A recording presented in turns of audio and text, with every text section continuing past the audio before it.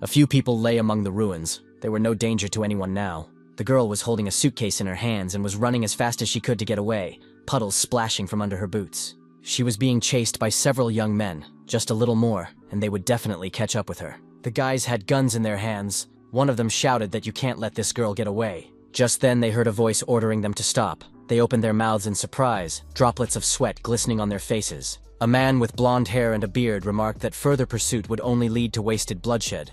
This was Master Zhong Likyu. He looked intently at the boys and informed them that the most important thing at the moment was the ceremony. Jun stood surrounded by young men and stared intently in front of him at those who were no longer a threat. He saw a guy whose face and neck were covered in blood and recognized him as Kim Si-hyuk. The master came closer and asked the kid if he thought his little nation had reached certain heights, and then remarked that there was still a limit, as the hero of a fallen nation has no right to strive for more. He spread his arms out to his sides and shouted that he was the only one worthy to stand among the gods. There was a smile on the master's face, and he looked up and said that he had kept his promise.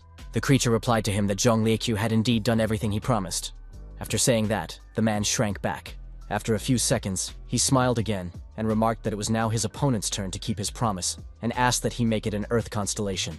He raised his hands up again and screamed for his being to lift him up to the greatness of the so-called creator. That agreed, and a system message appeared in front of the man, which he began to read very carefully. He read that the target was ineligible and couldn't understand what was going on, started stuttering and asking ridiculous questions. System messages alerted that a qualified candidate for constellation status had passed away, and there was no longer any reason to continue fighting in the arena of Earth. Jun frowned with drops of sweat appearing on his face. He couldn't figure out what it all meant.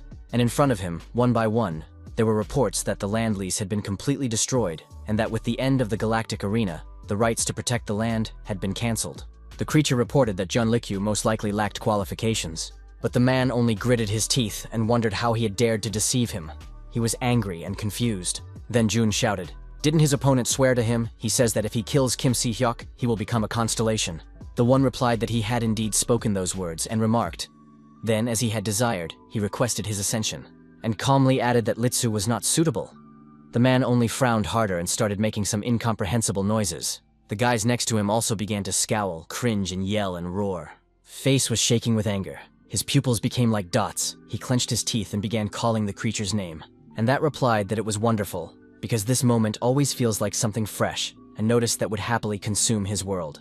It was a still night in the city. It was very dark. There were no lights in any window, and the rain was pouring down like a bucket. The girl opened the door and started calling Kim Si-moon very loudly. She was in no hurry to enter the room. She frowned and asked what the guy was doing this time. Was he really creating something again?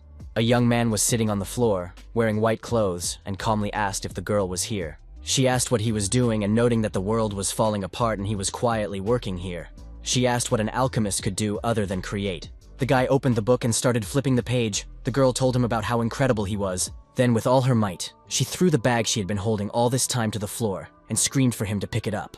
The young man froze in place. He opened his eyes wide, his pupils very much constricted, and he stared in amazement in front of him.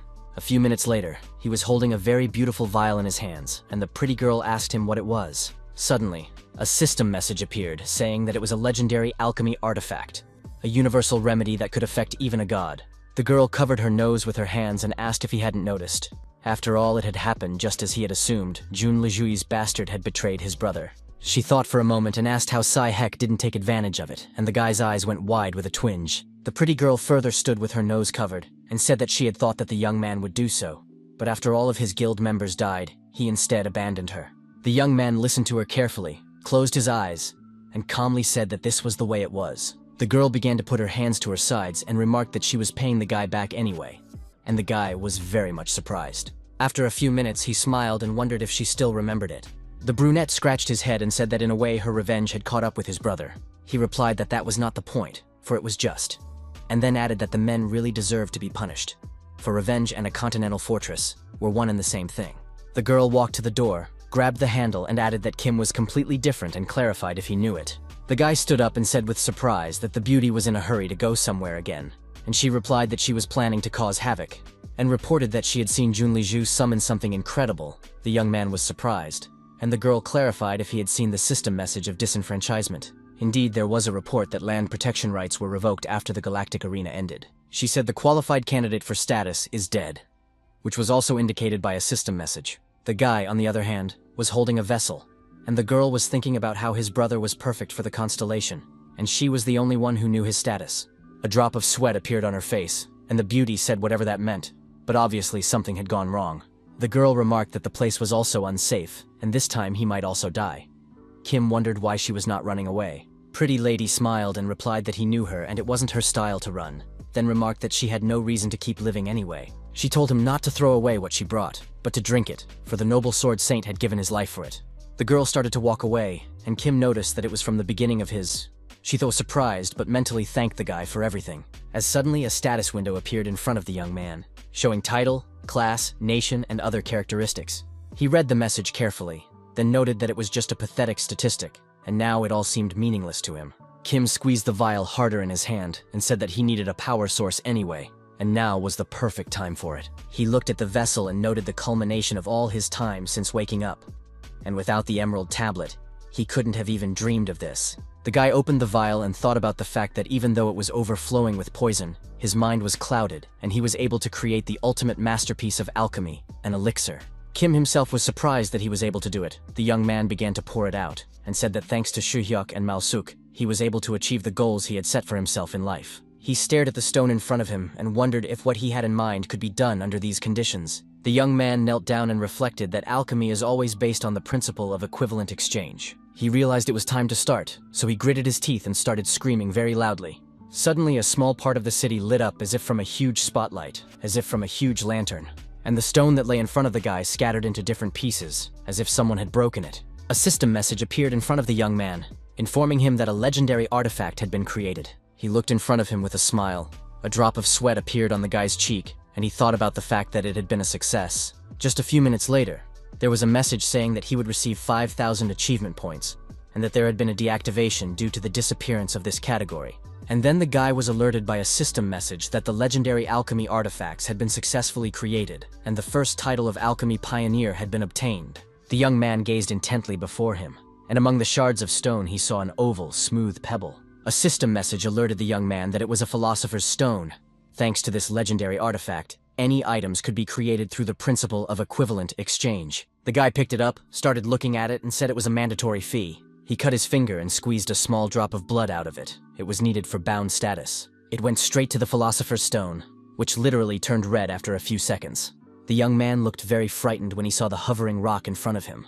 He fell to his knees, clutched his chest, and began to scream very hard as the young man felt as if he had been electrocuted. Suddenly a breeze blew, and the head of the girl who had only recently come to see him was in front of him. He opened his mouth in fear, and the pupils of his eyes narrowed very much, becoming like dots. And she still had time to smile and call the young man by name.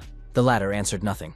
He was distracted by the creature, who laughed, then asked if it was the philosopher's stone, and remarked that it was hard to believe, even though he had seen everything with his own eyes. The guy, however, clenched his teeth and stared intently in front of him, thinking about the fact that he was simply astounding. The monster remarked that a dimension could spawn an entire constellation, and added that it was an astounding and amazing discovery. The young man clenched his teeth and thought about the fact that it was all because of those two Si-hyuk and Mal-suk, and mentally cursed. One after another, system messages began to appear in front of him, stating that synchronization was complete, and the philosopher's stone was bound, and that the status had changed to unique. The guy was looking intently in front of him, drops of sweat running down his face, the veins on his neck ballooned, and he was as surprised as he was to receive a unique status. Kim clenched his teeth and thought about what it said, that he could create anything. He looked in front of him and realized that he wanted to do damage right now to the thing in front of him. The young man put his fist to his chest, clenched his teeth, and realized that he wanted to live without feeling powerless. It felt as if it was being turned inside out. Thus, a suitable target in the owner category was happening. A system message notified him that the search had failed. There was an expansion of the search area using the energy of the philosopher's stone. The guy grabbed his head and screamed as the energy needed for an equivalent exchange was not enough. He sat on his knees, and a message appeared in front of him saying that the utilization of the philosopher's stone's internal energy would be based on the state of the owner. The young man's eyes lit up and his hands raised, thus the autonomous production was triggered. Then, system messages began to appear that the appearance of an unseen artifact was causing them to close their eyes in amazement, and their attention focused on player Kim Si-moon. The creature screamed that it couldn't be. It was impossible. It also wondered how a human could manipulate his father's stupid creation. The guy who was just something on his knees fell face down. He passed out. After a while, he opened his eyes and read the system message that the first attraction of the constellation had occurred. Reports began to appear one after another that 1,000 achievements had been received, and that he had attracted the attention of an unregistered constellation. Kim had read that a title had been obtained, that he was among those attracted from afar, but it was immediately deactivated due to the disappearance of that category. The young man lay face down, system messages changing one after another, and he thought about how he didn't know what was going on. He looked at the girl's head and thought about the fact that he had dealt a very powerful blow to that creature. It was beautiful sunny weather outside, with birds flying in the sky singing their cheerful songs. A ray of bright sunlight tickled the young man's cheek, waking him up, and he opened one eye. The guy began to look at the room he was in. This place seemed familiar to him. Suddenly, he sat up on the bed and opened his mouth in surprise. Since it was his old apartment, he thought about it being an illusion. But Kim had a feeling of suffocation like before he died. The young man could not forget him. But then, a sound distracted him from his thoughts, and he turned his head to the side. It was a cell phone, which he immediately picked up and read the news that China and the United States were the only survivors, but they too were subject to anarchy. He stared at the screen and thought that it was because of such news that he had stopped using the phone. But then his gaze stopped on the date. The year 2030 surprised him. The young man turned his head toward the window and couldn't believe that he had gone back 11 years. The boy cringed and thought about the fact that he had been reborn at the age of 28. Then he was sure that the Philosopher's Stone was moving his body and creating something. He began to realize that he had gone back in time. The young man started looking at his hands and moving his fingers and thinking about something. His pupils narrowed, and he began to realize that this sensation was different from what he had experienced before. Even though he was back in time in his 28 years, he didn't feel happy about it, for it was the most difficult time of his life after that incident had robbed him of his strength. The young man looked at the table and remembered that his vision was so blurred that he had to wear glasses. All his senses dulled and as if they had lost their power. He looked at his hands and thought about the fact that now that oppressive feeling of powerlessness and inability to do magic was completely gone. A status window appeared in front of Kim, where he familiarized himself with title, class, and level information. He opened his mouth in surprise as it said something about having a Philosopher's Stone instead of an inability to do magic. Juno put a hand to his chest and contemplated the fact that he must be in his body then. It was amazing to him that it became a character trait after his return, and furthermore, fulfilled his wish. The young man exhaled and said he never thought this day would come. And the inability to do magic felt like chains throughout his life. He stood up and thought about the fact that he couldn't even believe it sober.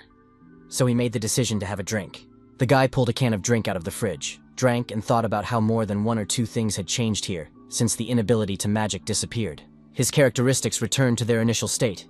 He rejoiced that he could finally taste the real flavor of beer.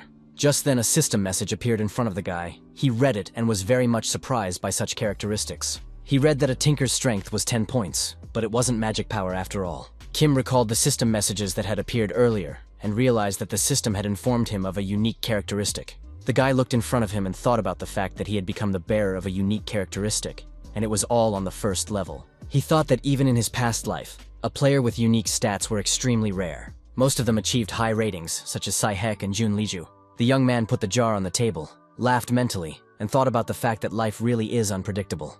As suddenly, a system message appeared in front of him, alerting him that he had 1,012,500 achievement points. He couldn't figure out what it was going on, as he didn't even know where he had gotten those points. The young man decided to think about it later when the achievement store opened and decided to look at his awards. A message appeared before him describing a title worthy of his remote presence.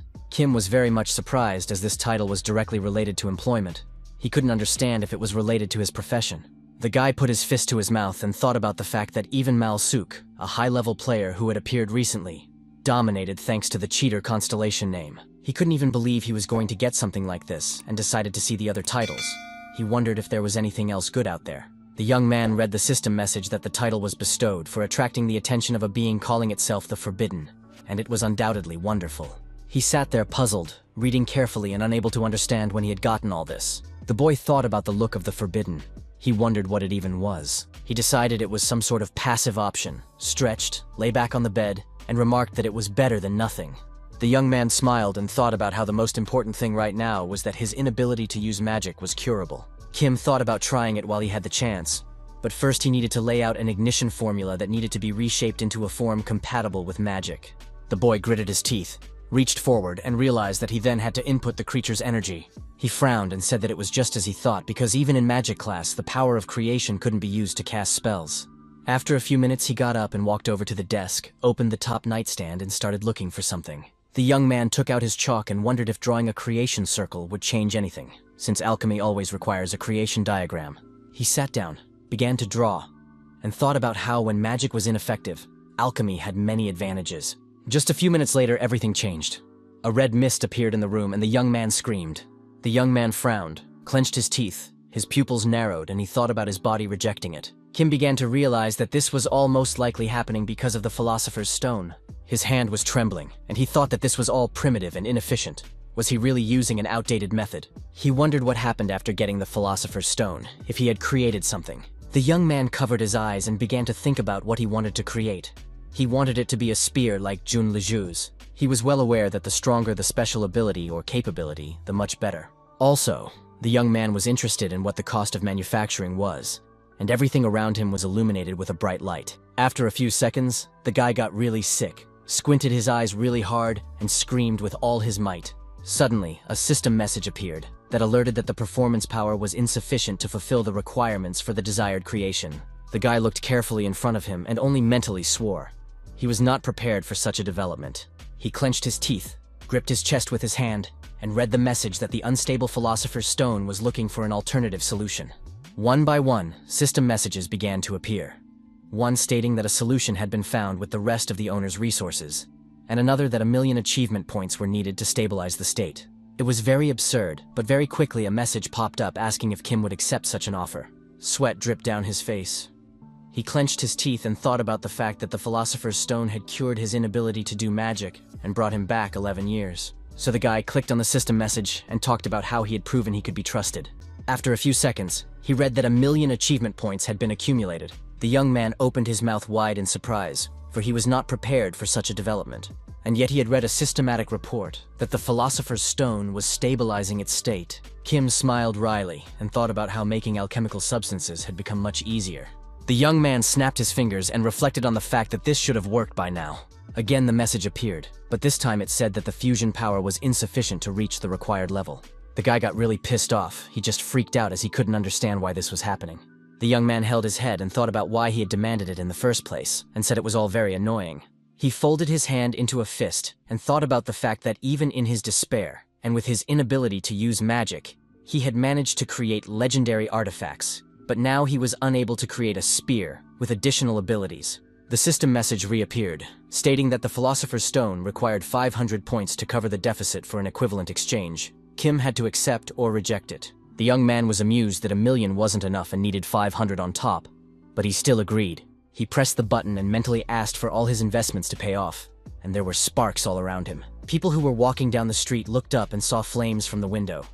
A woman said she was scared, and a man asked what the sudden rumbling was. The guy looked at everything that was going on with his mouth open, drops of sweat appearing on his face. A system message then appeared in front of the young man, alerting him that the constellation XXX was watching him. He also read about the constellation Hermes being in the spotlight in anticipation of the 5th lightning bolt. Another message alerted the guy that the constellation Athena was showing interest in the sudden appearance of lightning on Olympus. Kim couldn't figure out what these constellations were. A message reappeared in front of him that the constellation of Aries was suddenly showing interest. His eyes opened very wide with surprise, and he asked why the constellations were suddenly interested in him. He got an answer to his question very quickly. But naturally, the constellations that were in the room said nothing. A system message alerted that the constellations of Olympus were shocked at the marks left on it. And then they began to hide very quickly. The young man read about it. He watched carefully as the creatures in dark robes began to slowly walk away. He also became aware that only the 3 kings remained in their seats unperturbed. On the throne was a huge man with gray-haired hair that stood smoking and a gray beard. It was the Lord of Olympus, the constellation of Zeus, who took a great interest in the young man. He stared intently at the young man, his forehead furrowed and his eyes glowing white. The guy said with surprise in his voice about the constellations of Olympus receding because of the marks left on him. The young man wondered if it was because of the title, as then a message appeared in front of him. Kim began to read it carefully, and the young man's mouth dropped open in surprise, for the title was given to someone who had attracted the attention of an otherworldly being. Just then, a huge sword appeared in front of him with flames coming out in different directions. The young man's pupils narrowed, and he wondered why there was such a commotion.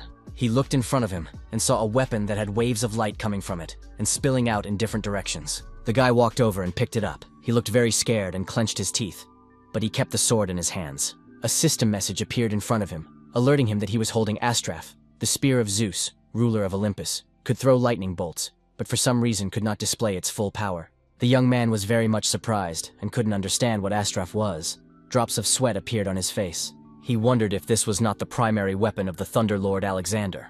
The young man knew that he had not lost his position as a high-ranking fighter, even after his exile. The boy remembered that even though Alexander fought with a spear, the power of his strike was not inferior to the magic of the other rankers. And Kim said that no one would have thought that he would be the one to get such a weapon. He squeezed it harder in his hand and noticed that compared to the real Astraph, it was capable of sizzling everything around it, as this thing was rather flimsy. The young man grimaced and remarked that based on the rank, one could conclude that it was an imitation. The young man reflected on the fact that Zeus had only shown interest so far but had not made any offers. It was no surprise to him. He put his hand to his face and it hit him, for the system had never said fusion was impossible. A system message appeared in front of the guy, alerting him that the power of the synthesis was insufficient to achieve the desired result. He looked in front of him and thought about what would happen if he could fulfill all the prerequisites. Kim clutched his weapon harder. He wondered if he would be able to create a real Astraph. He smiled and remarked that it was suspicious that he was able to cure the magical incapacity at all, and regressed 11 years. But if he would create a mythical weapon just by fulfilling all the conditions. The young man looked at his hand and realized that alchemy was an amazing ability. He was very surprised when there was nothing left of the weapon. He asked what it was. Was it really the result of fusion? Kim wondered what about the achievement points then. The young man swore and shouted that he had spent 500 points, which is a lot at the first level. Kim decided to take it back, as now this ability is insane, but in a different way, and he lost 500 points. A system message suddenly appeared in front of the kid, alerting him to the fact that the Philosopher's Stone minimized the backlash. The young man read it carefully. His pupils very much narrowed, and a mute question read in his eyes. He read that in proportion to the rank of the Philosopher's Stone, 50 spent achievement points would be returned. The guy couldn't figure out if he was getting his points spent on fusion back and turned to the status window for help. It stated the characteristics of the Philosopher's Stone, namely that it is a mythical item from the realm of alchemy. When an equal exchange is established, anything can be synthesized. Kim looked at the status window and thought about the fact that there was no level, and in place of rank was a question mark. He realized it was most likely due to binding and regression, then asked the Philosopher's Stone if he could ask him a question. The guy asked if the change was due to the binding. It turns out that his growth is then affected by it. The Philosopher's Stone began to burn with bright red fire, with rays coming from it in different directions. The young man smiled and said that was most likely a positive answer to his question. There was real chaos in front of the young man, and he thought about the fact that mages must undergo special preparations, because alchemy requires the creation of a magic circle and the preparation of materials for synthesis. Kim reached forward and wondered who knew fusion without a circle could be so effective. Our hero smiled and began to realize that the process is completely different from the similar, and using the circle, and this is a real revolution in the world of alchemy. He looked at the things that lay around the place, intact and unharmed, and concluded that he had managed to properly work out the new synthesis method. The young man smiled and said that with this level of alchemy proficiency, learning would seem like nothing. The guy looked at his watch, which had been beaten a few minutes ago, and asked if it would be on at 5 today. He thought about the fact that on January 17th, 2030, at 5 o'clock in the evening, he received his first invitation to train to become a true arena player. The young man looked up and reflected on the fact that of all days, it was the day of training that he had regressed. Kim realized that it was probably to gain territory, and because of his inability to use magic, he couldn't even step forward, and was immediately shot in the head. He smiled and thought that he wasn't scared now because he had alchemy with him. The young man reached for his cell phone as he heard a text message come in. He saw that he had gotten over 100 calls from several people, and yet he had never even thought of picking up the phone. The guy read that Sihek was among the callers and said that he even felt embarrassed somehow since he was the older brother. Toth also left a message saying that he was accepted into the academy, and then also that he reached diamond rank and got a new characteristic, and he now has 3 of them, but he doesn't know how to use the new one. The young man remarked that his brother had written so much, including asking him about whether he went to meet the sunrise and noting that he was in his senior year, but didn't have time for such things. Our hero looked at the cell phone screen and thought that his brother was such a cheerful child. What he hadn't realized before was that Sihek was actually suffering a lot. The young man now knew that the target of the Galactic Arena was his younger brother. He could change that from now on. But first they need to establish a relationship with each other. Kim scratched his head and wondered what he should send to his brother, since he had nothing to say. He picked up his phone and began to type a message and wondered why he was even bothering with this. As the young man's mood suddenly changed dramatically, he clenched his teeth and began to consider something. On his cell phone screen, he noticed that Li Yu-jung had been trying to call him for a very long time. His hands shook, the phone almost fell out of them. He remembered that the girl was still alive then. He sat down on the bed and held his head, mentally calming himself down, because nothing had happened yet. He stood up remembering the event that had changed everything dramatically, that bloody evening. The young man clenched his teeth, covered his eyes with his hand, and concluded that he could change everything. He began to look through his fingers, his pupils narrowed very much. He knew he had to do this. Suddenly, system messages appeared in front of him saying that he had been selected to participate in arena training and would be invited soon, so he needed to prepare. The young man stared intently in front of him. He was very much surprised. As new messages appeared here, one informed him that the summoning would be in 9 minutes and 59 seconds, and if he had an arena access device, he needed to put it on before using it. The guy squeezed the bedding hard in his hands and thought for sure this time. He was sure that he would get rid of this miserable life of a loser, and prevent all troubles and build a new life. So he requested an early start. A system message appeared in front of the young man that he was invited to attend training. Kim also read that the main theme was to take over the territory. It was also stated that the number of participants was 100 people. He began to look around and said that it was the same as last time. The young man had the feeling that he had traveled back in time. A message appeared in front of him to earn points, capture territories, or kill other players. And the next system message alerted him that training was about to begin. Kim began to pace and talked about how he hadn't been in the arena in a while and promised himself to be more careful this time around and would tag in first place. Suddenly, the system message came up again and he read that the Zeus constellation's interest in him was growing. The guy looked very carefully in front of him, then grimaced in surprise. He read in a new message that the constellation of Zeus was giving him an assignment. The next system message announced that the mission window was activated, and the next one announced that constellation help was activated. The young man opened his eyes wide and thought about the fact that usually the mission and support are closed before training, but why is everything already available to him? In the message, he read that the constellation of Zeus expressed deep gratitude and promised a reward of 1,000 achievement points for first place in the battle to conquer the territory. The young man thought that was what was expected from the Lord of Olympus. He was worried about what would happen if he didn't take the first place. In such a situation, he was finished. Then he remembered that Zeus was offering 1,000 points for training. So the guy made a decision for himself that he owed it to himself and would take first place at any cost. Our hero lifted his head up, looked up and wanted to say something to Zeus. The young man laughed and added that it would be great if he could add another 100 points to it. Then he scratched his head and started laughing merrily and remarked that he was just kidding. The lad went forward and thought about the fact that for the lord of the whole Olympus, he was rather greedy. Suddenly, some sounds came from somewhere, and the trunks of the trees colored red. The stranger fell to the ground, and with a huge, long arrow sticking out of his neck, he was no longer a danger to anyone. Another kid came up to him, laughed merrily, and remarked that all the awards would now be his. He began to pull the arrow out of the guy's neck and said that such magnitude didn't surprise him at all. The guy began to examine it, smiled and said that even the consumables here were first class. His name was Kim Min-yoon. He was a member of the Sung Sam Guild. The kid said that his guild members had asked him to just come back alive, but he wouldn't agree to that at all. Min-yoon clenched the arrow he had in his hand harder, and thought about the fact that he had been kicked out of the fucking academy, so he couldn't remain an ordinary guild member.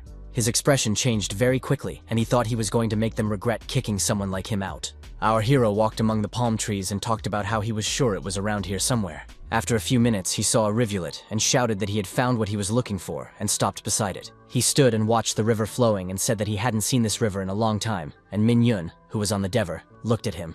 The kid smiled. He thought he had an easy prey in front of him since the player was completely out of gear and it was luck. He eyed the young man and thought about the fact that even if he was good, without armor, he was just another nub. The villain pulled the bowstring, smiled achidically, and thanked him for the free kill. Min-yoon jumped down from the tree and immediately fired his bow. The arrow flew very quickly. And there, on the other bank was our hero, who went down on one knee beside the river and bent his head. The arrows were coming towards him. They flew right over the river, which began to bubble, water droplets hitting them. Just a few minutes later, they flew over the young man's head, and he thought about exactly what he had envisioned. Min-yoon was back in the tree. He looked down and thought about whether this was the guy he shot with the bow. He wanted to think about something else, as he suddenly began to fall down. This was surprising to him, as he held on tightly to the trunk. The villain fell to the sand and began to roll around in it. He also mentally cursed. Min-yoon clenched his teeth, stared quietly at our hero, and thought about the fact that it was a mage most likely. He immediately picked up his sword to shoot, as he realized he couldn't lose to a dude with no equipment. The kid shouted to the young man to catch the arrow as immediately his face changed dramatically. He held the sword in his hands with all his might and opened his mouth wide in surprise. as he was not prepared for such a development. The young man stood in front of Mingyun and informed the one that he wasn't bad. The villain couldn't understand why. And the guy reached forward and noticed that he was aiming straight for the head, and noticed that it was a shame that such a talent was destined to die. The dude clenched his teeth, furrowed his brow, and started yelling at our hero that he was scum. Swords appeared in his hands and he started running towards the guy while asking him what he was even carrying. The young man began to use magic power and attacked his opponent while laughing heartily. And then noticing that he had applied the B-rank quick movement skill, Min's face changed, and he asked how he knew all this. The young man looked at him calmly and only smiled. He liked the dude's reaction. The one was already a few meters away from Kim and jumped up to attack him, but the guy calmly used magic. Yoon's face changed. He frowned his forehead and sweat dripped down his face. He tried to say something but only mouthed the word academy. The young man was completely calm and wondered if he wanted to ask if he was from the academy. Then he snapped his fingers and informed me that there was no way he would have been accepted into such a place, and noticed that the villain, judging by the full gear, was a newbie from some famous guild, and then said that the one was using a high-quality communication device, so the pain should be minimal. Kim informed him that if this was a real arena, the dude would be dead by now, and he himself realized that he went in without a device. Killing in a normal arena means death. It's not just quitting the game as it is now, it's death in real life. Furthermore, in normal arenas, things don't end with a normal death. If it's not mopped up, there's a rift. And if it's a dungeon, the monsters that aren't killed get into the real world, and that's a very bad thing. For this reason, the number of leaders in a country is directly related to its power. Unfortunately, after that incident, South Korea, like other small countries, was unable to fight back and was destroyed. The guy held his head up and said that until that happened, he needed to think about the present and decided to check on things. A message appeared in front of him about which player was currently in which position. The young man was very much surprised. His pupils narrowed very much, and drops of sweat ran down his face. He opened his mouth and wondered why such a small number of kills, since the training had already started a long time ago. The guy looked at the message and thought about how it was probably because everyone was just being cautious. He thought it was a special event, so the player recruitment rating must be high. The more you have, the more you fear losing. Kim watched the system message carefully, and realized that some had already begun to take over the area. The young man realized that there wasn't much captured, which meant they were just starting to do it, and considering the nature of the task, territory capture points were more important than kills. He held his hand up, snapped his fingers, and thought about the fact that he now wanted to better understand how fusion worked. A satisfied smile appeared on his face, and the young man said he would go in for the kill and get rid of the quiet ones first. Mingyun, although he was still wearing his uniform, was running so fast that dust was flying from under his feet in different directions. Kim laughed merrily at him, and the dude turned his head, drops of sweat appearing on his face, and called our hero crazy. The young man attacked his opponent with magical abilities, and the latter yelled that the guy was completely off his rocker. Shimwong smiled and told his opponent that he was hustling, then stretched out his hand to attack. Yoon fell face first into the dirt, and Kim noticed that he was in steel armor, and it was all because of some speed skill. He stood with his arms at his sides and said that if he hadn't attacked first, he definitely wouldn't have made it. As suddenly an attacker appeared at his back, he clutched a sword in his hands and began to run towards our hero. The one turned his head calmly and looked questioningly at the villain. He wasn't scared at all. Literally seconds later, he snapped his fingers to utilize his magical abilities. It was as if the bandit had been replaced. His face twisted. He began to scream in pain and terror. Kim said he still had to attack from the bushes sometimes, and his opponent only groaned. Suddenly, a system message appeared in front of the young man, and he began to read it carefully.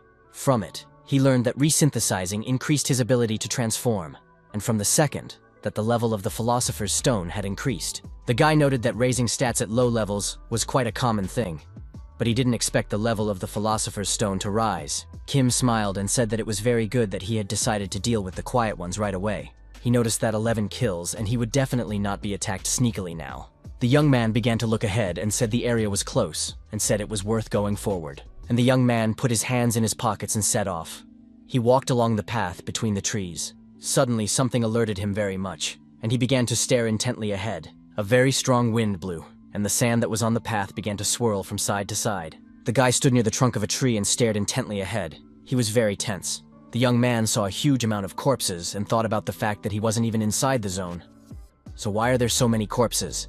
He wanted to familiarize himself with the arena rankings, and a system message appeared in front of him. From it, he learned what rank was who, as well as the number of kills and the percentage of territory taken. He was very much surprised by the fact that the 1st through 4th place players had almost the same percentage of territory.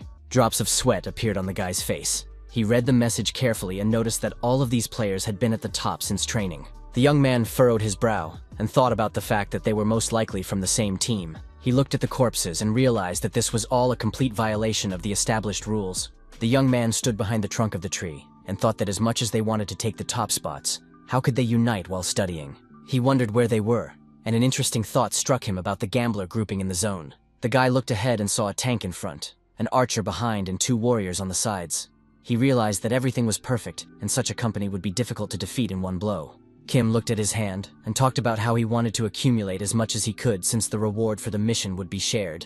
He wanted to use magic skills and said he had no other choice. The guy shouted if they wanted to play by those rules he was fine with it. He was very stressed.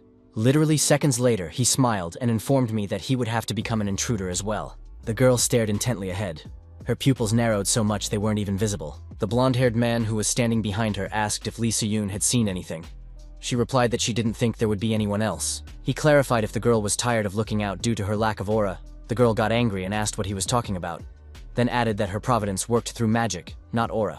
The man smiled, asked if it was true, and said that was great. It came out that she was killing using the remnants of her aura.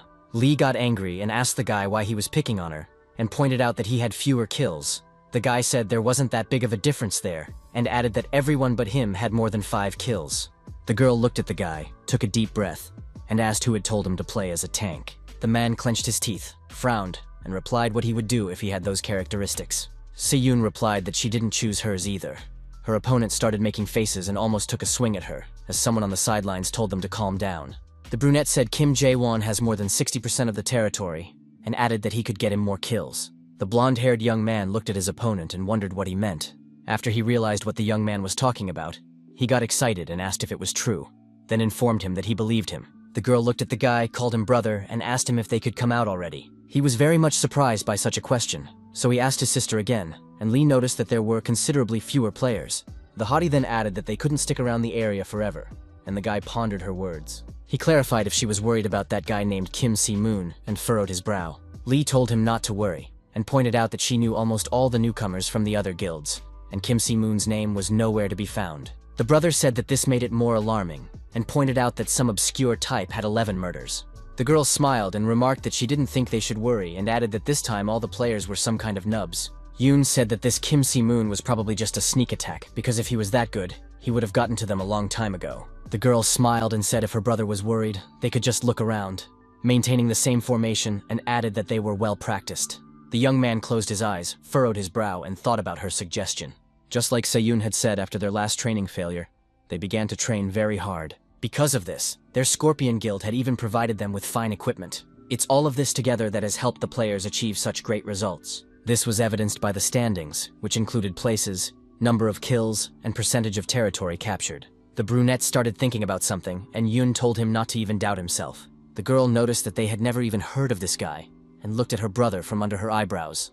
As suddenly she saw some person standing behind a tree, it surprised her very much. She immediately grabbed her bow and did not hesitate to draw the bowstring to shoot the stranger. The girl stared intently in front of her, and then quietly said something about the guy they were talking about being nearby. Her brother was definitely not prepared for this and didn't even realize what was going on at first. Yoon shouted that she could see where her opponent was hiding and immediately released an arrow, one after another. But when she looked in front of her, there was no one else in the place where the guy had been. Just a few seconds later, our hero peeked out from behind the trunk and began to look around. He stared intently ahead and his pupils narrowed very much, became like dots, and the arrow that was a few centimeters away from the guys suddenly snapped in half. Kim stood still, a hood over his head, and a broken arrow flew past him. The girl looked at everything that was happening and opened her eyes and mouth wide with surprise. The blonde-haired guy frowned and wondered if it was magic by any chance. Brother Yoon, also like everyone else, was surprised and scared, so he asked if the mage in front of them was a mage. The young man smiled and said quietly about what he thought was a good hiding place, and then calmly said that the girl used B-rank Providence, so even more surprised. She opened her eyes wide, the pupils of which had narrowed very much, and asked how he knew all this. Kim smiled and replied that it would take a very long time to explain, and added that he had studied the skills for a long time. Yoon asked if that was true, then noted that they would see if he was smart enough not to lose his head. She was about to fire her bow when she heard someone demand that she stop. It was her brother, who clutched the weapon harder in his hands and asked our hero if he was Kim Se-moon. The guy didn't answer the question, but only asked his opponent who he was. The latter replied that his name was Kang Ho-yoon.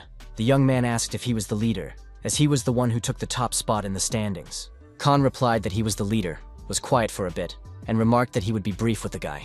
He frowned, reached forward and motioned for Simwang to join them.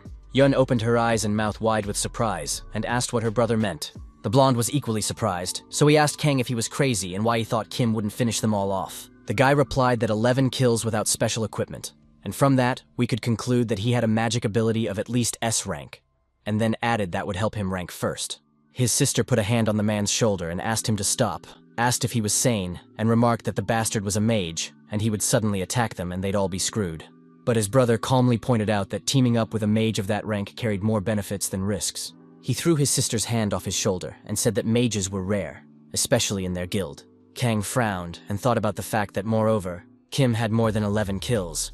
No matter how nimble a player was, this number was simply astounding, and he told his sister to think ahead, because if they teamed up with such a mage, their position in the guild would increase. Our hero scratched his head and noticed that the guys were quite funny, and asked why they thought he would even agree. Kang Ho-yoon was very much surprised, and Kim remarked, "Isn't it all obvious, since they make it sound like he should join them without a second thought?" The brunette put a hand to his forehead and asked the young man what he didn't like in general. He was quiet for a bit and apologized. The young man spread his hands to the side and said he knew that mages were considered arrogant, but he wasn't one of them. Hoen was very much surprised, so he immediately inquired what the matter was then.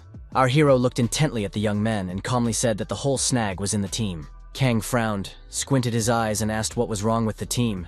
He couldn't understand what the guy was talking about. He smiled and asked if he really didn't understand anything, because it was a direct violation of the rules. And if the passing of the training was broadcast, they would be in trouble. The Yatsan frowned even more and remarked that he didn't care, and added that he didn't care about public opinion. Kim only smiled after saying that, and added that judging by their equipment, they were from a notorious guild, and then asked how they were going to deal with the aftermath. Are they really that confident? Kang clenched his teeth. He was pretty pissed off and said Guy swatted a couple nubs and his self-esteem skyrocketed. He held his hand up and pointed out that the Scorpion Guild only cared about results, and if they were good, they didn't care about the rest. The kid clenched his teeth and remarked that they were a perfect four, and added that they were different from the fools he had come across before. He told Kim again to come to their side and held out his hand to the young man, and then he added that this was his last chance.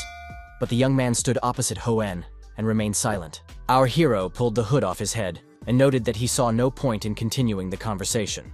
As Kim suddenly held out his hand towards Kang and called the guy by name, he and his teammates looked at him, and the guy smiled and remarked that he should have worried about himself first. And the young man took advantage of his skills. Lightning began to flow from him in different directions. The players opposite couldn't stand it, so they started covering their eyes with their hands. A few meters away from the blonde-haired young man, a huge sword landed and he asked what it was. The guy took it in his hand and squeezed it harder, and then said that first place still belonged to him, and wondered why he would get involved in their dirty tactics and smiled. And Kang Ho-yoon pointed his sword at the young man. He frowned and noted that the negotiations were unsuccessful. He called his sister's name very loudly, and she opened her mouth wide in surprise. But very quickly she gathered herself, came to her senses, replied that she knew what to do, and drew the bowstring, which was just loaded. A huge arrow flew towards our hero with the speed of light. A little more, and it will hit him. Kim thrust his hand forward. He was collected and serious and ordered the Astraf to cry. A few meters away from him, everything began to blaze with fire, flames devouring everything in their path. The young men watched everything that was happening and opened their mouths wide in amazement. The fire was slowly getting closer to them, but they stood confused and didn't know what to do. And our hero carefully watched everything that was happening and laughed. He looked at his weapon and noticed that he was the only one using 10% of the power. The guy looked at the kid who was lying nearby on the ground and thought something was wrong. He slanted his eyes to the side and began to think about what was bothering him so much. He saw Kana, who was clutching the sword in his hands hard, and started running towards him with a shout. Kim smiled and said his opponent managed to survive and looked at him intently. The young man raised his weapon and pointed it at the guy who was approaching him. And the man had already raised his sword upwards to strike his opponent. He was approaching the young man very quickly. The guy thought about the fact that his opponent was using the A-rank shadow movement skill, and was most likely using that ability to dodge the spear. So he put his weapon forward and began to use his magic skills. In the meantime, behind our hero's back stood Khan, who thrust his sword upward to strike. He shouted loudly for the young man to die, scowled and would strike him a little more. But Kim raised his index finger upwards in order to activate his magic skills. Just a second later, he attacked his opponent with his magic and the latter cried out in pain. He clenched his teeth and told Simuyang that this couldn't be possible, since he had used so much magic and yet his mana was fine. The guy smiled, gripped his weapon harder, and stated that it was more complicated than he realized. He pointed the tip of his Astrath at his opponent's face, and noticed that there was more than just mana there. The young man smiled and told Kang Ho-yoon to calm down as he had nothing to stick around. Flames began to emanate from Kim in different directions. They were very much like lightning bolts. A system message appeared in front of the young man that he had gotten the full amount of points, and a second that the owner of the entire captured area had been determined. He put his hands in his hoodie pockets and read them very carefully. The guy was very serious. And a few seconds later, a message appeared in front of him saying that the training was over. The expression on our hero's face changed a lot. He was very happy. He also had a system message in front of him about the rankings. Who ranked what, how much territory he conquered, and how many players he killed. As it turned out, he was in first place. He was additionally alerted to this by the next system message, and the second alerted the guy that he was the Lord of Learning. Messages appeared one after another. From the next ones he learned that he had received 100 achievement points and completed the Zeus constellation mission. The young man also read that he also received 1,000 achievement points. He pressed his lips together and thought about the fact that if he hadn't used the spear, he would have gotten 1,000 points. Then the system message appeared again, and the young man was informed that the constellation of Zeus was extremely pleased with him. Kim thought about the fact that he had earned 750 points, and when he returned to the real world, there would be rewards waiting for him for winning the arena. The boy smiled, for he realized that he had gotten a lot out of this training. He was looking forward to what came next, and a system message alerted that he'd be back to the original distance in a couple seconds. At the headquarters of the Scorpion Guild, Seoul City, the guild leader called out to Kang Ho-yoon. He was standing a few meters away, along with his team members. The man crumpled up some papers and asked the kid if he thought it all made any sense, and he added that the guy wasn't attacked from behind bushes or confronted by another teammate. The guild leader put out his cigarette butt in the ashtray and added that he'd been stripped of his head by a dude with no equipment. Kang frowned, droplets of sweat appearing on his face, and said about the fact that he had no excuses. The man frowned and stated that the guy was well aware that he wasn't punishing anyone for lack of skill, because that was something that even money couldn't fix. He walked over, closer, punched the guy and yelled that he just couldn't turn a blind eye to losing. The guild leader looked away, pointed at the young men, and noted that the dude had a team. He shouted that in teaming up, he should think of reputation first. The man asked if Ho-young understood what it meant, and Ho-young lowered his head and said he was sorry. And he handed the guy a stack of papers, which he began to read very carefully. And the head said that it was an account for those who, despite the guild's help, couldn't pass the training and caused unnecessary trouble. He noted that for the next 10 years, all awards received will go to the guilds, and stated that they should read the documents and sign them. The blonde-haired guy scratched his head, smiled, and noted that it was overkill. But before they could add anything else, the guild leader grabbed him by the neck. He frowned, his eyes burning with hatred, and the man added that the body would have to answer for its master's stupidity, and then wondered if that was his final word. The guy clenched his teeth. He was in a lot of pain, and he said he was sorry and began to apologize. The young men stared intently at the guild leader, and Kang quietly said something about how the documents had better be signed soon. At the Songsam Guild headquarters, manager Park Min-chul folded his hands in a lock and talked about how he found it hard to believe. He looked at the boys and informed them that he wasn't accusing them of anything, and added that it was an incredible story. The red-haired kid frowned and remarked that he had the same feeling, and added that it was very strange that the magic worked without spells, and the young man they were talking about had 15 kills. Another dude reported that he did it all by himself, and then got rid of 4 highly ranked players, and a third added that he made sure of everything in real time. The manager corrected his glasses and stated that they would establish the details in the report, and the young men could be excused. They looked at him with surprise. The boys had drops of sweat on their faces. They wanted to say something else. But the man in glasses interrupted them and stated that he knew exactly what they wanted to tell him, and added that they shouldn't worry as their guild didn't penalize failure of training. After this phrase, the guys got very excited and started looking at each other. The manager just told them to try harder next time, and the boys replied that they would do their best. He picked up one of the folders and said that one of the players had single-handedly gotten rid of 4 players, and asked the girl if she recognized anything. Eun-hee lowered her eyes and replied to Manager Park that they were at work right now. Toth smiled and noted that she would take offense if he called her Woo's assistant. The woman smiled and said she wasn't offended at all and handed the man the folder. The one immediately started reading and said that it was as expected. He was familiarizing himself with the data on the Scorpion Guild. The manager read the document carefully and noted that 3 of the players had B-rank skills and 1 had A-rank skills. He wondered with surprise in his voice how a guild that was known for its dirty tricks was able to recruit so many talented fighters. His pupils narrowed very much, and he said that wasn't even the question, because someone had managed to get rid of them on their own. Eun-hee asked if it was a mage and he was using a unique firepower, and Puck wondered where a level 1 would get such power from, and if such a thing was possible, it would take him a long time to activate the magic. The girl said the report said he activated it at the snap of his fingers, and clarified maybe it was such a skill. but then it had to be S rank or higher. The manager had a dramatic change in his face and said that it was definitely possible, but he wasn't sure, so he had a different opinion. He looked at the document and noticed that the first level had its limitations as well, and there was likely something else involved here. Yoonhee checked with him to see if he was hinting at a constellation. He agreed, and pointed out that everything falls into place then. The girl closed her eyes and said that guy was just an ordinary level 1 player who had started training. There was no way he could enlist the support of a constellation. Park Min-chul thought about the fact that since the advent of the Galactic Arena in the year 2015, constellations only appeared at the diamond rank, or higher, but never lower. The manager said that guy is not an easy player or there is something beyond constellation.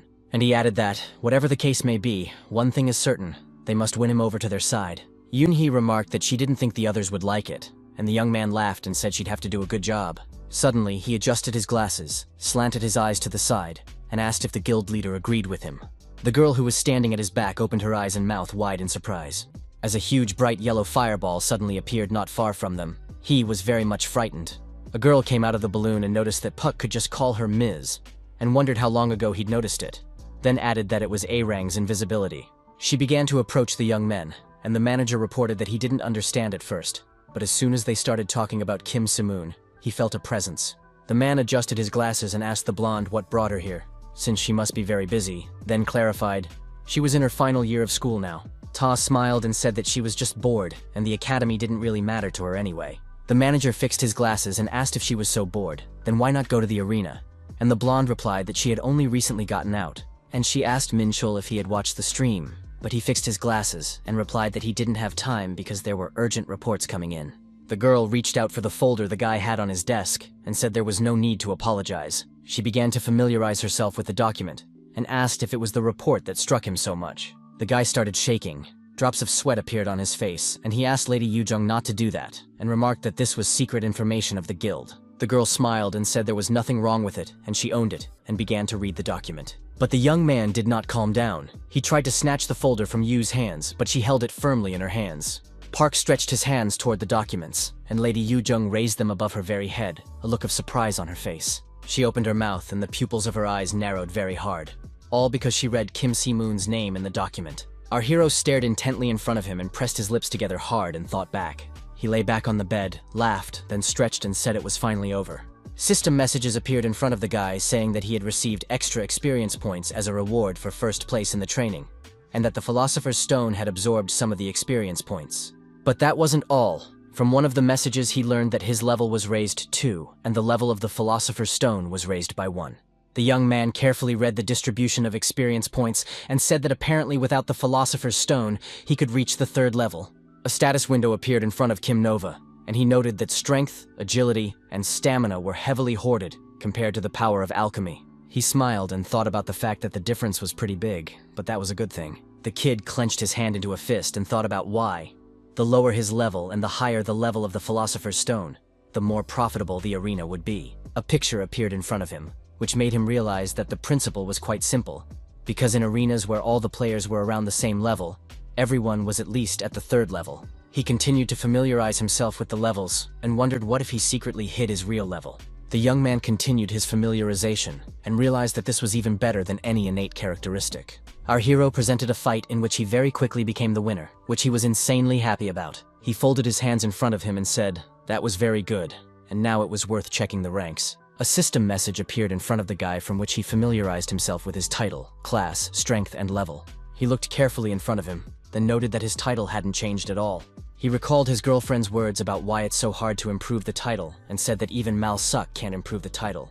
The system message appeared in front of him again, and he rejoiced that he had a new title. It was called Lord of Learning. The young man learned that Lord of Learning, it was a title given to someone who was able to take the first place very quickly, and with a gap during the training. He wondered if there was other information, and then came to the conclusion that ordinary titles looked like this. They had been underestimated in a past life for some reason. Kim began to stare out the window and thought about how it was very strange that he had gotten such titles right away. But he couldn't say it was a loss. A message appeared in front of the kid that indicated that it was an achievement shop. Its levels were directly related to titles. It was most often opened at gold rank and above. He knew that titles were required to buy points at the commissary, and then he read that there were 2 points left and wondered where to invest them. The young man scratched his beard and asked if he should put all the points into the power of transformation. He knew that the Philosopher's Stone was powerful, but it didn't solve the fundamental law of equivalent exchange in alchemy. The young man held his head and thought about the fact that he had already spent 1,000,000 points. What was this 500 to him? And he needed a more powerful transformation power to deal with everything. Kim realized that he couldn't completely ignore the physical stats and only think about the power of transformation. They come in handy for mages. The guy reflected on the fact that it was a very hard decision. The kid thought about the fact that they needed to be raised to at least an average of 5, and he would deal with the remaining points later. But suddenly it dawned on him. He stared intently in front of him. His pupils narrowed greatly, and he told himself that he should stop. The boy put his hand to his chest and wondered if the Philosopher's Stone could be asked a question. And he asked if he could convert anything with equal exchange. The young man then asked himself if human transformation was possible. He sat and listened to himself, but there was still no answer from the Philosopher's Stone, and wondered if he could understand it, since human transmutation is considered taboo in alchemy. It's well known that chimeras are the most obvious example of human transmutation.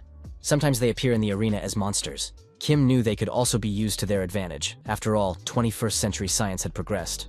And the Philosopher's Stone, as before, was silent and did not answer our hero's question. The kid stared intently in front of him and wondered if he could use what he had for a good cause. Then he said that was his intention, and he planned to get much stronger. The young man wrinkled his nose and said if he ever found himself in a difficult situation, he couldn't promise anything. He folded his hand into a fist, the young man adding that he had a goal to achieve after all. Then he put his hand to his chest and remarked that he was well aware of the dangers of human mutation. The stone glowed bright red, and Kim wondered what he was even worried about. He asked if it was the opposite of the Emerald Tablet, as he couldn't understand what the Philosopher's Stone was suddenly about. The young man asked if he meant to say that there was an object that was like an Emerald Tablet, and it contained special knowledge. Nothing surprising, he thought. There was nothing in the Emerald Tablet about human transmutation. A system message appeared in front of him, that a tablet ownership test was taking place, and the guy remembered how he had been tested when he had first gotten the Emerald Tablet. The kid was very surprised as he read that the right had been confirmed, and the tablet would recognize him as its owner.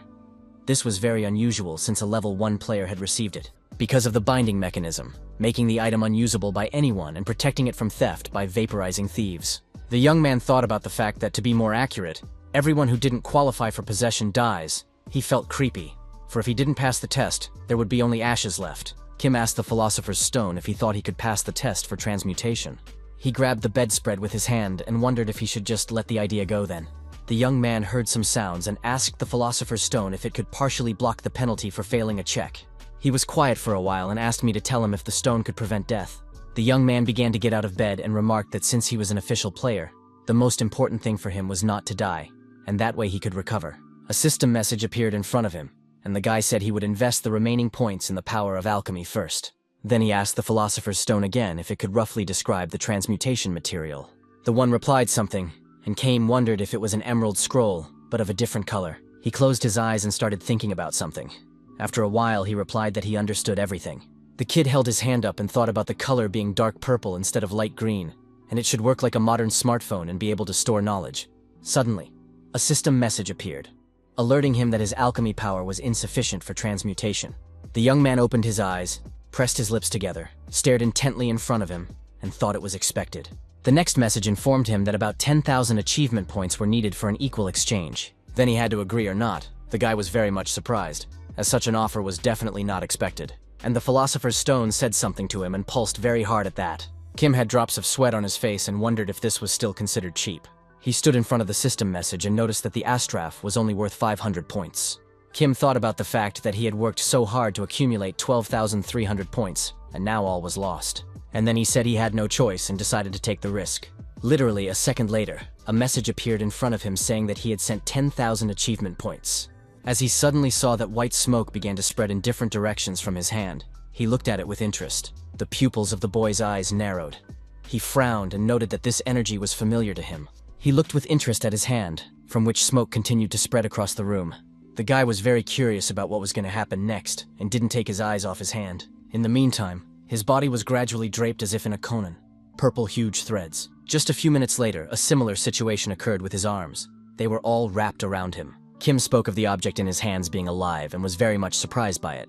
A message appeared in front of the young man that he had created an unregistered mythical artifact, and a second one that he had received 5,000 achievement points. He also learned from the message that the characteristics of the title Alchemy Pioneer had improved, and an option had been added to it. The guy was very surprised. He opened his mouth and couldn't believe that his title had improved. He began to read the system message carefully and said in a voice that fusion energy absorption was being reduced by 5%. The kid pointed out that it turns out that not only does the percentage of efficiency increase as the level increases, but also the percentage of energy absorption decreases. The young man smiled and thought about the fact that it was no wonder now why Mal Suk had talked so much about changing titles, and decided that he needed to maximize the efficiency percentage.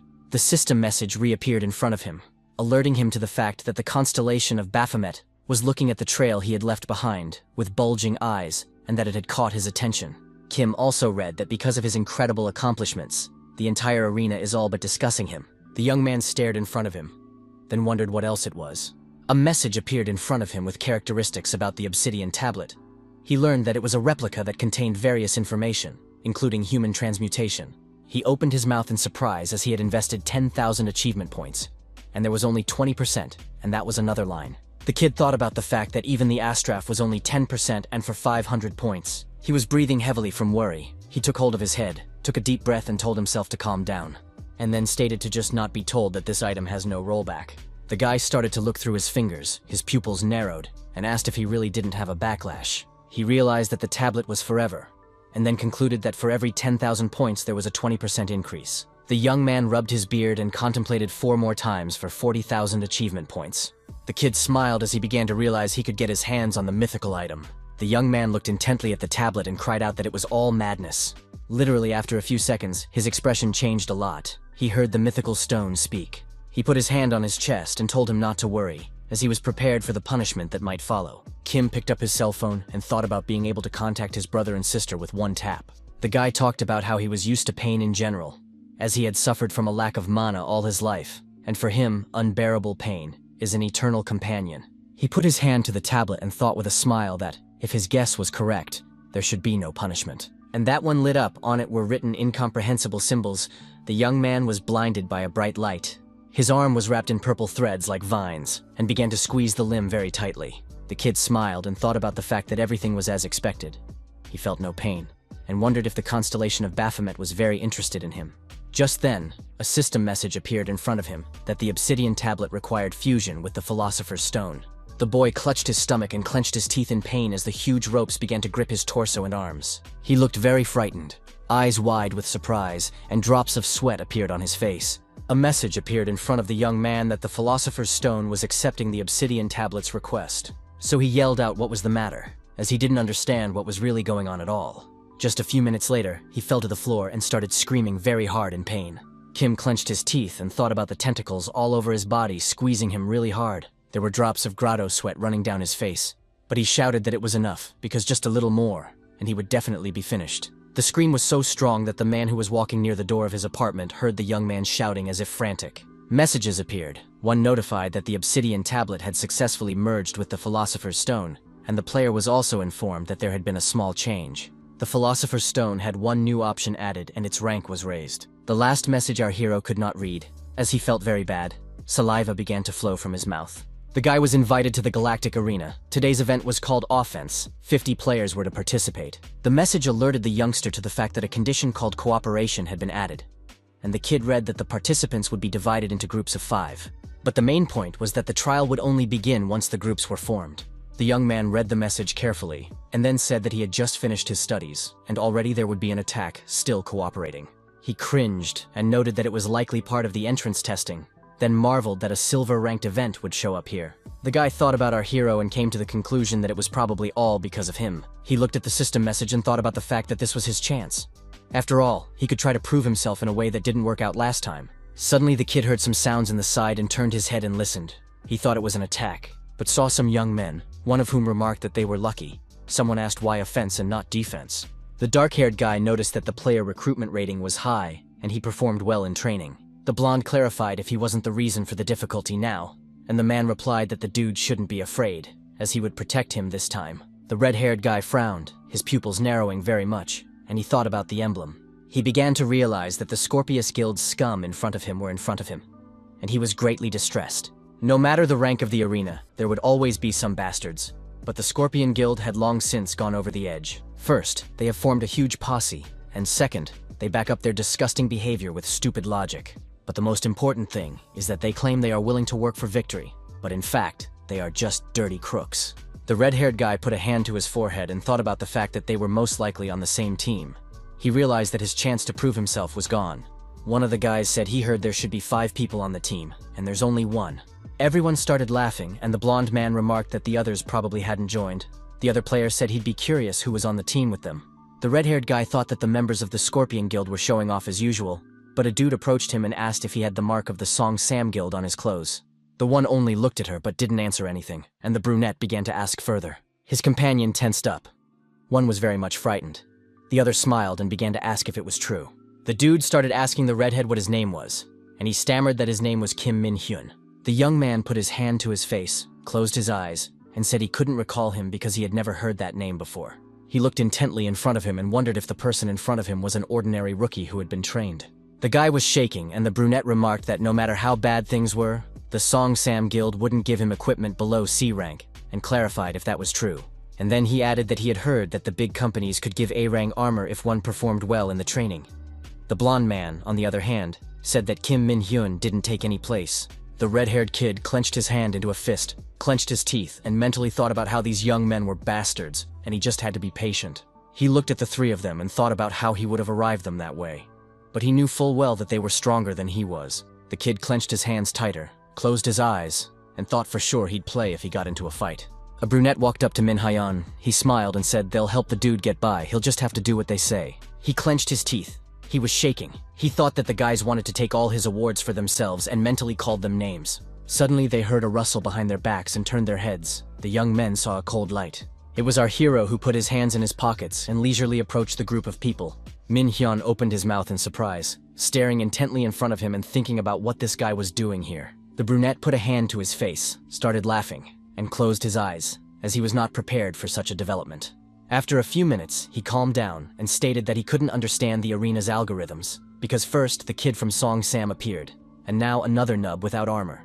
The young man smiled and quietly repeated after the brunette the word nub, his face covered. Then he looked intently at his opponent, and wondered if he was talking about him. The brunette held his weapon out in front of him, and wondered who else he could talk about like that. The young man wondered if they had decided to insult him, exhaled and laughed merrily. As his mood suddenly changed dramatically, he felt a philosopher's stone stirring in the middle. He asked what the guy had said, and noticed that he looked like his face hadn't been smeared on the pavement in a long time. And he added that he would sort it out now, but the young man took hold of his head, and he went on to say that he would tear his face to pieces. Kim smiled and thought about the fact that he had obviously touched his chest, but why did his heart hurt so much? Philosopher's Stone smiled and remarked what he should do if the young man was so concerned about him. Our hero changed in his face. Drops of sweat appeared on him, and the stone began to demand that he still did so. Shimwong thought to himself that if he had known that this would happen, he would have definitely stopped the obsidian tablet from fusing with the stone.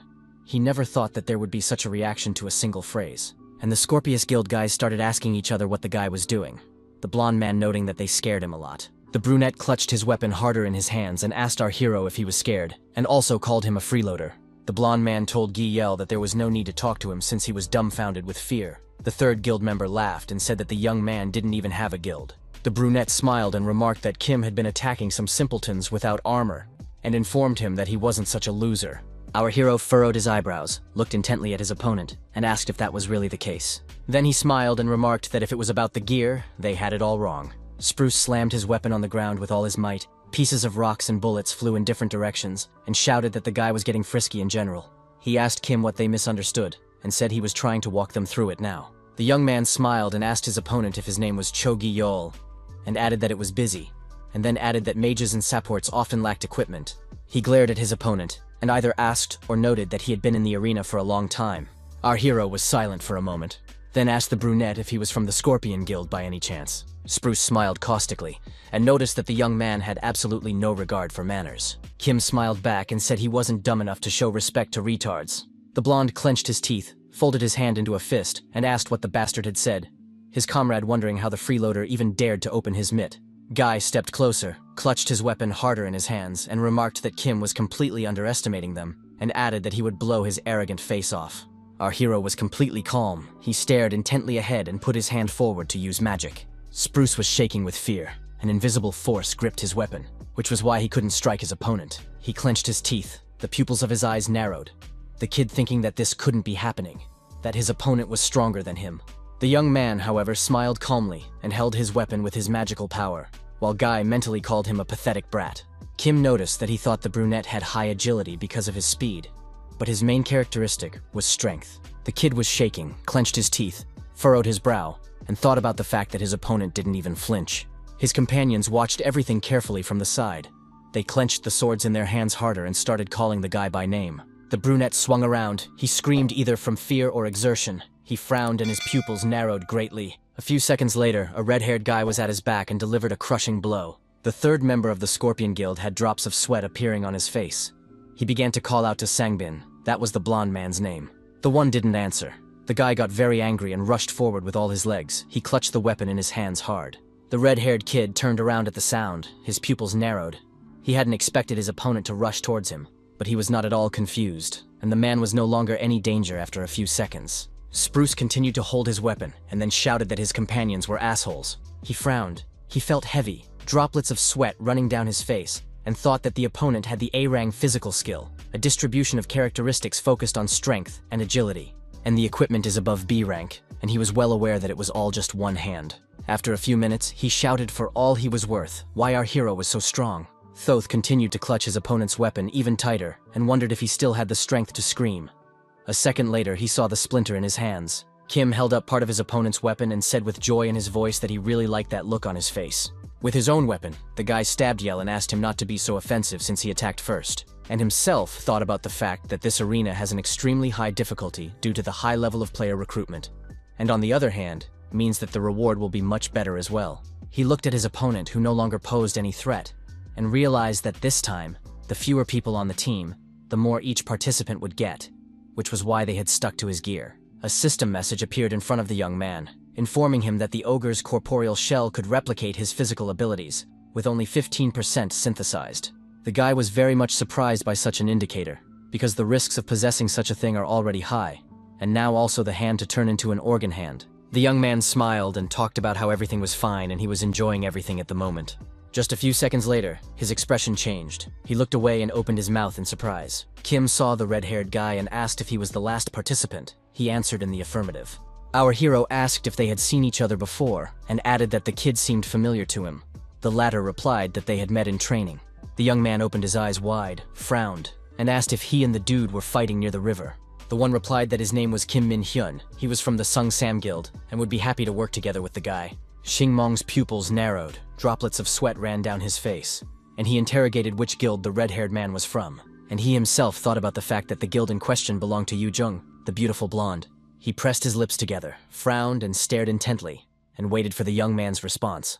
That one felt awkward and asked if maybe he had said something wrong, and Min Hyan also had drops of sweat appearing on his face. Our hero laughed and replied that nothing was wrong. He was just thinking for a moment. He shook the kid's hand and said they'd do a good job, and the redhead asked if it was just the two of them, and added that the mode requires 5 players, to which Kim replied that those 3 died after distribution, so the system won't pick up new ones. Min frowned. Drops of sweat appeared on his face. He couldn't understand anything and shouted that there was no such thing.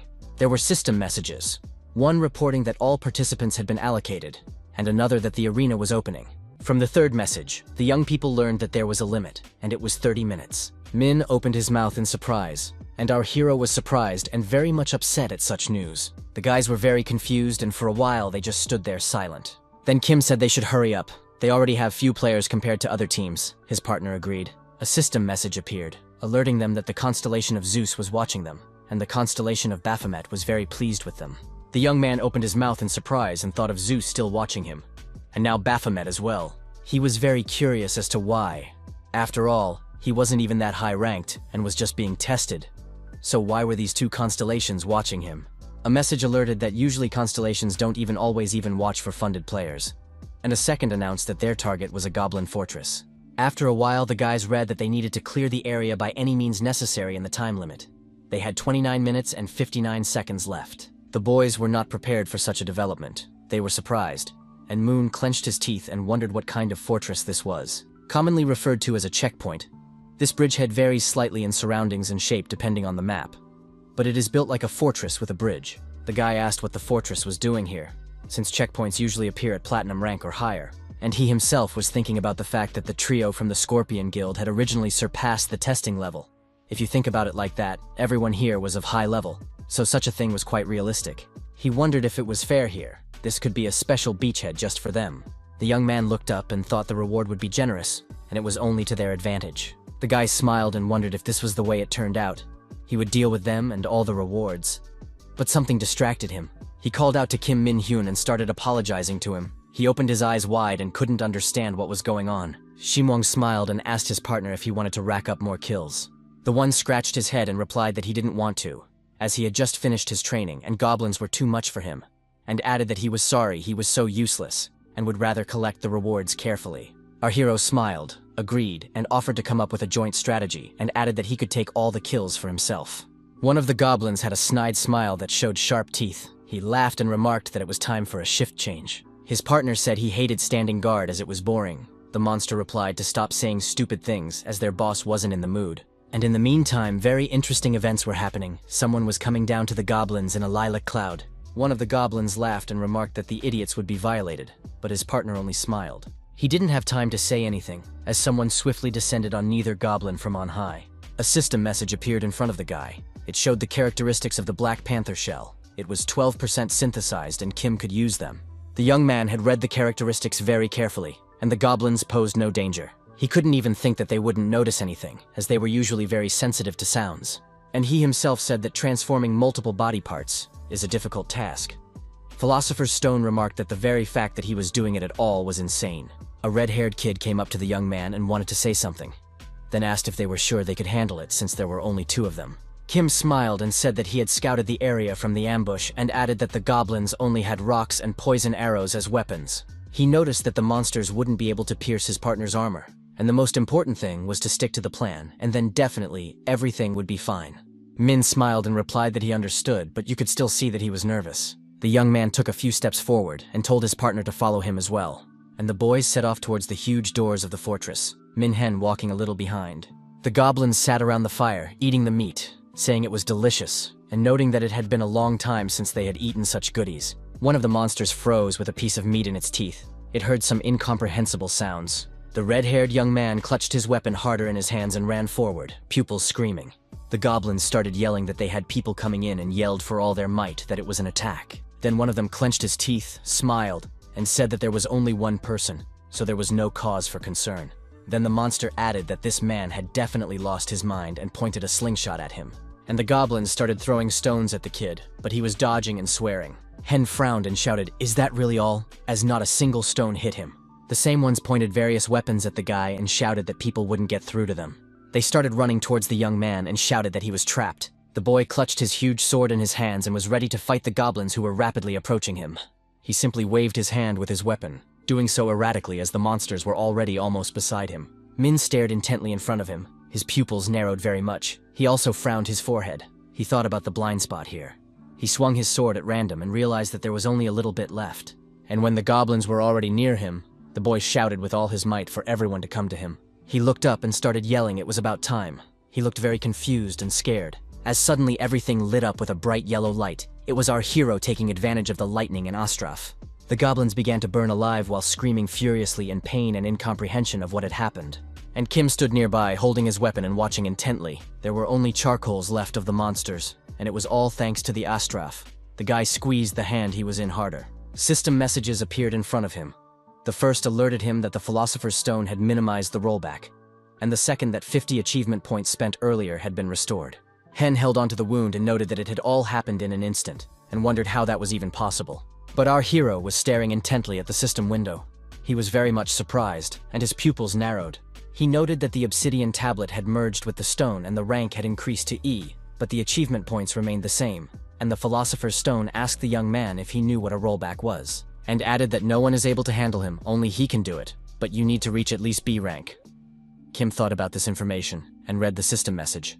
Something appeared in front of him that alerted him that the constellation of Zeus was smiling approvingly because of how cool he had used the Astrophis, so it was giving the guy 100 achievement points. He reflected on the fact that he was being helped with his glasses even without a live broadcast. He was very much surprised. The young man thought to himself that considering the speed of completion of the obsidian tablet, and all the transformation to come, it had worked out rather well. He gripped his weapon harder in his hands and thanked the constellation Zeus for his support. Kim thought he could use it again. Even if he spent all the investment, the rollback would continue. He smiled, as he was well aware that he hadn't lost much, and looked carefully in front of him. He had a red-haired partner at his back, and was looking around carefully. As suddenly he heard some extraneous sounds and turned his head, he opened his mouth wide in surprise. Then he said the main point appeared, pointed there with his hand, and remarked that it was time to leave. Our hero looked at the kid, smiled, and spoke about Min-hyun leaving here first. The one opened his eyes and mouth wide, and then asked what about him, since the goblins were coming soon, and then wondered if Kim was sure he could handle it. The young man noticed that his partner had seen everything for himself, and added that he would finish and join him. The redhead only opened his mouth in surprise, drops of sweat appearing on his face, but he remained silent. After a few minutes, he came to his senses and shouted to the guy to be sure to look into their guild, as they would be sure to repay the kindness. Kim walked forward, and the dude repeated his request again, and also yelled that he thanked him for everything. And the goblins clutched their weapons harder in their clutches. They were shaking with either fear or anger. Our hero clasped his hands together and noticed that it was time to finish what he had started. After a few seconds, a huge axe appeared in front of him. He began to look at it as he didn't realize who it belonged to. Suddenly he heard some sounds and turned his head at the noise and looked around. The guy saw a huge silhouette in front of him. The creature's eyes were burning and sharp fangs were visible. The monster growled, threw stones at the young man and gradually approached him, while Kim dodged as best he could. The goblins were very excited. They were jumping and laughing as they saw their boss. The guy, however, stared at him intently and opened his eyes wide in surprise, his pupils narrowing very much. He saw a huge, burly monster walking leisurely toward him, clutching a weapon in its hand. The huge metal axe belonged to a large monster. Kim could see that. The monster approached leisurely. It bared its huge, sharp teeth and roared as it did not expect to see a human here. The young man clenched his hands into fists and thought about the hobgoblin in front of him and wondered why he was here. He remembered the system message that the target area was the bridge that was engulfed by the goblins. Kim stared intently at his opponent while a myriad of thoughts swirled in his head. And after a while, he came to the conclusion that most likely that message meant that the fortress had been taken over by goblins. Hobgoblins, creatures that arise when elite goblins are affected by dark energy. And since the captured fortress is filled with this energy, their appearance is inevitable. The guy thought that even with a high MMR, isn't it too much to take on and destroy a hobgoblin, and you need at least platinum level to do that. A system message suddenly appeared in front of him that he had applied the Dark Panther's body shell skill, and the hobgoblin came closer and closer. With shouts he brought his weapon above his head, and shouted that now there was going to be a spectacle for his subordinates. A huge axe, literally a few centimeters away, flashed near Kim's head. The enemy didn't stop. The guy fell to the ground and thought about whether it wasn't all too easy. He dodged as best he could, as he realized that the hobgoblin's physical abilities were inferior to the actual abilities of such creatures. Then the young man smiled, and mentally considered whether it was unfair. It seemed to him that they had some sort of conscience. Achievement points can be a waste of time, just in case they should be taken off properly, and Kim began to summon the Philosopher's Stone. The latter responded by waiting for him. Suddenly there was a system message that the constellation of Baphomet was frowned upon due to Zeus's constant lightning strikes. The guy froze in place. His pupils narrowed very much from bewilderment, and he began to think about investments. The system message appeared again, alerting that the constellation of Baphomet was expressing displeasure, pointing to the obsidian tablet. Kim reread it carefully, and couldn't understand why this was suddenly happening. Meanwhile, the hobgoblin did not calm down. He screamed like a madman and his eyes glowed with hatred. Our hero stared intently in front of him and understood perfectly well that something must be done. So he began to attack the enemy. The monster roared, and the guy thought about how the hobgoblin was very dangerous even in a relaxed state. A message appeared again, announcing that the constellation of Baphomet had assigned a mission. The young man read it carefully. He opened his eyes and mouth wide with astonishment. He read that the constellation of Baphomet has a lot of resentment over his use of Zeus's lightning bolts, so he needs to defeat the hobgoblin boss using human fusion. The monster screamed like a madman, and from the next message, Kim learned that he would be rewarded with 500 achievement points. The monster began to attack him, and the young man shouted that he had only gotten 500 achievement points for the mission. It was too little. But the guy smiled and thought about the fact that it was already a matter of principle, and remembered that he was, in fact, an alchemist. Our hero looked up, raised his hands, and with a smile on his face announced that he was accepting the mission. Literally seconds later, a system message appeared and notified him that the constellation of Baphomet was expressing joy. The guy pressed his lips together and stared intently in front of him as the messages began to appear again. The first about the constellation of Zeus expressing displeasure, and the second that the constellation of Baphomet was furious. It threatened to visit Olympus. Kim couldn't immediately understand what was happening, and the exertion made drops of sweat appear on his face. A message popped up and he read that the constellation Zeus was shaking his head and saying that Baphomet never changes.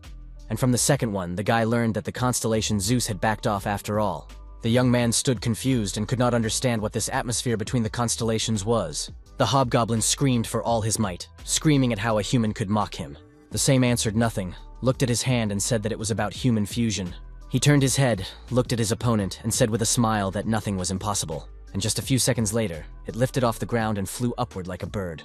He approached the monster, but the monster did not stand still, but ran towards the guy with all his might. Our hero's hands were clenched into fists, and he saw with the corner of his eye the message that he had applied the skill body shell ogre. And he struck with all his might, but the hobgoblin had time to cover himself with his shield, so he was not harmed. The monster frowned and said that the person in front of him was a man with iron nerves. And then, unexpectedly for the lad, grabbed his head with a huge paw and squeezed it very hard. The hobgoblin laughed merrily. He already felt victorious, and continued to squeeze Kim's head harder and harder. The goblins, who were standing off to the side and watching everything, began to laugh and said things about the man being trapped. They said their boss was the best and each fired their guns. Our hero, on the other hand, was cleaning up as best he could, and even managed to look around through his paw. He wanted to see what was being done around him. And at the same time, wooden sharp needles flew into his back and dug into his skin. The kid screamed in pain. The hobgoblin was very much pleased with himself. He laughed and asked what the man would do now, for it was a little difficult for him to move. He began to squeeze Kim's head harder, and then said that humans are such weak creatures. The monster frowned and said through its teeth that the young man was so insignificant to have fallen for a simple trick, and had no defense against the paralyzing poison. He raised the hand that held the weapon and told the guy that he would start by chopping off all of his limbs. The young man answered nothing, and with his hand clutched the monster's huge paw that held his head. He couldn't understand what was going on and began to stammer some words. Drops of sweat appeared on the hobgoblin's muzzle. He remarked that this was all impossible and a normal human couldn't do this. The message that he had used the ogre's corporeal shell appeared before our hero again. As the monster suddenly screamed as if furious, the arm he was holding the guy with cracked. He began to scream as if frantic with pain as well as not understanding what was happening. The young man looked down at him and remarked that goblins were such weak creatures, and wondered if the man thought he would fall for such a simple trick. His eyes burned with hatred, and the young man clarified with the monster if he had any objections. The one clenched his teeth, breathing hard with anger, couldn't say anything to his opponent. The guy didn't think for a long time and hit the monster with all his might, and he sprawled on the ground. The goblins were shaking with fear. They asked each other how this could have happened. They also wondered if their boss was alive. And a message appeared in front of Kim that the Baphomet constellation's mission had been accomplished. He also read that he had received 500 achievement points, and that the Baphomet constellation was satisfied with the use of human fusion. But that wasn't all. The guy read that he had additionally gotten 500 achievement points. The next message alerted the young man that he had defeated the secret hobgoblin boss single-handedly, and was rewarded with 500 achievement points. Kim said that the secret boss was probably not created just to be defeated. A system message alerted that the galactic arena that had previously discussed him was surprised by his achievement. And from the second he learned that the constellation of Baphomet was taunting.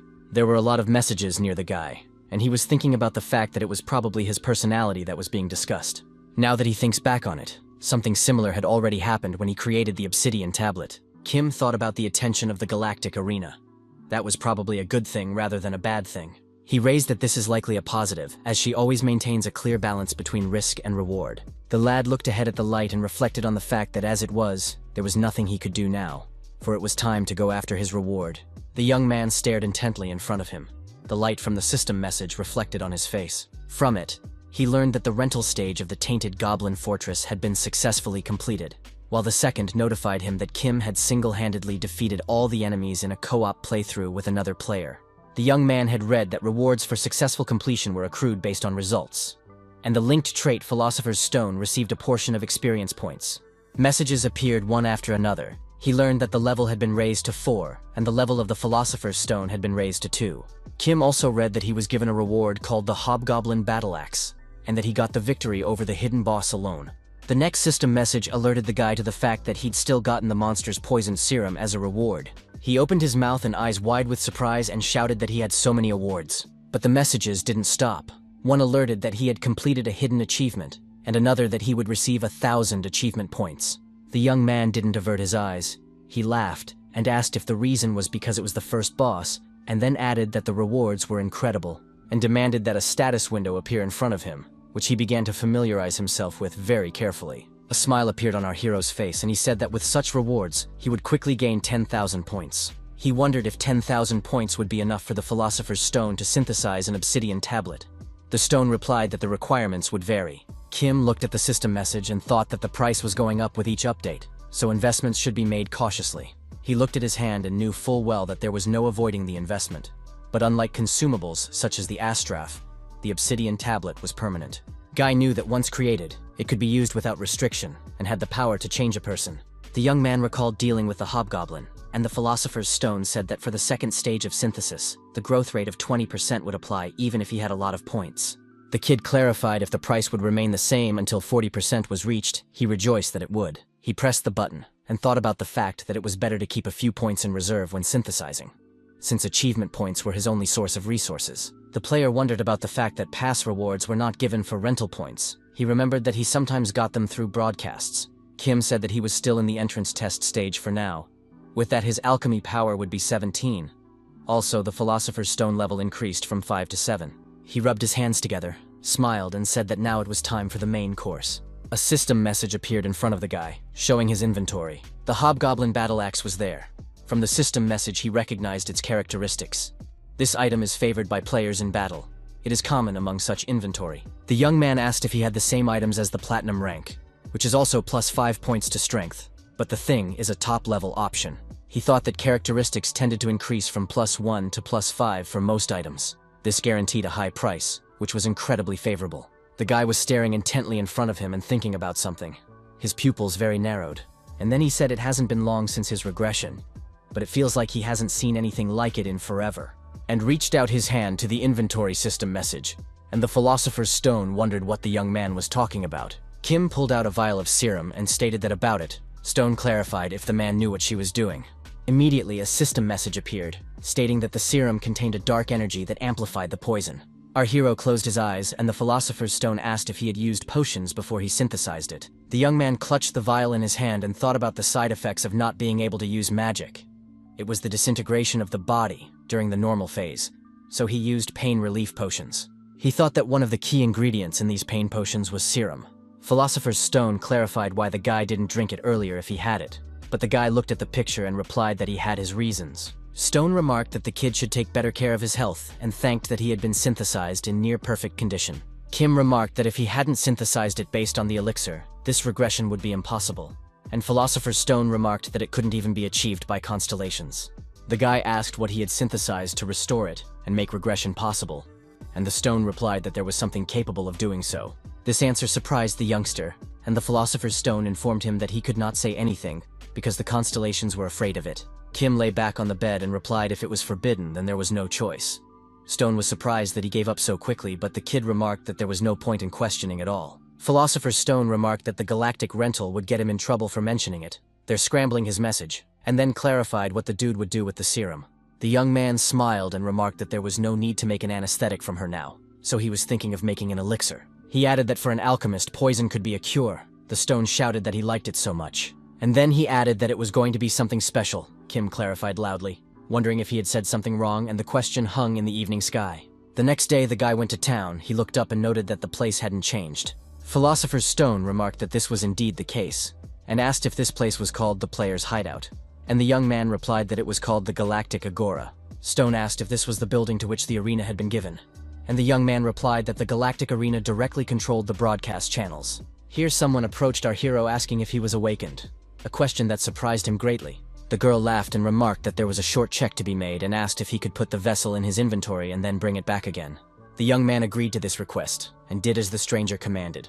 She reported that everything checked out, thanked him for his cooperation, and gave the guy a wristwatch, and he thought they hadn't seen each other in a while. The kid looked at the watch and thought about the fact that it had features such as saving personal account records, transfer history, and data. It was a kind of advanced artifact. The girl clarified if it was the young man's first time at the Galactic Agora, and if he needed to explain how the watch worked. The young man replied that it was fine, and he had used it before. Stone noticed there were a lot of people in the room and asked if everyone was a player. Kim replied that some might be awakened, and you can't come in here without inventory. Toth clarified where they were going, and the guy pressed the elevator button and replied that it was to an area where players exclusively buy, and he had something for sale. After a while, the elevator doors opened and the young man saw the players in front of him. He walked into the middle as the elevator moved. He heard a guy ask his opponent if he had heard about the new batch of Awakening Academy students.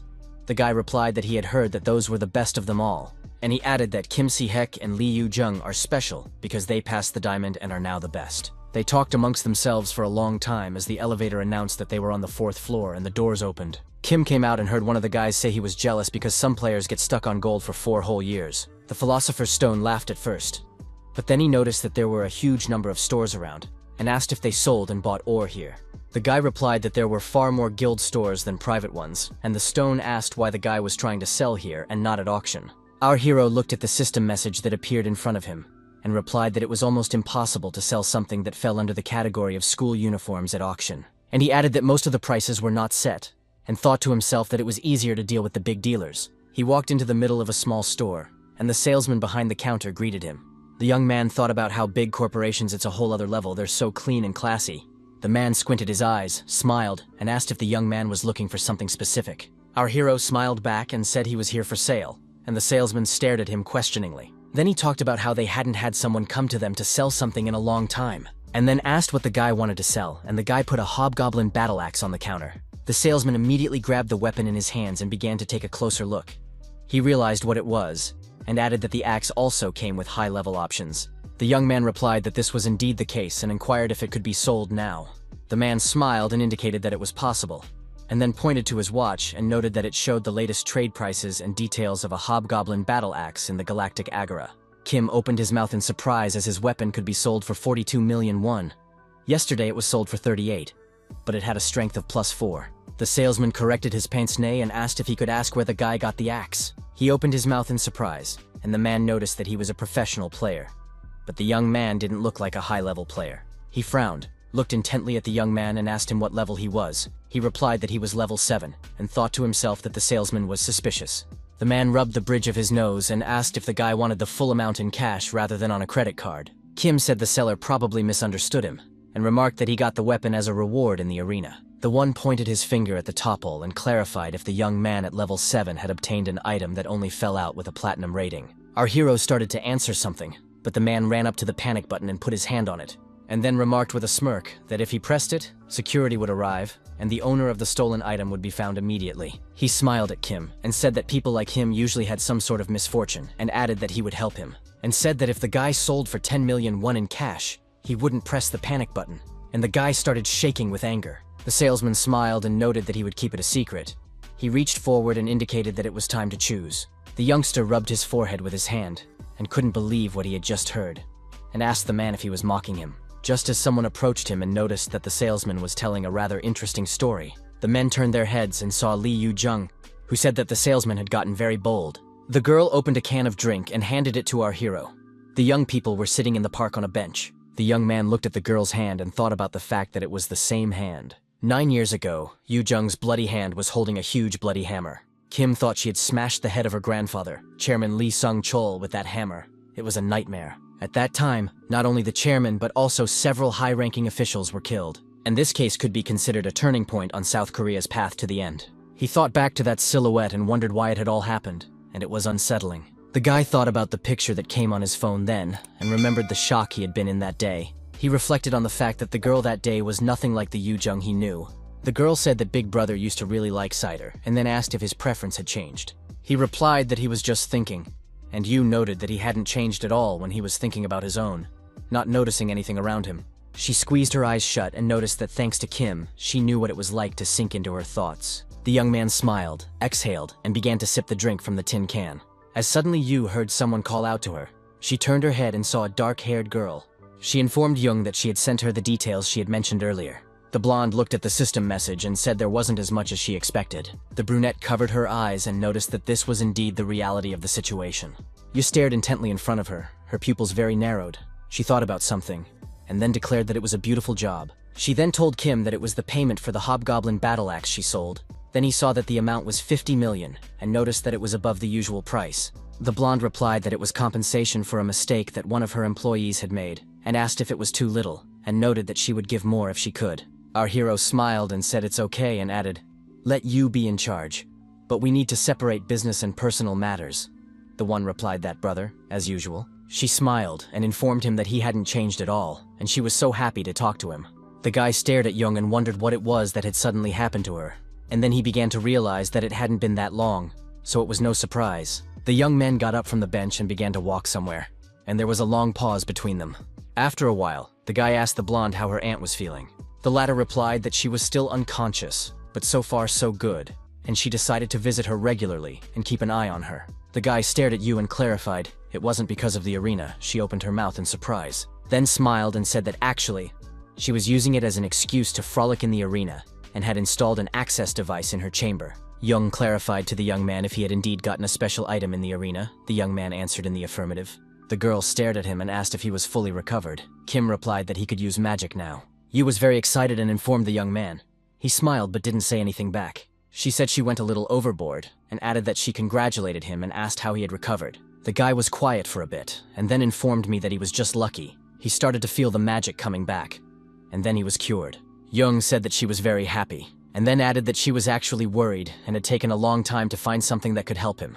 Yist replied that the effort she had put in over the past time was enough, and asked Yu not to blame herself. He noticed that it was random and he was just doing what he could. He fell silent as he thought about something. He said enough of all that and pointed out that it was his choice at the time. The young man noticed that even if he could go back in time, it wouldn't change anything.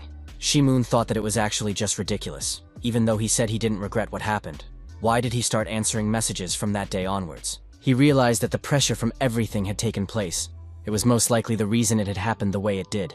Kim reflected on the fact that he was the child of an outsider woman. It was enough to get the family in trouble. That's when he lost the opportunity to be a player. He realized that most likely his Kim family wanted him gone. But to stop communicating with his brother and sister, it was his choice. But they continued to write to him even after he left the family. The young man was very ashamed, but if one were to come up with an excuse, then he simply couldn't accept his magical inability at the time. He had a bright future and a good performance, and then in one day he lost everything. So he shut himself off from the world and couldn't even take care of himself. He realized that deep down, he held a grudge against them. After all, if it weren't for them, it's likely his life would have turned out very differently. He'd spent his whole life feeling sorry for the people who were around him. There were a lot of thoughts in the guy's head. The young man lowered his head and pressed his lips tightly together. He didn't say anything to the girl, only remained silent. The guy thought about Yu's case. If he had stayed by her side then, she wouldn't have had to live with the stigma of being a traitor. Young asked his brother if he had recently started the arena. He replied that it had only been a few days, and he hadn't even passed the entrance exam yet. The girl noticed that he needed equipment and offered to go buy it, but the young man replied that he didn't need it yet. She wondered very much how a mage didn't need equipment and opened her eyes wide. And the young man replied that he was an alchemist, Yu remarked, which then explained everything. And noting that he was most likely planning to buy alchemical materials with his earnings, he replied that he was lucky enough to get his hands on a couple of recipes. Young replied that it was great, and she also needed some supplies. Kim was surprised that she needed something too. He noticed that his sister had a combat class. He wondered what kind of materials she needed. Yu laughed and said that they didn't just swing swords, they also made potions, and Moon was very surprised, and wondered if it might be better to ask an alchemist or other mage.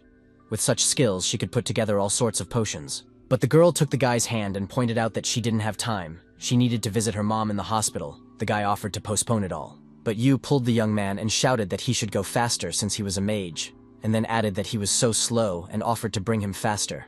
Assistant Jong, who was watching, frowned, a drop of sweat appearing on her face. She just couldn't believe that the very lady she knew so well was in front of her. Yu laughed merrily at her brother, and the brunette noted that the one had changed a lot. The girl stared intently in front of her, and then said with a smile that this was the real Jong. She stood back and thought about how she couldn't understand anything, because something had changed. And the brother and sister continued to walk through the busy streets of the city. They passed small stalls. One of the vendors shouted that he sells folk remedies for recovery, and remarked that he had in stock for every taste. His partner remarked that they had affordable prices. People who passed by were curious about who was next to Yu, and the girl laughed and pointed out that alchemists always had a shortage of materials and offered to look some more. Kim reported that this is enough as he has already purchased even more than what is needed. The girl gave a thumbs up and remarked that there was one more very important item to take, and it would be the last one. And the young man stated that his inventory was about to explode, and a system message appeared in front of them with his entire inventory. Yu glowed with joy and remarked that it wasn't true, and she would give him something anyway. The young man closed his eyes. A drop of sweat appeared on his face, and he thought about the fact that shopping with someone was scarier than it looked.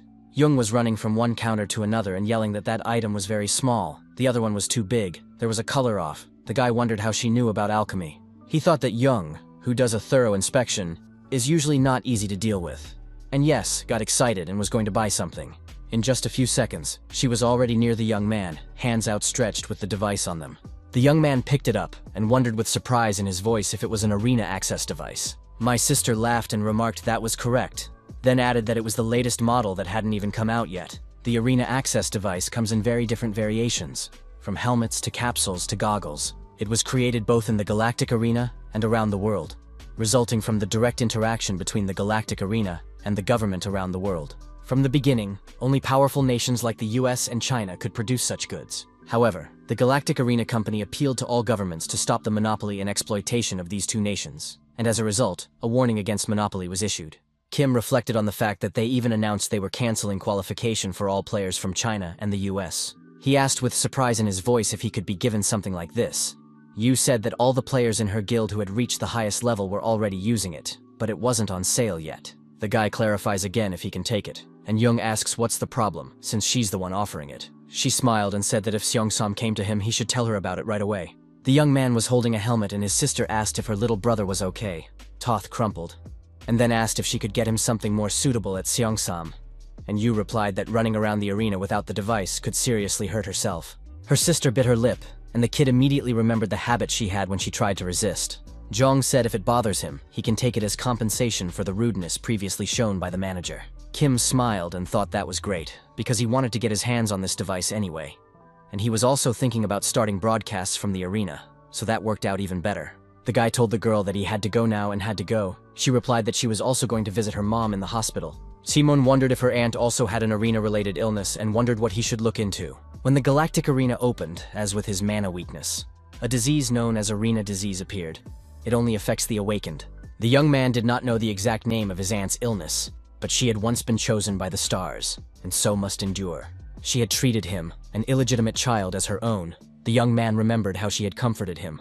The boy reminisced about the fact that he was forced to grow up sooner and start preparing the cure. Suddenly Yu grabbed his hand again and started saying something unintelligible. She opened her eyes wide, drops of sweat appearing on her face. The girl declared that he should answer her. The guy couldn't understand what she was talking about, and then he scratched his head and realized that Jung was talking about that message. The blonde said that Si-hek was bragging about the young man's response to him.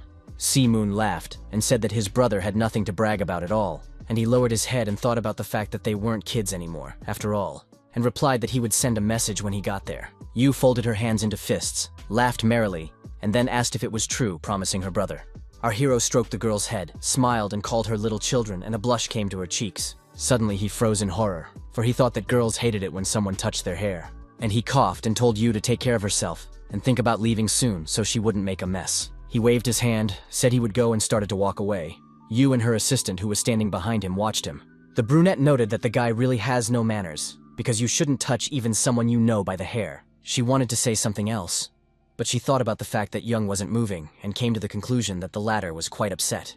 The girl told Yu not to worry so much and informed her that she would take care of everything. She realized that she had to worry if something happened, because there were a lot of eyes here, and considering all the players present, it would be very difficult to remain silent, and Jung was slumped and continued to stand. Then she cried and asked the brunette to just pretend she didn't see anything. She agreed, and she herself looked away and thought about the fact that today was a maximally strange day. Yu asked the girl what was wrong with that, but the girl couldn't understand what she was asking her. The blonde closed her eyes, noticing it was just them here, so it was okay to talk straight. The brunette asked if Jung was referring to that incident from 10 years ago, and remarked that there was still no word, and that was very surprising. Yu opened her eyes wide, her pupils narrowed very much. She began to realize something, and her opponent replied that it looked like the information had been purposely erased, and pointed out that it's all strange, a terrorist attack in Korea. But nothing was said about it. Jong said that the media always gagged to publicize a small scandal, but here they just kept silent. The brunette beauty noted that the Saint Group heir recently behaved in an unflattering manner on the broadcast, and the media made a huge fuss, and added that there's clearly something fishy going on. Yu thought he was just a third-generation chaebol with a small gold medal, but even one troll can make the country buzz with excitement, so it's unrealistic. She was well aware that someone was deliberately hiding all this, and he had considerable power, The brunette asked if June really felt that way and remarked that there could be trouble waiting for them next. The blonde was quiet for a moment, then asked the girl if she was scared, and so shouted who she thought she was. She noted that she was just asking you if she was doing well, and added that she had more to lose than she did. The blonde closed her eyes, took a deep breath, then exhaled, and replied that she had nothing more to lose. And she began to stare away, very long and intently. The pupils of her eyes narrowed. The girl watched as our hero walked. He didn't even think that he was being followed by someone staring intently. Yu said that she had recently acquired something, so she had some things to figure out. The brunette replied that she knew what she was talking about. She asked if they were going to start the work, because if they did, it would be too late to retreat, so Jung told her to go and start the work, and then added, if she finds any information, let her bring it. She smiled and said, if it is an awakened one, let her bring his head if need be, as she found an entertaining thing. Our hero lay on the bed and said that his house was the best, and the philosopher's stone asked if the person they were talking to was close to the guy. That one was very surprised and clarified. Neither was talking about Yu Jun, and then added that they are close but haven't talked much lately, even though they've known each other for 5 years and grew up together. Philosopher's Stone wondered how that was so, but the young man couldn't understand what he meant. Stone remarked that the girl looked like someone who wasn't who she appeared to be, and noted that he didn't think his words would change anything if they'd known each other since childhood. And he added that Kim would understand when she tried to trick him, and suggested that he start making the potion. And the young man agreed and stretched. He called up the inventory window and began pulling out the gear he needed.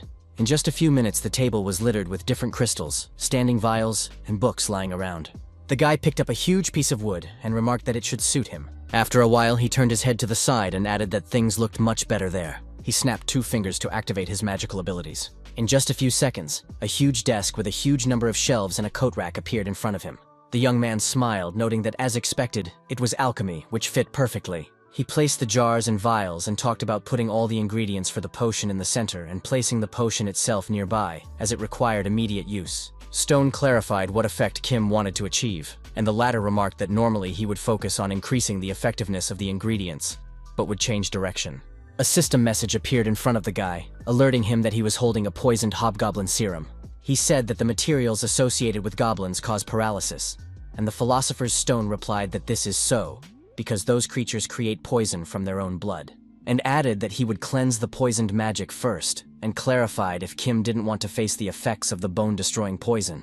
He replied that he would focus on the poisoned part. Philosopher's Stone yelled that the guy was crazy, and remarked that goblin magic shouldn't be used, since he wasn't a demon, and didn't know basic dark magic, and goblin magic could traumatize his entire body, and added that if something goes wrong, the punishment could be an inability to do magic. Kim put his hand on his chest and told the man not to worry as he had a plan. He smiled and noted that he knew someone who was incredibly good at magic, and offered to create a philosopher's stone by himself, his eyes burning with fire, and asked how he could do such a thing.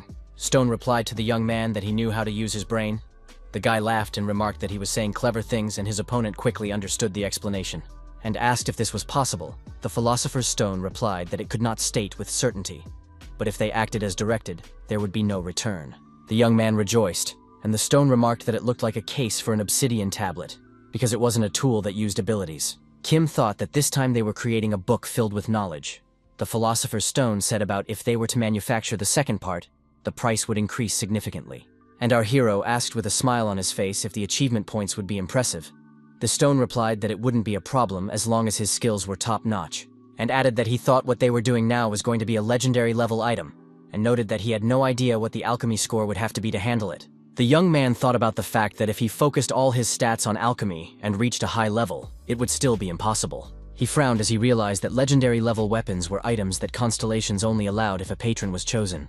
The guy asked the philosopher's stone how many alchemy achievement points he thought he needed. Thoth thought for a bit and remarked that it depended on their willingness to dive in, but they'd gotten very lucky with the last obsidian tablet. Philosopher's Stone noted that there was a bonus for being an alchemist and also because he was cute, and Kim clarified not Toto mean the special nature of the material. The young man clarified whether the stone meant that completion was of great importance. The latter answered in the affirmative. Our hero thought that probably the completion of the Philosopher's Stone could be referred to the rank of replica, and the obsidian tablet was also a replica. He rubbed his beard and thought about the fact that the lower the completion, the lower the cost would come out, and something resembling an astraph could work. But knowledge, that's completely different. If you stop halfway, it will be meaningless.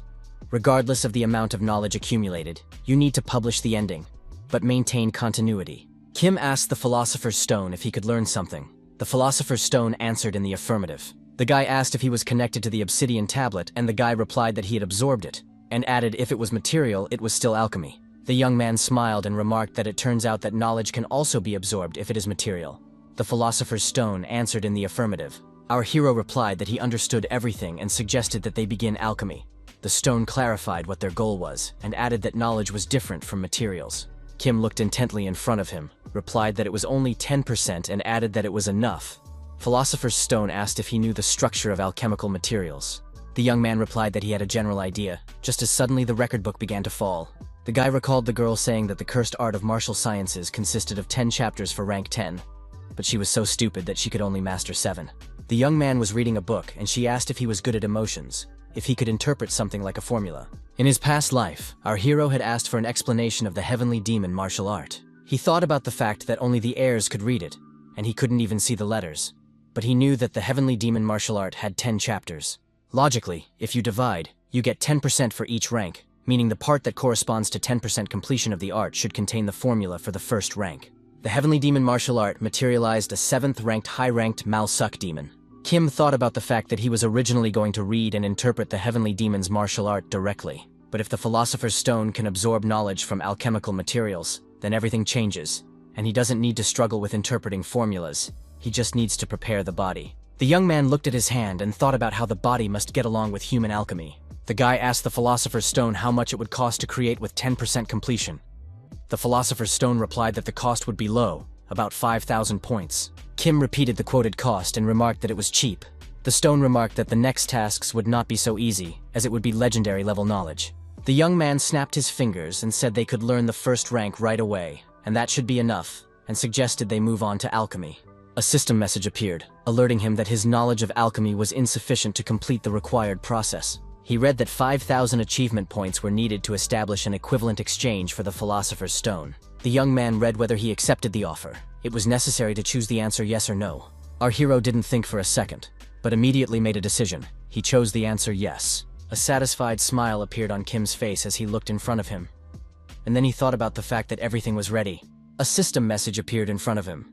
He read that the heavenly demon martial art had a rank of fake. It could be learned. But for some reason, one could not fully utilize its power. The guy put the sheet to himself and offered the Philosopher's Stone to absorb it, and it agreed. The young man stared intently in front of him and thought about the constellation not reacting this time. Stone reported that he had internalized everything, and added that it was really complicated, and added that some concepts were just hanging in the air. He began to look at his hands and wondered what it was. But he had felt similar things when he regressed. Our hero's eyes began to slowly close. He wanted to say something but couldn't. Suddenly, he was on a green lawn and looked around in surprise. He couldn't figure out where he was. The young man screamed after a while about where he was and what this was all about. Suddenly, he heard a voice behind him say that the guy was finally awake. It was an old man who asked the young man how he was and added that he wondered if his body was okay. The young man stood up and remarked that he was fine. The gray-haired man said that was good, and then added that he didn't look like the typical youth of our day. He waved his hand and told the guy to come closer to him and sit down beside him. In just a few seconds, Kim was beside the old man and fell to his knees in front of him. He wondered how it was that he was instantly in this position. Our hero took a hard look at his opponent, and the puzzles came together. He understood everything, and he himself said he never thought he would meet a constellation in this way, and looked at the old man. The guy laughed and said the guy talks like he knows him, stroked his beard. The young man noted that it wasn't surprising since he had mastered the heavenly demon martial art before being here. The elderly man laughed merrily and remarked that he had asked the question in vain, and added that the young man was right. He was the constellation's celestial demon. A system message appeared in front of Shimong, alerting him that he had met the constellation, and he was the first person to do so, and received 5,000 achievement points. Kim scrutinized the messages and opened his mouth in surprise. He had no words. And from the next system message, the guy learned that the constellation's celestial demon is a very dangerous creature. The young man became very tense, but was warned that they would do their best to ensure his safety, but advised to be vigilant if he tried to provoke him. The messages didn't end there, and from yet another, Kim learned that in case of an emergency, he would be evacuated to the ground immediately. The young man frowned and thought about the system warning him of danger. The old man, on the other hand, smiled evilly, gritted his teeth, and noticed that this was getting out of hand. He started fending off system messages and shouted for them to leave and not disturb him. And the young man thought about the fact that it was Master Viju's apprentice Malsuk. The guy asked his opponent if he had summoned him because of the heavenly demon martial arts. Thoth smiled, stroked his beard, and asked if it was worth getting right down to business, and added that the young ones were all so sassy. But Kim was wrong about one thing, and noted that the one-on-one principle was good, but the Heavenly Demon's martial art wasn't anything outstanding, and then informed that he was more curious about the other thing, who Shi-moon really was. The kid opened his mouth in surprise. He lowered his head and inquired what his opponent meant. The old man noticed at once that what he was talking about. The young man pressed his lips tightly together and thought about whether the constellation was asking him about reincarnation. He realized that even Zeus and Baphomet didn't know about reincarnation, and now the celestial demon was asking about it. The old man laughed and asked if the guy was trying to seem cool in front of him and added that he was definitely not stupid, and then asked what Kim knew about him.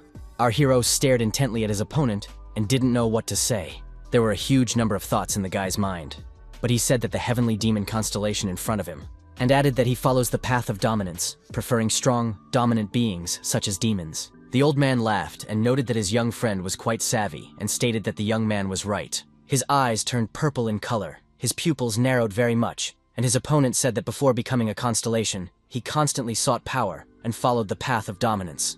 Our hero stared intently before him, a drop of sweat appearing on his face as he looked at the old man's eyes. It reminded him of that huge eye he had seen in his past life. Then it belonged to a constellation at least as powerful as a celestial demon. And an elderly man sat in front of the young man, squinting his eyes and making incomprehensible noises. As suddenly the guy found himself in some incomprehensible place, he started looking around and thought about how it was like diving into an endless abyss.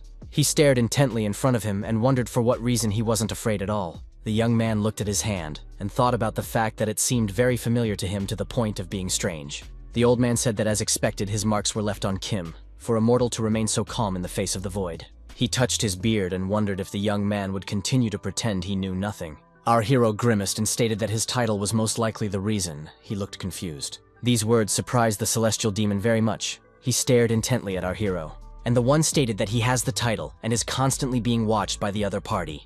After saying that, the old man's pupils turned white and he started laughing like a raving man. He repeated the words after the young man over and over again, laughing very loudly and unable to stop. And Kim calmly inquired if his opponent had met that creature on the other side.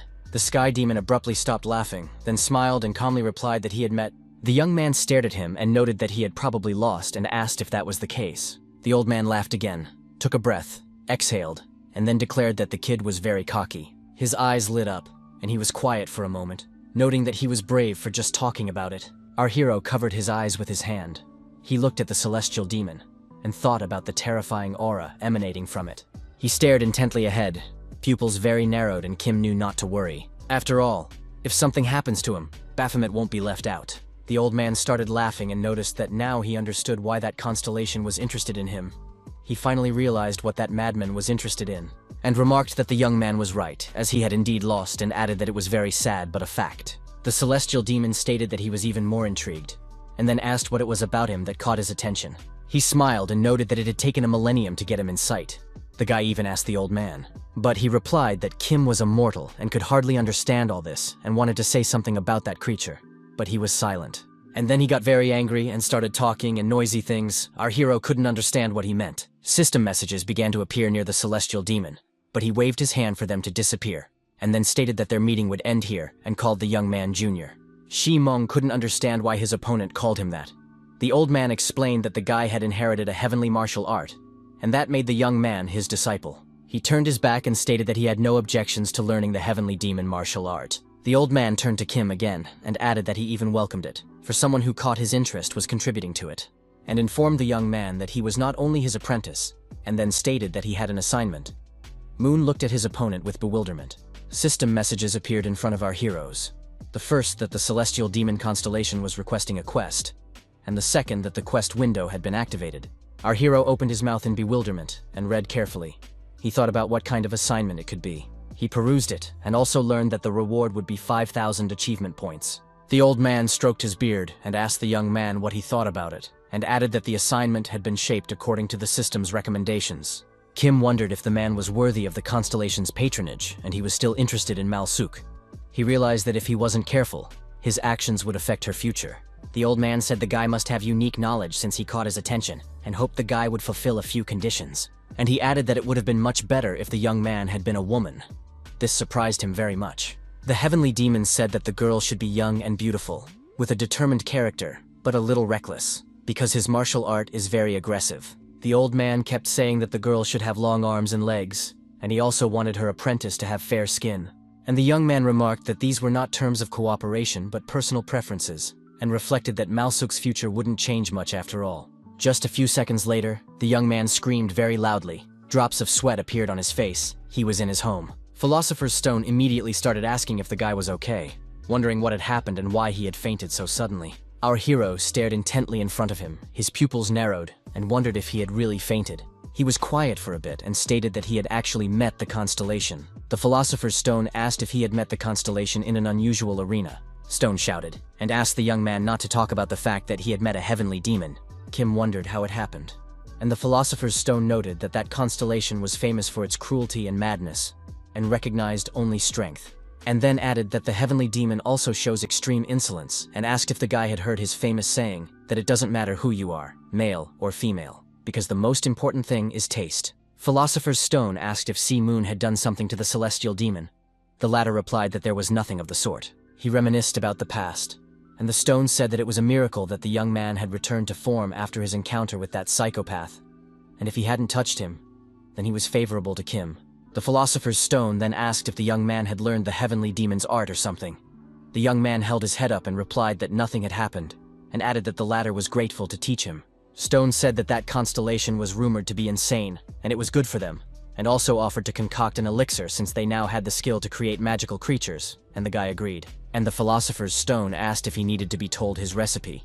Kim took a vessel, began to pour something into it, and said that he didn't need to say anything. Stone asked if he could hear the serum screaming every time they removed the poison and said what they did with it. He laughed and noticed that the poison was gone and wondered where the aggressive look had gone, and called the guy a wimp since he had given up.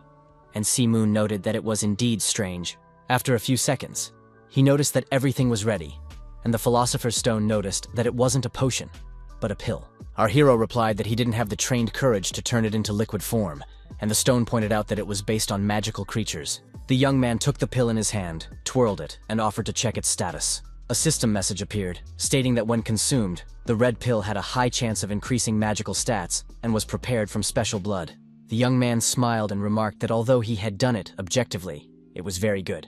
And he added that it had been a long time since he had last prepared the elixir, that he was nervous but in no way expected to be able to extract such permanent performance improvements from it. Philosopher's Stone remarked that it wouldn't be easy to get statistics on a magical creature. The odds were 100%, the guy agreed. Kim put his hand on his chest and said that the first stage of the Heavenly Demon Art's secret technique was already there, and asked the stone to handle it properly after absorbing it. The one replied that the young man could trust him, and Moon put the pill in his mouth and swallowed it. In just a few seconds he was already sitting in a Turkish style, eyes closed and meditating. System messages appeared in front of him one after another, stating that the elixir's effect increased strength, agility, and stamina by 2. As the young man suddenly found himself in some dark space, he began to look around and was quite surprised. After a while, he saw some sort of silhouette in front of him and began to realize that he had found what he was looking for. The one began to gradually disappear. Our hero at all very surprised. He could not understand what was happening. He realized that he should hurry before he disappeared, so he began to call for the Philosopher's Stone. The one came to the rescue very quickly, shouted that he knew about everything, and then notified him that he had caught it. The young man, who had drops of sweat running down his face, said it was fine, and it was a good job, and thought about what he said, which was very likely, and he almost lost it. He made the decision that he needed to create the lower Dantian first, and then move on to the Great Heavenly Technique. The Philosopher's Stone started yelling for the guy to stop and wait, and asked if Kim had created a lower Dantian around his navel. Our hero looked questioningly in front of him. He couldn't understand anything, and the stone asked if he really needed a Dantian. The young man said he had never thought about it. Stone reported that a Dantian is essentially a vessel designed to efficiently store and utilize energy, and asked why it had to be near the navel, and added that the young man had a more appropriate area. The Philosopher's Stone reported that he had alchemical weapons and the ability to absorb knowledge. Our hero smiled cheerfully and said that the stone was by far the best vessel, and then added that he was perfectly fine with using it as a tribute. Philosopher's Stone remarked that it would be better than using a normal Dantian. The guy agreed, and replied that he was an alchemist. A smile appeared on our hero's face, and he closed his eyes and thought about how his life had been changed by alchemy, and thanked him for realizing something. The guy opened his eyes very quickly as a system message appeared in front of him, alerting him that there had been a successful absorption of the characteristics of magical creatures. He also received a special magical characteristic, From the third message, he learned that there was a successful combination of the Dantian and the Philosopher's Stone. The young man opened his mouth in surprise. From the system message, he learned that the power of a magical being was equal to the alchemical power of the Philosopher's Stone, and he asked if it was an attribute. Not even a minute later, a status window appeared in front of Kim. He was able to familiarize himself with his title, level, strength, stamina, vitality, and other characteristics. He looked in front of him and noticed that this was what attribute statistics looked like. Our hero remarked that attribution not only affects the display position, and the Philosopher's Stone replied that that's right, and it also affects statistics. It's not a symbiotic relationship. It's attribution. The kid said that at the moment his alchemy power was 17, so that statistic meant 8, which was about half of his alchemy power. He wondered what it all meant, and turned to the Philosopher's Stone again. He noted that it came out that as the power of alchemy increased, the stats of magical creatures would also increase. Philosopher's Stone noticed that it was similar to how his height affected him, and system messages appeared in front of the guy saying that the attribute characteristic had gotten experience points. Stone was surprised that she wasn't omnipotent, and added that rounding didn't apply, and statistics had to be clear. Kim clenched her hand into a fist, and thought this was crazy. After a few seconds, he smiled and thought about the DEI that increasing the power of alchemy.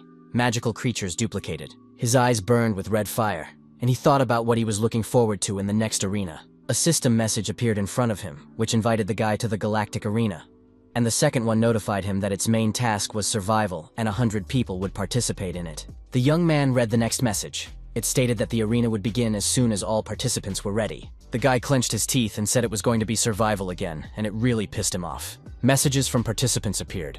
Someone asking about what others would do, because the sea was deep there, and the kid in the cap was carefully reading the message in front of him. He closed his eyes, smiled, exhaled, and told people to be careful with their words, and noted that survival was common for high rank. Some of the participants agreed, while others drew the guy's attention to the words he had said earlier. As suddenly 3 young men appeared in front of him, who were armed. The guy in the cap put his hands at his sides and remarked that surviving in the wilderness was the hardest thing to do for the overall operation, and added that their company had already broken up. The boys were very surprised when they heard these words. They opened their mouths and eyes wide with surprise. One of them swore and said that he had paid 10 million, and asked what to do. And the chat continued to post a variety of messages. Someone even decided that the young man should be given a refund. The man who wore the cap said that survival prizes are distributed according to places. He smiled and pointed out that with 100 people participating, the minimum reward starts at 50th place, and the highest, for first place. One of the guys frowned and wondered if they would have a top 3. The one frowned, smiled, and informed him that this was exactly what would happen, and then added that his opponent had a lot of experience, so the understanding was simply unique. The guy then patted himself on the chest and said, "It's a money king, despite being such an expensive endeavor. It's definitely worth it."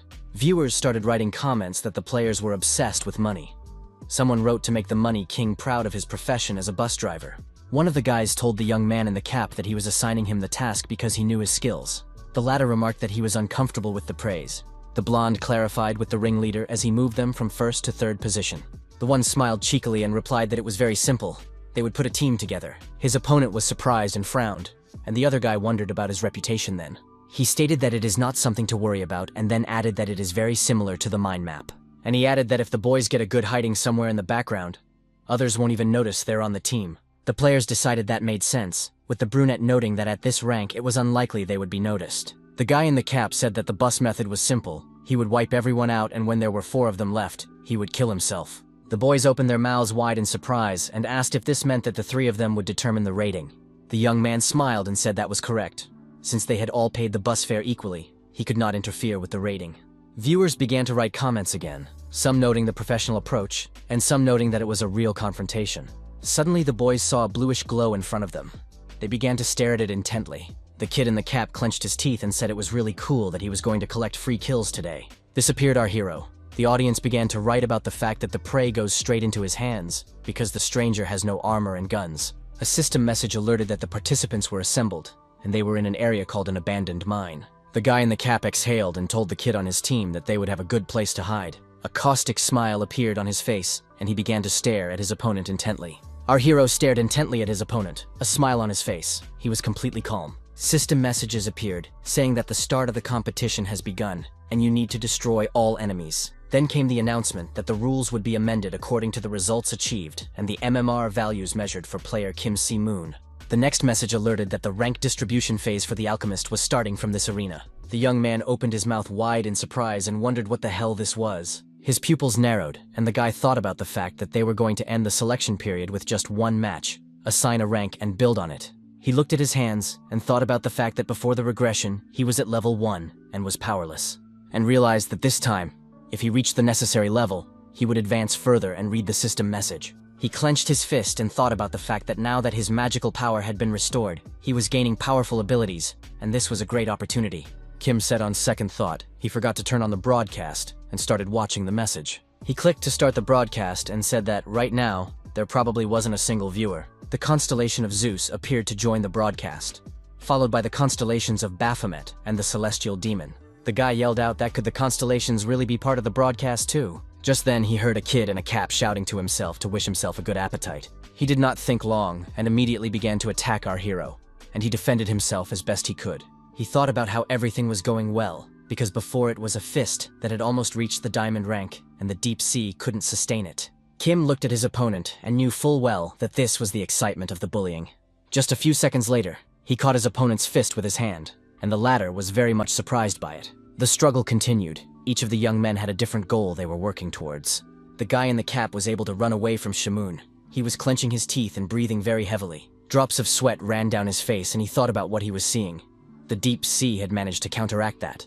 Viewers began to write various messages, curious as to what had just happened. The kid in the cap pulled out his brass knuckles and said his opponent looked harmless, but could still fight back. And Kim thought about whether the opponent was able to minimize the damage the moment he moved. This is, after all, a high-level technique called evasion and involves moving the point of attack to minimize damage. The young man looked at his weapon and thought that he was a martial artist. Judging from the equipment, it looked unusual. The young men who hid behind the hill told the kid in the cap that there was someone else there, and he of course guessed it. Our hero looked at his opponent and asked if he was really a bus driver. He asked how he knew about it and added that anything was possible. But the young man remarked that he understood everything from the first time. The kid replied that it was great, and then asked why his speech seemed a little harsh. The young man stared intently in front of him, and then wondered if he should respect a man who was just driving a bus for money. I looked at it closely and thought that people who climbed the career ladder with bus rides and bus drivers who charge fares are the same people. The guy's eyes burned with hatred, and he thought that, to be honest, it was the driver who was causing the most trouble. The regular competitors suffering from such petty things. And the kid in the cap yelled that the deep sea has a different degree of confidence, as expected, and added that he knows he's a bus driver and acts like it. The chat was back on, with someone in the audience remarking that he was just crazy and an idiot who couldn't understand the situation. The bus driver laughed and said that calling him an idiot was very cruel, and he was just someone who was rising in rank. He began to look askew at our hero. So important to him was he to get angry. It was a provocation, because disrupting the opponent's train of thought and disrupting his rhythm was also a skill. A caustic smile appeared on his face, and he thought that the newcomer probably didn't know that. Then he clenched his hand into a fist and thought about how this kid dared to repel his surprise attack, and made a decision that he would definitely avenge the humiliation. Kim said, starting with a low rating and then clearly provoking his foul play. The bus driver smiled evasively and asked if that was really the case, then noted that it worked for him and asked if the guy was pissed off. Shimuyun laughed wickedly, and then calmly said that he wasn't angry at all. Then he stretched his hands in the joints and said that his dear audience had just given him a task, and he could not fail to fulfill it. The guy in the cap started laughing merrily and remarked that he didn't realize he was dealing with such an important person, and he was thinking about what the mission was. The viewers who were watching the broadcast got very animated and started stringing messages. The bus driver couldn't believe that Kim was getting missions, but he calmly replied that it was all pure truth. He then folded his hand into a fist, used his skills, and asked his opponent if it impressed him. The one looked at our hero from bottom to top. His pupils narrowed greatly. He smiled evasively and answered in the affirmative. And then he clenched his hand into a fist and thought about the guy's immediate response. Once again, the battle between the young men began, with no one planning to back down from their goals. The guys looked at each other with hatred. Their pupils both narrowed very hard. The fight went on, with players hitting each other to end it quickly and become the winner. Suddenly, the bus driver screamed very loudly. He frowned. Blood started pouring out of his mouth. He leaned over and thought about his opponent dodging all attacks and taking risks. The kid in the cap looked at our hero, who was determined and thinking about who he really was. He clenched his teeth, sweat dripping down his face, and his self-confidence began to leave him as he finally realized that his opponent wasn't as simple as it seemed. The players behind him were very scared, and the bus driver was thinking about the fact that everyone was looking at him, so he should end it properly. He started running towards Kim with thoughts of doing what he was supposed to do, so he wouldn't fall face first into the mud. The guy in the cap attacked our hero and was very surprised that he dodged again. And the man looked at his opponent with a smile. He was relaxed and pleased with himself. The young man looked intently in front of him and wondered if that was it. Without waiting for a response, he folded his hand into a fist, brought it over his opponent's head, and said it was his turn. He hit him so hard that the bus driver rose several meters above the ground and hit his back against the walls of the cave, and rock began to fly off of them. The kid clenched his teeth and thought about how this was impossible. How could he even lose? He also wondered where Kim got all this power from. The guys who arrived here with him ran up and started asking if he was okay. He didn't answer them anything, only clenched his teeth harder and thought about how very humiliating this was for him. Just as suddenly, he rose to his feet, and with the speed of light, he began to approach Zimong, who was standing with his head tilted. He jumped up and shouted with all his might for him to stop running away from him and start fighting him. And our hero began to call out the divine technique of the heavenly demon and talk about martial arts. His opponent clenched his teeth. His pupils narrowed and became like dots as he berated Kim.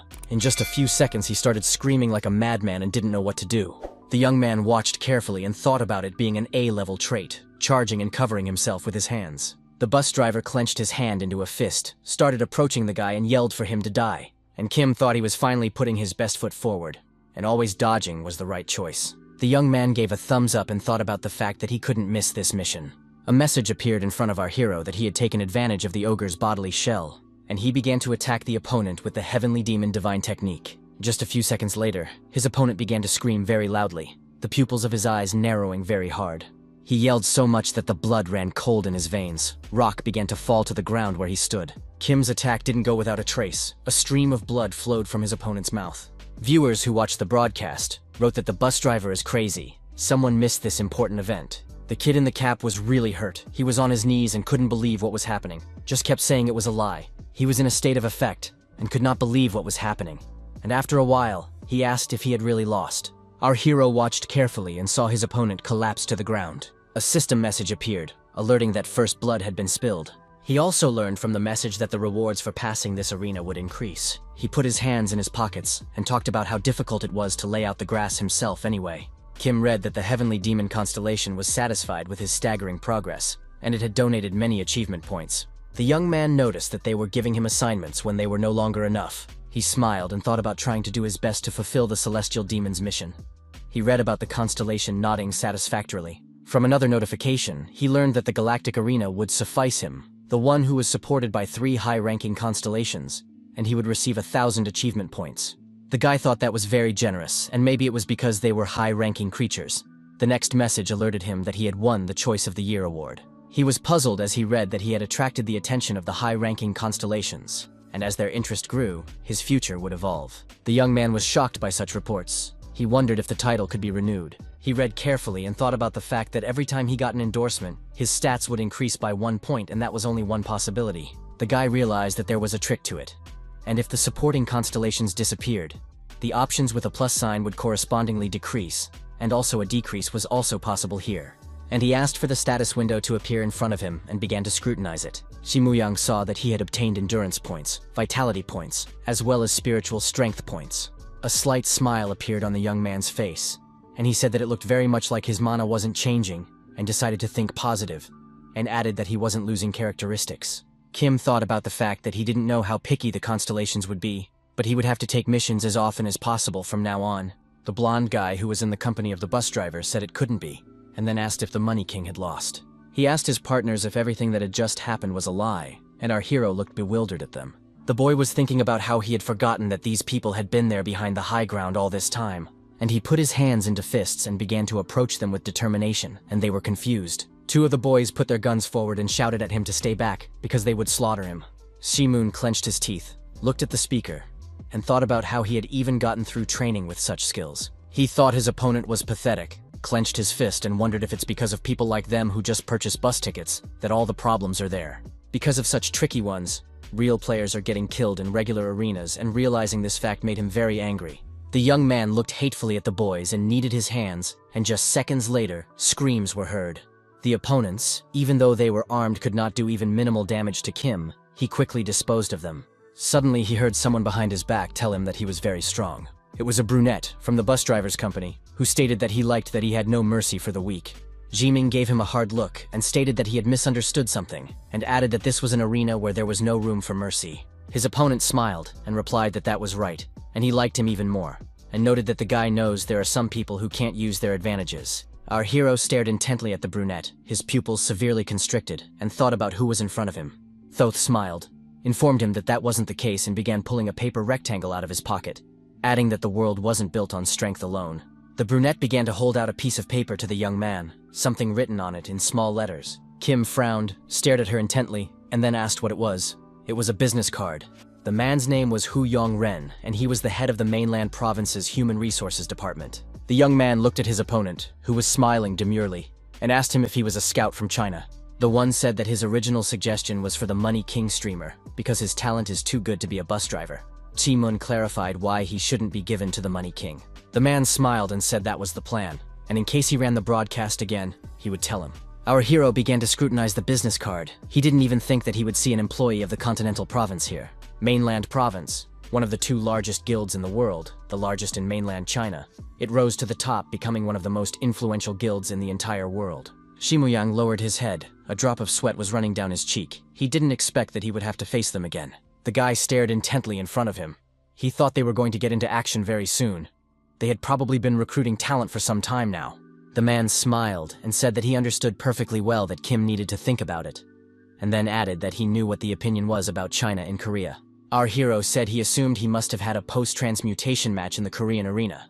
His opponent laughed and replied that there was nothing he could do about it, and added that player recruitment is available starting at rank platinum, and then clarified whether he was uncomfortable scouting in this way, and replied that it wasn't particularly enjoyable, but it wasn't inconvenient either. And the guy thought about the fact that after all, intelligence is what all the great powers around the world secretly do. He eyed the man intently and realized it was a common tactic for finding promising candidates, and the brunette who stood before them belonged to the category of such scouts. The man smiled broadly and asked how the guy knew. After all, there aren't many countries where one transmutes just to become a scout.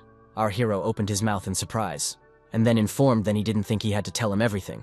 The scout took a deep breath, then exhaled, closed his eyes and agreed with Shimong's words. He put forward his palm and 5 spread fingers and asked how about it, and said he was offering 5 million yuan. He smiled and said it was about 920 million won at the current exchange rate, and added that the payment was immediate. The young man looked at the brunette carefully, and the brunette noted that it was as a token of gratitude, and said that weapons worth 500 million won, and armor would also be provided.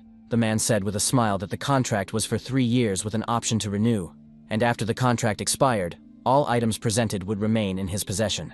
And he added, if the guy transmutes in China, he'll pay an additional 50 million yuan, which is 10 times the original fee, which is about 9 billion won. Hu Yong-ren thought to himself that the young man couldn't refuse. After all, such offers don't come to mid-level players. Kim lowered his eyes and remarked that it was an amazing offer, and let out a heavy exhale. His opponent smiled and asked what he had decided, and noted that it was very tempting, and over 90% would accept such an offer. He held out his hand to the young man, while he thought about the fact that for such a low rank like the Deep Sea, it was an offer that should not be refused, and the term of the contract was only 3 years. Guy realized that there were no conditions that acted like shackles, but he was familiar with the methods of the Continental Province. But he still extended his hand to Hu Yanren, and the men shook their hands in agreement. The man stared intently at our hero and thought happily that everything was perfect. Shimong also smiled and said that Mr. as a human resources manager, Mr. should be better at discerning talent, and he looked at him in surprise. And the young man did not think for a long time, began to attack his opponent. The latter screamed, as he was not ready for such a development of events.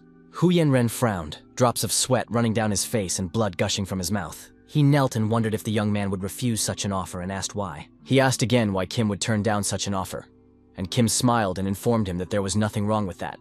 The young man clenched his fist and informed the personnel manager that he just didn't like the conditions. He said that he knew from his own experience what Hu Yang was like before the regression, so he understood it perfectly. The man grimaced when he heard these words, whether from anger, pain, or hatred, and the young man informed him that he wouldn't fall for it again. He turned around, stretched, and told himself it was time to move on instead of dwelling on this. And viewers who watched the broadcast began to express their anger and bewilderment at what was happening. The chat got very lively, with viewers asking a huge number of questions of each other. Some posted about how they had never heard of Kim Si-moon, while others reassured viewers. The kid in the cap was holding onto his virtual reality goggles. He looked bad, to say the least. He looked at the cap that was on the bed and thought about how Kim had died a while ago. But why was he only showing up now? And in the chat room, the discussion continued. Most of the viewers were wondering who massacred the bus driver. The broadcast consisted of loyal viewers, so the kid was sure that everything would be fine.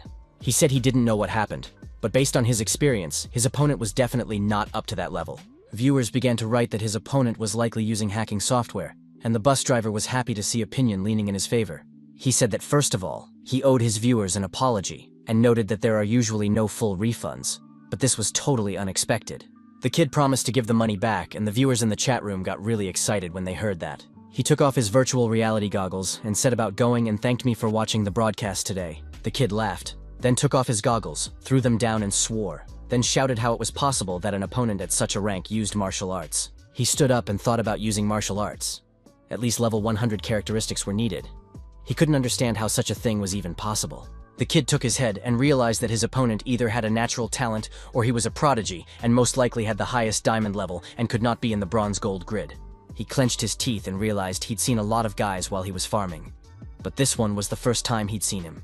And after all, he'd come all the way from platinum elderly fines, not to experience such humiliation.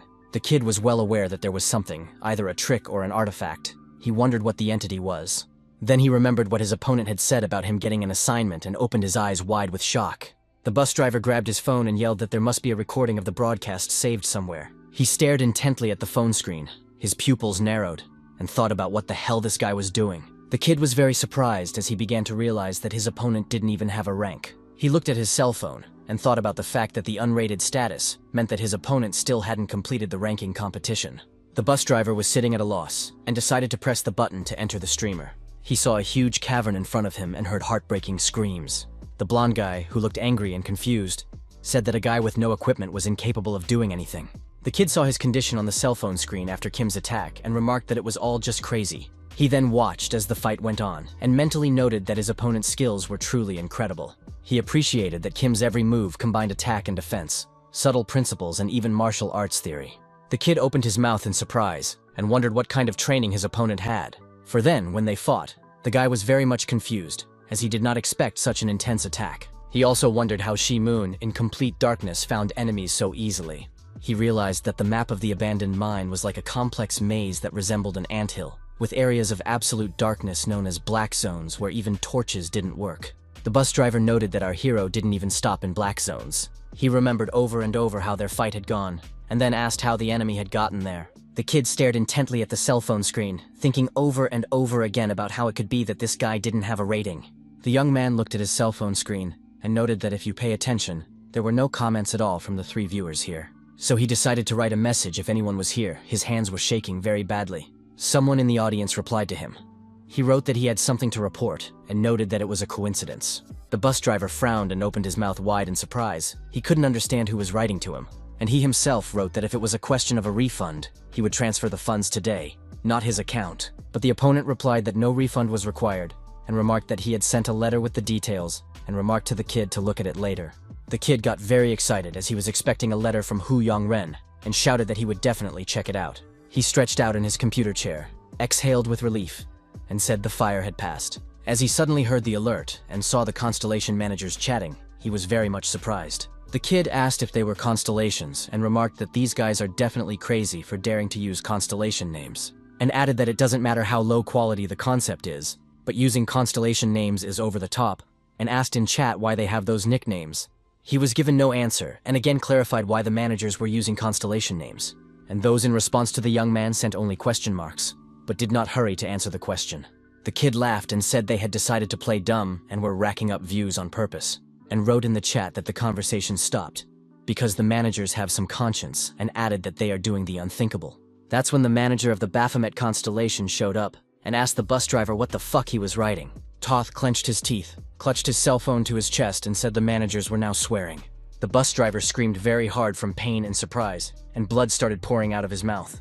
The kid was lying on the ground with his hand to his chest and kept yelling. He had hit his back really hard. Our hero clenched his hand into a fist, glared at the dude, and then wondered if he was the last one. A system message appeared in front of him, showing the arena board. It indicated which seats the players had taken. Shimu was on the first one. He cheerfully announced that he had 20 kills, and his opponent lay nearby, with no signs of life. The young man smiled and remarked that at this rate, even if he took his time, first place was behind him. He read the system message carefully and said the earlier assignment he had received had not yet been completed. He wondered what was missing and read that he needed to demonstrate dominance. The young man realized that if you think about it, it's a vague mission. It's not about taking first place or achieving an overwhelming number of kills. He rubbed his beard and reflected on the fact that dominance probably meant showing off one's skills. Guy stared intently in front of him and thought that subjective tasks were usually harder than objective ones. Kim said he would be fine when the arena was over and kept looking at the system message. Suddenly something distracted him, and he turned his head to the side and looked closely. Then the guy lifted his head up, his pupils narrowed, and asked what it was. In just a few seconds, his eyes turned a bright yellow color. They burned with fire. A system message appeared, informing that the Moon Owl's bodily shell was a skill that was 13% complete. He looked in front of him and realized that he could use it to replicate the physical abilities of the Moon Owl. The crystals were eye-catching. They shimmered so much that our hero made a point of getting close to them. The boy took one of the crystals in his hand and thought about the fact that it was most likely silver ore. Philosopher's Stone asked what the object was, and the young man was very much surprised. And the stone shouted that it knew, and it was the exact item. Our hero's pupils narrowed very much. He thought about it being the same mineral, and asked as an information window appeared in front of him. The Philosopher's Stone began to ask question after question as to whether or not this was it, and our hero only sighed heavily. After a few minutes, a satisfied smile appeared on his face, and he shouted that this was it. The Philosopher's Stone was also smiling. He started to jump and then told the young man to grab it quickly. The boy stared intently at the object, and thought he didn't expect to find this in an abandoned mine. He made the decision that he needed to finish the arena first and get that checked out properly. The young man heard the sound of a system message coming in and looked up questioningly. He noted that he left the broadcast on and forgot about it, and thought he had given permission for 3 constellations to be controlled. Our hero stared intently in front of him. Suddenly his pupils narrowed and he opened his mouth in bewilderment. There were messages in chat, someone asking to be killed if they wanted Constellation cosplayers, and he was threatened in return. Another viewer wrote that this is the first time he's seen douchebags cosplaying constellations. Then there was a message from Baphomet's constellation manager that he would kick the blasphemous bastards out of here, and became very active in excluding viewers from the broadcast. The manager of the Zeus constellation wrote about how it's incredibly refreshing, and he really likes it. The young man, however, opened his mouth in surprise and thought about what was really going on. He didn't expect things to escalate like this. He just granted manager privileges to constellations to maintain the title Blood of Kings. And the whole thing turned into a keyboard battle, with constellation managers bickering with each other and the audience. Our hero took a deep breath, then exhaled and closed his eyes. He was very upset. He clicked the icon on the system message screen and thought about the fact that he had blocked 1,000 people out of 4,000.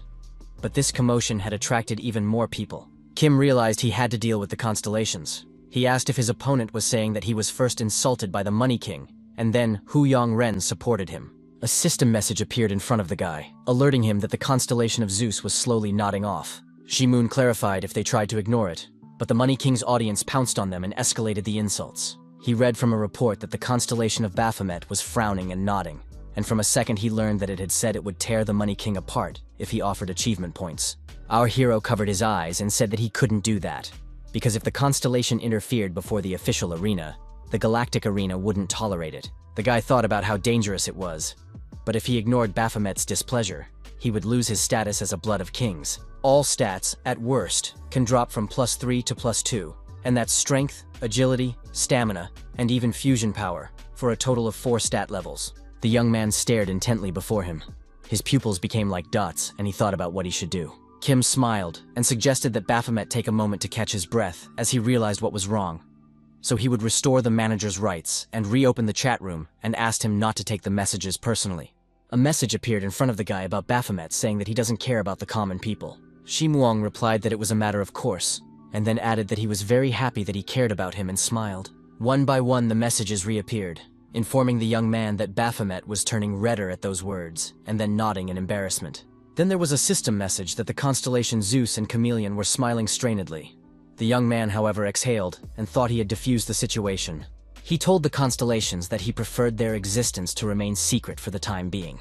In a world where even a single player selected by a constellation is used to gauge the strength of a nation, it leads to various shenanigans, and trying to move up in the rankings under such circumstances can be premature. The young man looked in front of him and thought about the fact that if they couldn't have it, they would destroy it. Such is human nature. He wanted to say something, but thought about the fact that anything to do with constellations should be kept from people at all costs. Our hero was thinking about something. The pause dragged on for a while he searched for the item he needed on the screen. The guy said he was counting on them, and a message appeared in front of him that the constellations agreed with his opinion. He held his hand out to the screen and said he was turning on the broadcast screen and would start over. There was a huge amount of messages from viewers on the screen, all wondering if the managers would be punished, why they did it, and if they acted on their own accord. Our hero was already live. He was smiling and reading the messages carefully. He then greeted the audience, smiled, and told them there had been a mix-up, and said that the managers tried to prepare something for him, but something went wrong, and apologized, while he thought about the fact that it was a made-up scenario they had come up with together with the constellations. Viewers began to write in the chat room their opinion on the situation. Some were amused, and others were still indignant. The young man watched the chat carefully and smiled, he thought, as the mood improved. A person with the nickname Gold sponsored Kim and wrote a post about streaming more often, and he would support. The young man received a system message that he had reached the intermediate stage of first sponsorship, and the second that he had earned 100 achievement points. The guy was very surprised, smiled, and thanked the viewer for the support. And I thought to myself that constellation support is impressive, but in the long run the support and interest of regular viewers is necessary. He stared at the monitor screen as a system message appeared in front of him, saying that the intermediate milestone of exceeding 5,000 spectators had been reached. The young man had earned 500 achievement points and thought if the broadcast grew, he could earn achievement points regularly. Viewers began chatting about how attractive he was, and his easy smile made them smile back. Kim, on the other hand, offered to focus on the game and noted that he was still new to streaming, so he would turn off the chat for a while and ask the viewers to behave correctly.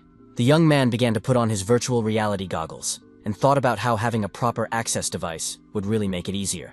The first system message notified of a successful sweep of the Frozen Mines arena, and the second announced that a staggering record of 25 kills had been achieved as the last survivor. Just a few seconds later, the messages began to appear one after another, and Shimwong looked confused. He read that the reward for passing increased depending on the results, and that he had completed the Chameleon Constellation mission. From the third message, Kim learned that experience points had been distributed. He then familiarized that he had earned 500 achievement points, and his bound trait Philosopher's Stone also gained experience points. Also, a system message informed our hero that the level of the Philosopher's Stone had increased by 3. The young man shouted that it was incredible, and the rewards were amazing, and that even though it was just a level test, he was surprised that the level had increased by 5 times. He thought about the fact that on top of all, the Philosopher's Stone gained 3 levels. Tell you what it was: how to earn experience for level B. The guy looked at the monitor and started reading the viewers' messages and was very much surprised. He wrote about how the player didn't prepare any waiting screens, and Simoon thought that there really weren't any illustrations or anything. He laughed and said he remembered that he didn't have a screensaver to wait for the broadcast, and added that he had only recently started streaming and hadn't had time to set it up yet. He promised to get it ready soon and add it to the broadcast. Viewers started texting again, some asked to just post selfies, and there were some who were ready to do everything for Kim. The guy thanked the audience and thought to himself that it was the first time he was getting so much attention. He realized that for someone who was stuck at the first level due to magic inability, it all seemed like a dream and it was all unbelievable. The young man put a hand to his chest and thanked him for watching his fast broadcast. He waved his hand and stated that this was the end of today's broadcast, and that he would be back next time with even better content. Viewers began texting him not to leave since it was over so quickly, and others began to say goodbye. Kim sat upright on the floor and exhaled with relief as the broadcast finally ended. He smiled and remarked that this was something he could get used to, and Philosopher's Stone remarked to the guy not to get too used to it. Shimwong put his hand on his chest and told the little prankster not to worry, and the latter reported that he wasn't joking, but was serious. The young man began to look for something among the system messages. He had something he needed to check. He reasoned that Kim's player placement stage will now end. The second message informed that based on MMR, the platinum rank is considered the most suitable. The young man watched carefully as the settings loaded and said that luckily he didn't hit platinum right away. The guy walked over to the fridge. He thought about the fact that although his results had been stunning in every game, it had only been 3. He took out a can of drink and realized that when he thought about the average level in the platinum rank, it didn't make sense to transfer him there right now. The young man looked at the system message and said the settings were taking time. After a short time, he was notified that the customizations were complete, and he was presented with 2 options. He had to choose either silver rank, where he gets a 30% reduction in experience and rewards to gold level, or gold level, where he gets a 10% bonus to experience and rewards. Our hero looked carefully in front of him and could not understand why he had to choose between 2 options. He said it was clear to anyone that the first option was much better and wanted to press the select button already. Suddenly, the young man shouted a stop to himself and began reading the messages again. His pupils narrowed with exertion.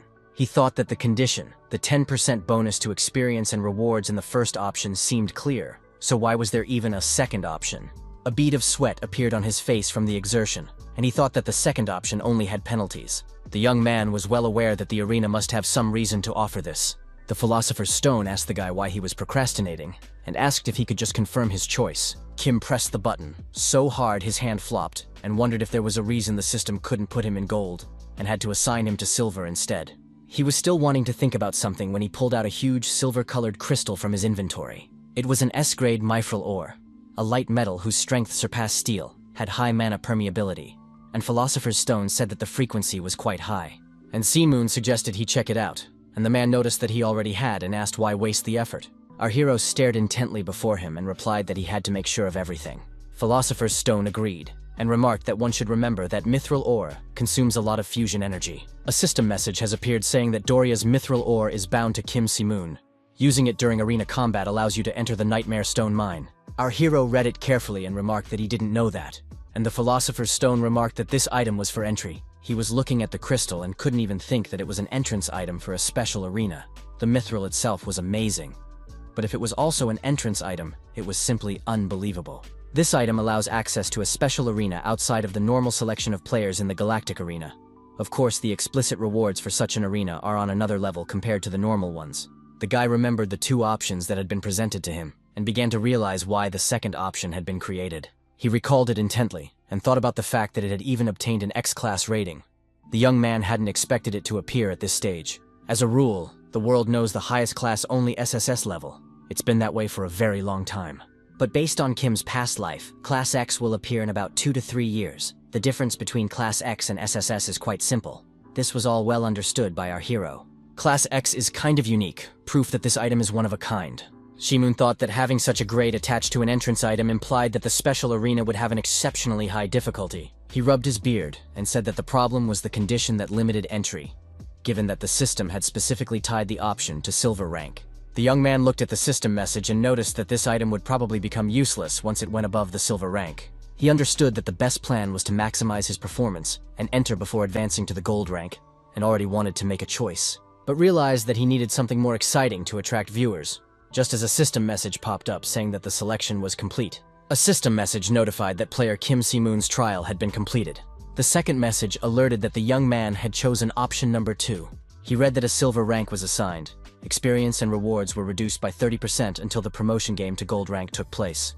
The system message that player Kim Si-moon has been given a silver rank has appeared again. Our hero read everything carefully. He was very serious. His eyes were burning and his pupils narrowed to dots. His lips he pressed hard. Then he read a message that due to the changed MMR, a penalty was applied, a 30% reduction in experience and rewards.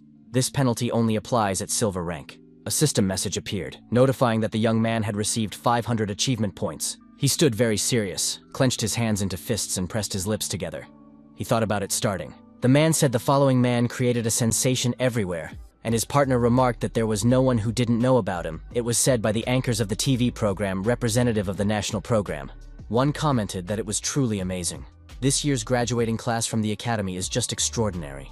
The other added that 2 of the graduates became rankers, and it's a big deal for their country. The host talked about how Kim Si-hyuk's broadcast, where he recently killed a raid boss, was overwhelming with over 500 million views. The viewers were very surprised since the broadcast was a few days ago and already so many views. They talked about Kim Ji-hyuk being a recognized ranker. The guy reported that he was able to watch the live broadcast. His opponent said he was jealous of him, and he himself was very busy. The young man turned to Sunbae and remarked that there was no need to repeat himself. He could hear everything perfectly well as it was. The one clambered up, smiled, and said only to look at his opponent. The same one asked where his injury was. The guy in the white jacket stretched and noted that this was one of his rare respites. The man in the dark shouted that he should be saying that and asked why he was chilling in his office. The one replied to Sunbae that he was his client. The opponent laughed and asked if their dear Kim Si-hyuk could look convincing, and added that just because he's his client doesn't make him the boss. The guy laughed and asked to be given a break since he has nowhere else to do it. Sunbae frowned, closed his eyes, put his hand to his forehead, and noticed that he really had a busy life. He poured boiling water into a glass, handed it to Si-hyuk, and told him to drink the coffee to lift his spirits. Toth became indignant and remarked that he wanted to take a nap, and Sunbae offered coffee, and Sunbae replied that he was giving it to Kim to cheer him up and stomp out of here. But the guy in the white jacket said he would sleep. His opponent remarked that he was very difficult to deal with. And then he threw a paper bag on the table in front of the young man. He opened his eyes in surprise, then asked what it was. Sunbi asked what he thought about it, and then stated that it was the information he had asked to find. Kim pulled some documents out of the bag and asked the guy how he was able to gather the information he needed quickly. The man put his hands behind his head and said that even if he was humiliated by an important ranker like him, he would still remain a professional. Shi Hyuk laughed and told the guy to calm down, and asked him when he had ever treated him like Night Hunter Park Jin-wook. Sunbae said then enough asking for favors and should start making normal orders instead of living off him. He added that the guy had a lot of dough, and then stated that rich people are evil. Kim said he was hurt to hear that, and noted that he had paid for his last AP order in full. Young asked if he realized what he was saying and then added that he preferred cash, and if AP was worth it, he wouldn't have resigned and continued with the arena. Then asked if Shi-hyuk knew why he left. The latter didn't answer the question but remarked that his offer stands. Sunbae replied that he would only hurt his reputation. But Kim smiled and noted if anyone spoke up, they could easily get rid of them. Sunbae asked his opponent if he was planning to destroy the Korean Association or something like that and remarked that the little guy's face and character don't match at all. Then he asked him to wait a second and yelled for him not to speak as he began to guess something, and Kim asked why the man was so surprised. He smiled and said that he was only just trying to regain his original position. Sunbae only frowned in surprise and opened his mouth, a drop of sweat appearing on his face. The young man thought about the fact that this kid was really thinking about taking over the association. He looked at his opponent and began to guess that Park Jin-wook knew all of this very well. The man regarded the guy in the white jacket, who was reading the paperwork carefully, and thought about his smile. Just like that, Shi-hyuk asked Sunbae if that was all he had found and looked at his opponent intently. He clenched his teeth, frowned, answered in the affirmative, and asked if Kim had a problem. He realized that the kid was very dangerous, that his aura was enough to make a diamond ranker like him sweat, and a normal person would have passed out long ago. Si-hyuk remarked that he found something interesting, and added that he knew someone was behind it. But was it really Sung Sam? The young man continued to look very carefully at each document that was in the folder. Sunbae covered his eyes and thought that they were true to their name. Sun Sam covering his tracks so that further investigation would be impossible. Kim rose from his seat and said that he had given a clear lead, and his opponent was only able to figure out the fact that Sung Sam was involved. The man yelled that the other couldn't find that either. The guy closed his eyes and suggested Shihakyu to find out for himself, and then remarked, if it's related to Sung Sam, maybe Yu Jung could dig up something. The man continued to study the documents further, and calmly replied that the girl didn't know anything, then added that she didn't know then or now. Sunbae says he doesn't know what it's about, but it's likely that Jung is investigating something. Shi-hyuk stared at his opponent and revealed that Yu had no idea that Sung Sam was involved in that incident. The guy in the black t-shirt scratched his head and asked since when he and Jung had been on bad terms, and Kim replied that it had always been like that. Then he looked intently at the doors and asked Sunbae if he was waiting for someone else. Sunbae asked, wondering why and noticing that Kim was so reluctant to show up every time, that he was resting on days like this. Shi-hyuk interrupted his opponent, his pupils shizzing, and said that it was most likely that the famous night hunter had been tracked down. As the doors suddenly opened, the man who entered apologized and clarified if he had gotten into Park Jin-wook's office. Sunbae apologized and remarked that they were closed today and offered to come back tomorrow at another time. He looked in the direction where Kim Si-hyuk had just sat on the chair and wondered where he had gone in such a short time. Park Jin-wook thought that the guy's stealth ability had improved since last time. Even he, the assassin, was amazed by his stealth. And after all, he wasn't a rank-level player for nothing. The stranger said he didn't know it was their day off, and Sunbae wondered if it was a sent Sun Sam or a regular bloodhound. He began to look closely at the young man who was smiling achidically, and wondered if this could be the assassin who was sent to eliminate him. And the stranger smiled broadly, apologized again, and remarked that since he was already here, how about leaving them a request, and added that it was a very simple task. But Park Jin-wook didn't even want to hear, immediately told the man to leave. But the hooded guy started talking about finding one person. But Sunbae shoved his hand under the table. His pupils narrowed very hard, and he shouted with all his might for the stranger to freeze. He started to pull out his knife and mentally swore that he had no choice but to use it. Suddenly, Kim Si-hyuk suddenly appeared in the room from nowhere. He was very tense, pressed his lips together, and stared intently in front of him. Park Jin-wook clenched the weapon in his hand harder. He was already ready to pounce on the intruder. Thoth stood calmly in front of the men, though he could see that they were both armed and ready to pounce on him.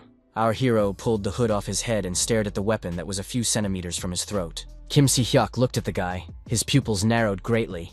A drop of sweat appeared on his face, and he opened his mouth in surprise. And when he turned on the light, he was even more surprised. This was not a development he was prepared for. Yes, and Si-moon was very surprised to see Si-hyuk here. He also opened his mouth wide. Park Jin-wook, who was standing to the side, frowned. He couldn't understand what was going on. A few minutes later, the young men were sitting at the table drinking tea. Sunbai asked Shimoon what request he had come to him with. The latter said he was looking for a man. The man laughed and remarked that the young man had come to the right place, and added that they were very good at this sort of thing. The young man looked at him, smiled demurely, and replied that it was a great relief to him. For the Night Hunter, finding a human is no problem. His SS-level trait, Blessing of the Night, is optimized for killing. Shimoon thought about how, like most in the assassin class, it was useful for spying and gathering information, which was why he came to Park Jin-wook. He looked at the guy sitting beside him and thought about why he was here. He wondered why he was hiding his gaze from him, and wondered if he felt guilty about the magical incapacity incident 10 years ago. Moon turned his head and asked Hyok what was wrong with him, noting that he wouldn't eat him, and asked him to look up and clarified if he knew Park Jin-wook. He began to make incomprehensible sounds, scratched his head. A drop of sweat appeared on his face from worry. Park noticed that Sae-hek was not only a student at the academy, but also one of his main clients. Si-moon sipped from his cup and thought about how it was very strange since in his past life, Park Jin-wook was not related to Si-hyuk at this time. He put the cup on a saucer and said he didn't know the guys were cooperating and added that they must be close. And the men grimaced and spoke of being mortal enemies. Our hero could understand nothing. Pak frowned, took a heavy breath, and remarked that due to Reincarnation's status, he was forced to serve him like a slave. That one folded his hand into a fist and asked Jin-wook what he was saying, and Moon noted that it must be hard.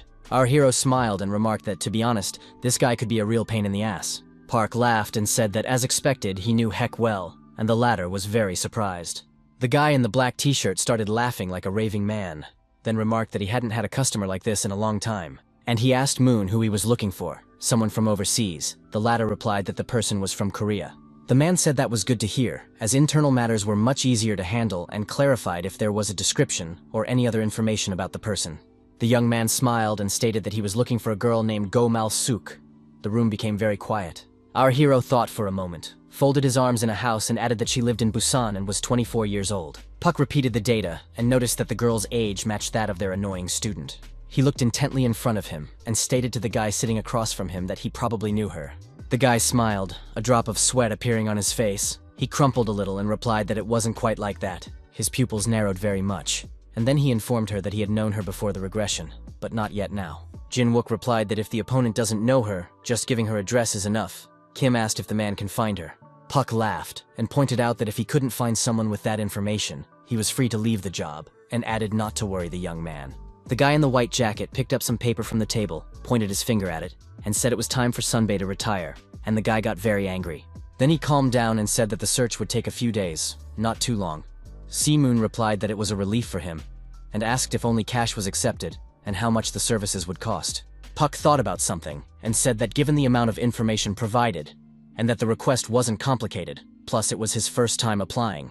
He thought for a few more seconds, looked intently in front of him, and informed me that he would do everything for free. Our hero threw his hands up and remarked that he appreciated his offer. But why was it all for free? And stated that he would not accept such a thing. And after all, Jin-wook has a diamond rank and cannot use his services for free. Puck laughed merrily and said that the young man was really different from his younger self, and added that now he was even more willing to do the work for free.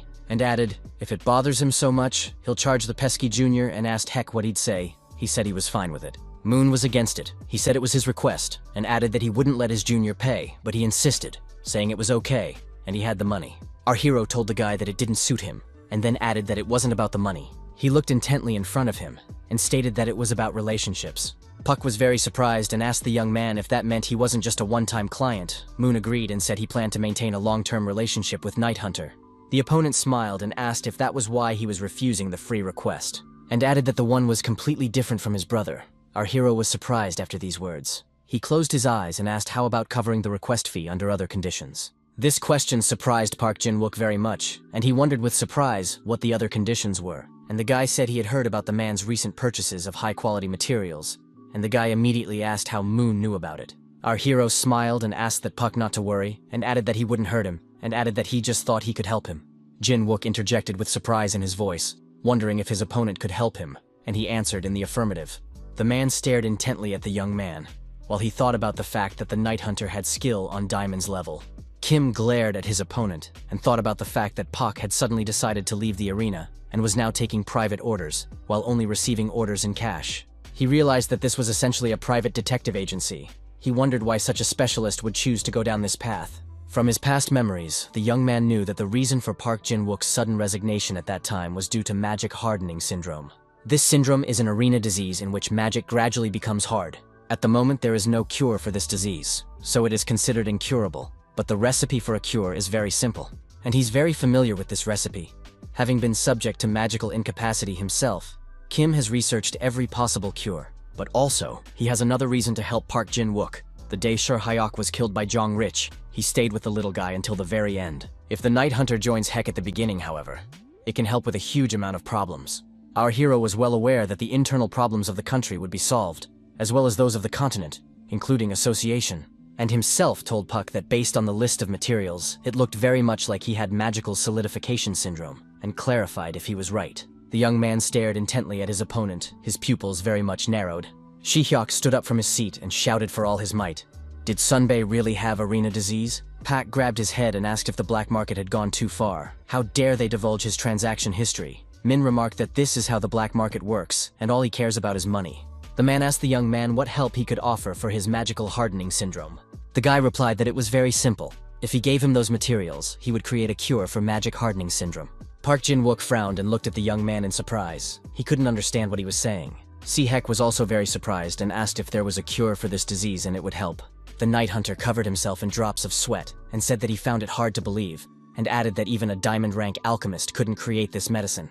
Moon closed his eyes and replied that he saw no point in going into detail, and remarked that he could say with certainty that he was capable of doing so, and added, if Puck wasn't interested, he could just decline the offer, or he'd open his mouth and remark that it was unbelievable. He told Moon that he wanted to cop something from him, his voice trembling and tears streaming down his face. He asked the guy why he was offering it to him, and informed him that he had said he would fulfill his request for free. The guy smiled and said that he really liked Jin-wook's straightforwardness. The man had drops of sweat running down his face in hail, thinking about his opponent driving him crazy while being unable to read him. Our hero held out his hand to the Night Hunter and inquired about his decision. The one put his hand to his forehead and asked if he had a choice, then asked for the young man to make the medicine. The guys shook hands, with Park saying he would pass on all the ingredients as Moon had previously suggested, and his opponent saying he had made a wise choice. Our hero looked at the young man and told him not to worry, because he would still have some surplus left over, and added that he was waiting for the ingredients, and then said that he would contact Jin-wook as soon as the medicine was ready. The latter bowed and said that he would wait.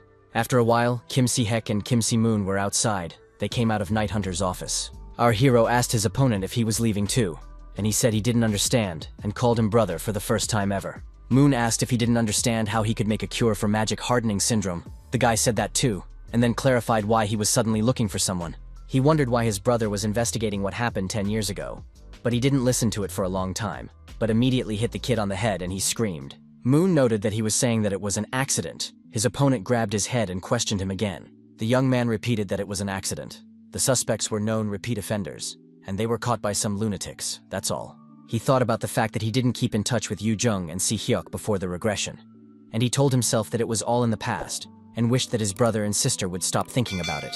The guy realized that some part of him still felt guilty, but not now, and told Huck to stop dwelling on the past and look to the future. He had already told his brother everything in his previous life, and he stood there looking at Moon in surprise. Then he smiled and remarked that he never thought he would say something like that.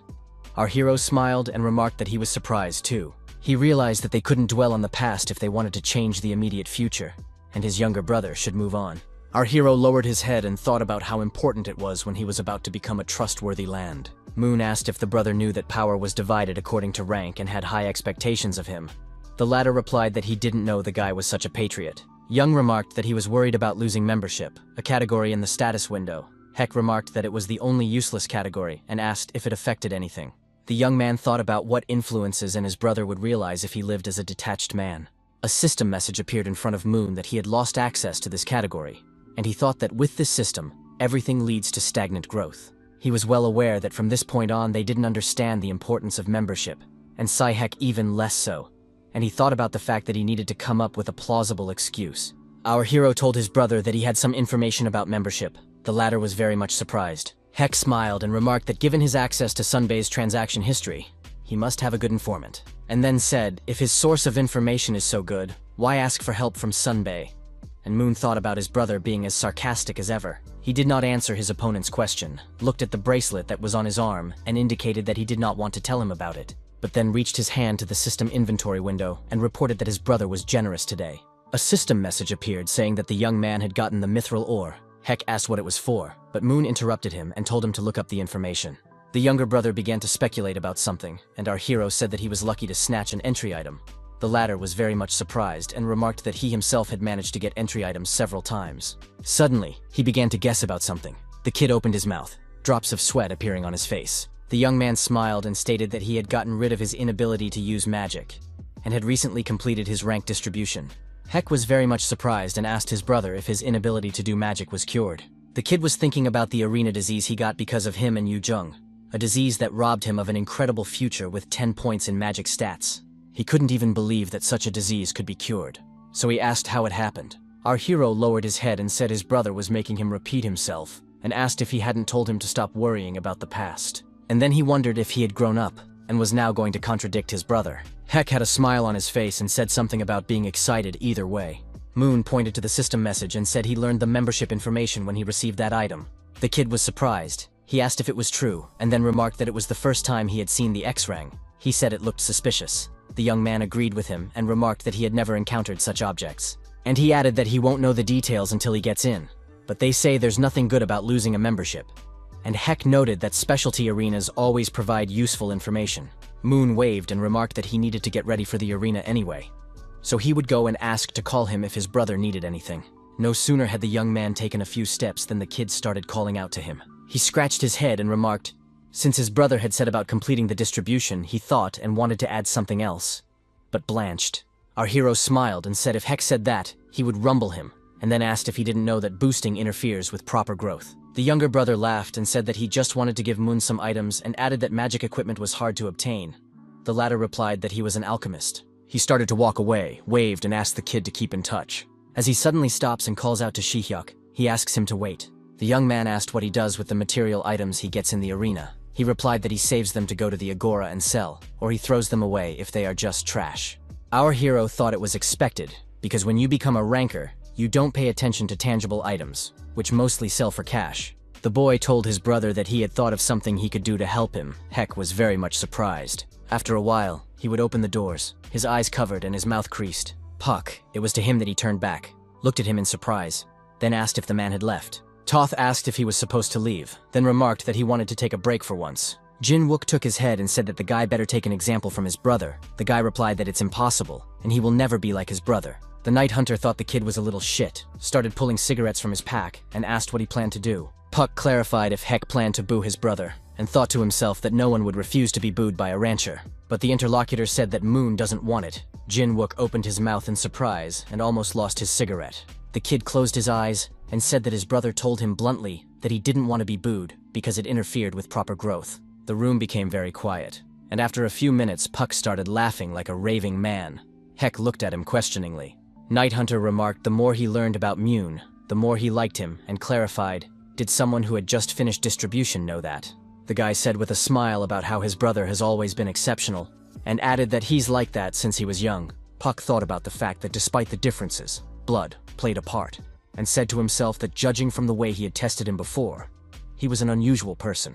He also asked if Moon had given up the gear. The kid replied that his brother had stated that alchemists didn't need gear, and instead discounted him some of the materials. The Night Hunter smiled and informed him that materials? That's smart. And alchemists are known for not being very reliant on equipment. And he frowned and thought about the fact that the young man clearly had his own reasons for refusing help at this level. He also thought about the fact that the guy also had the courage not to be cocky in front of the diamond ranking, and he even mentioned a cure for magic hardening that didn't exist. Mun was interesting in many ways. Heck asked the guy if the girl's name was Mal Suk by any chance. Pak replied in the affirmative and wondered why he was asking. The kid's eyes lit up, pupils narrowed very much, and he asked his opponent to study her well. Jin Wook spread his hands and said if he took the job, he doesn't do it superficially, and then asked the guy if he was asking to investigate him separately from his brother. The guy confirmed his speculation and asked to look into everything from her origins to her past, and if she was a player, her stats as well. Puck smiled and said that he didn't think the kid had such tastes, and remarked that he shouldn't steal a girl from his brother. But his opponent got angry and shouted. He became as red as a beet. Night Hunter told Heck to relax and claimed he was joking. The latter remarked that he thought his brother was hiding something. The one frowned and asked if Moon could really be hiding something, and then told him not to talk about the medicine being a lie. The kid smiled and said that he didn't mean it, he just felt like there was something he didn't know. Puck asked why he was digging into all this then. Heck rubbed his beard and didn't know what to say, and then informed him that he thought it had to do with something that happened 10 years ago. The door to the room opened, and the young man told the boys to sit quietly and not worry about anything. This is Moon speaking. Heck was looking through the slit. He noted now that he had the same feeling now as he had then. Jin-wook stared intently at his opponent. He frowned with tension, and the latter stated that he didn't like it. The kid looked at the man and said he didn't like it if someone tried to protect him from the shadows. Our hero heard the Philosopher's Stone ask him if the young man was so happy. The latter inquired who would not be happy about the unexpected harvest, and reported that he went there with the purpose of completing the Heavenly Demon quest, and ended up with all the ingredients collected by Night Hunter Park Jin-wook. The young man thought about the fact that now they wouldn't have to worry about the ingredients of the medicine, and said that as soon as he thought about it, he immediately drooled. Philosopher's Stone remarked that Appa may look naive, but he always has a trump card or two up his sleeve. The guy said he'd take that as a compliment. The opponent said that was the compliment, that's why he was worried. Because unlike him, their handsome master really does look naive, and asked what would happen if he got cheated somewhere. The young man remarked that Heck was naive, and also added that the fellow was still very cunning. And the Philosopher's Stone asked if he was jealous. And he added that the guy wasn't worried and noted that he was only his and his heart was pure. And Kim asked him to calm down. A few minutes later, our hero came home and looked at the reagents that were on the table. Moon rubbed his beard and thought that they should set aside the elixirs, and if they played their cards right, they could make a good profit on the cure for the magic hardening syndrome. The arena disease is dragging down all ranks. High-ranking members such as Park Jin-wook are suffering. And after all, they all wish to cure the disease. The guy thought about the fact that it's not that he only wants money from his patients. He realized that when considering his future endeavors, a steady income was of utmost importance. But his main task, to stop his brother's killers, also responsible for the destruction of the land, Zhong Li-kyu. The young man was sure that that mystic eye and the other offenders must answer for everything. He remembered how his brother had died then and realized that he had to live no matter what. A huge number of system messages appeared in front of him, and he thought it was all related to Heck's characteristics. The young man realized that he needed to get stronger so that this information would not happen again. He clutched his chest, and then called for the Philosopher's Stone, as he wanted to tell him something. He was quiet for a while and suggested to start synthesizing. The one got very excited, started jumping up and down, and said that he had been waiting for these words very much. As suddenly, a system message appeared in front of our hero, alerting him that his fusion power was insufficient to achieve the required fusion. The guy looked carefully in front of him and thought about the fact that he now had 10,450 achievement points. A system message appeared in front of him whether he agreed with such a proposal, and he had to choose an answer. The young man's pupils became like points, and he thought about the fact that he wanted to keep about 1,000 points at first. He realized that the obsidian tablet would become more powerful as a result of this fusion. The guy found a whopping 20% increase and thought about the fact that even now the growth was visible. Kim made the decision to go along with the system message and thought about what would happen if he made a 40% increase. A system message appeared in front of our hero that the fusion process was beginning. A purple star lit up in the chest area. From the next message, Moon learned that the synthesis was complete and the obsidian tablet was 40% complete. This pleased him very much, for these figures were much higher than before. System messages appeared. The first that the constellation of Baphomet was sending a look full of pride and approval, and the second that the constellations of Zeus and Celestial Demon were licking their lips. The young man then read that Baphomet constellation was donating 500 achievement points. The guy was surprised that constellations could write messages to donuts and laughed. He reached for the virtual reality goggles that lay nearby waiting to be used. The young man put them on his head and talked about starting then. The system message that welcomed him to the Galactic Arena immediately appeared in front of him. He was informed that he was entering the Nightmare of the Glowing Mine Arena. Also, our hero has read that entering the arena consumes the entry item Mithril or Doria. Then a system message appeared that according to the rules of the special arena, unlimited waiting time was granted. The young man was very much surprised that waiting time was provided in the specialty arenas. He looked at the system message screen in front of him and said that there was nothing in the waiting area. The Philosopher's Stone said that it was just a temporary space, and asked if he was really going to enter the special arena now, and clarified if he was in no hurry. Kim assured that he was planning to go out when the obsidian tablet reached 40%. Stone said that should be enough with human fusion, and Moon reported that his achievement points had nearly doubled. He smiled and said that it should be enough for a special silver-level arena. A drop of sweat appeared on the young man's face, and he wondered what he should call the broadcast. He remembered that the constellations had argued a lot at the last broadcast. The boy thought about that correspondence. He wondered if it had ended with the broadcast of aggression from the abyss. He pressed the button to start the broadcast and decided, as before, to keep the lights off. The young man realized that after all, he still had a low rank and was still independent, and then he saw the chat messages. Viewers immediately began to write a huge variety of messages. Some asked if the guy was booed, some demanded constellations here, and Kim was glad he didn't use an aggro name for the broadcast. When he looked at the monitor, he saw that more than 1,500 viewers were watching his broadcast, and it surprised him very much. The guy smiled as he read that someone had posted that the waiting screen was still the same. He figured it would have to be changed soon. The young man cheerfully greeted his audience. Those were very happy to see him. Kim clapped his hands and said they would be going to a special arena tonight instead of the regular arena. The audience became animated again, some asking if it was possible, and there were some who called him crazy. Our hero asked to be sympathetic if he couldn't check the chat during the arena. The guy lifted up Mithril or Doria, and thus produced an arena launch.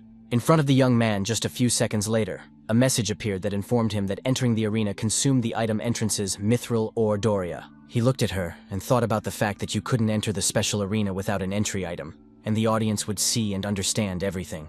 A system message appeared in front of the guy, alerting him that a location called Nightmare of the Fiery Mine was waiting for him. Then he familiarized himself with the assignment. It was very simple at first glance, and stated that the young man must survive the Nightmare of the Mine. The young man stared off into the distance, and just seconds later, a system message alerted that the arena was starting. The spectators were very surprised. Some couldn't understand why the player immediately entered the arena. Others were aware of the entrance item, and there were those who were worried about Moon. Our hero lifted his head up and thought about the fact that such a task as surviving the Nightmare of the Mine is hard to call a survival event. He reflected on the fact that as expected of a special arena, it gave no clear purpose, only abstract hints. The guy rubbed his hand on the mine wall and thought, if you don't know something, but if you understand the terms well, the net reward increases. He stared intently in front of him and realized he couldn't feel the mana in the walls or in the air. The young man began to look around, looking up and thinking about the Nightmare of the Mine. The thought arose in his mind that some terrible event had probably occurred in this mine. He wondered if there was some entity living here that was causing the nightmares. Our hero heard a strange sound and glanced in the direction it was coming from. It was a huge monster, with a fearsome face, and in its paws was a weapon. The young man immediately realized who was in front of him. He was very frightened as he saw the dragon. Draken. It's a special kind of dragon that is only shown to high-ranked gold. No wonder this arena is called that. For silver level, it's a real nightmare. The spectators also realized who appeared in front of the player. They knew it was too much for a special arena. System messages began to appear, that the constellation of the celestial demon was frowning. The constellation of Zeus was expressing displeasure, and the constellation of Baphomet was gritting its teeth in annoyance. Our hero read them frowning. A trickle of sweat appeared on his face and he pressed his lips tightly together. And at this time, the monster pointed a huge weapon at the young man. It was ready to strike. His eyes burned with fire. He growled so that his sharp teeth could be seen and shouted that he would kill him. The young man folded his fingers, looked intently in front of him, and asked something to check. And Draken clutched his weapons harder in his hands and ran towards our hero. He was very belligerent. Our hero was completely calm. He smiled at the monster, simply putting his hand forward. Draken was waving his weapon with all his might. He was not happy that a human had come into the mine.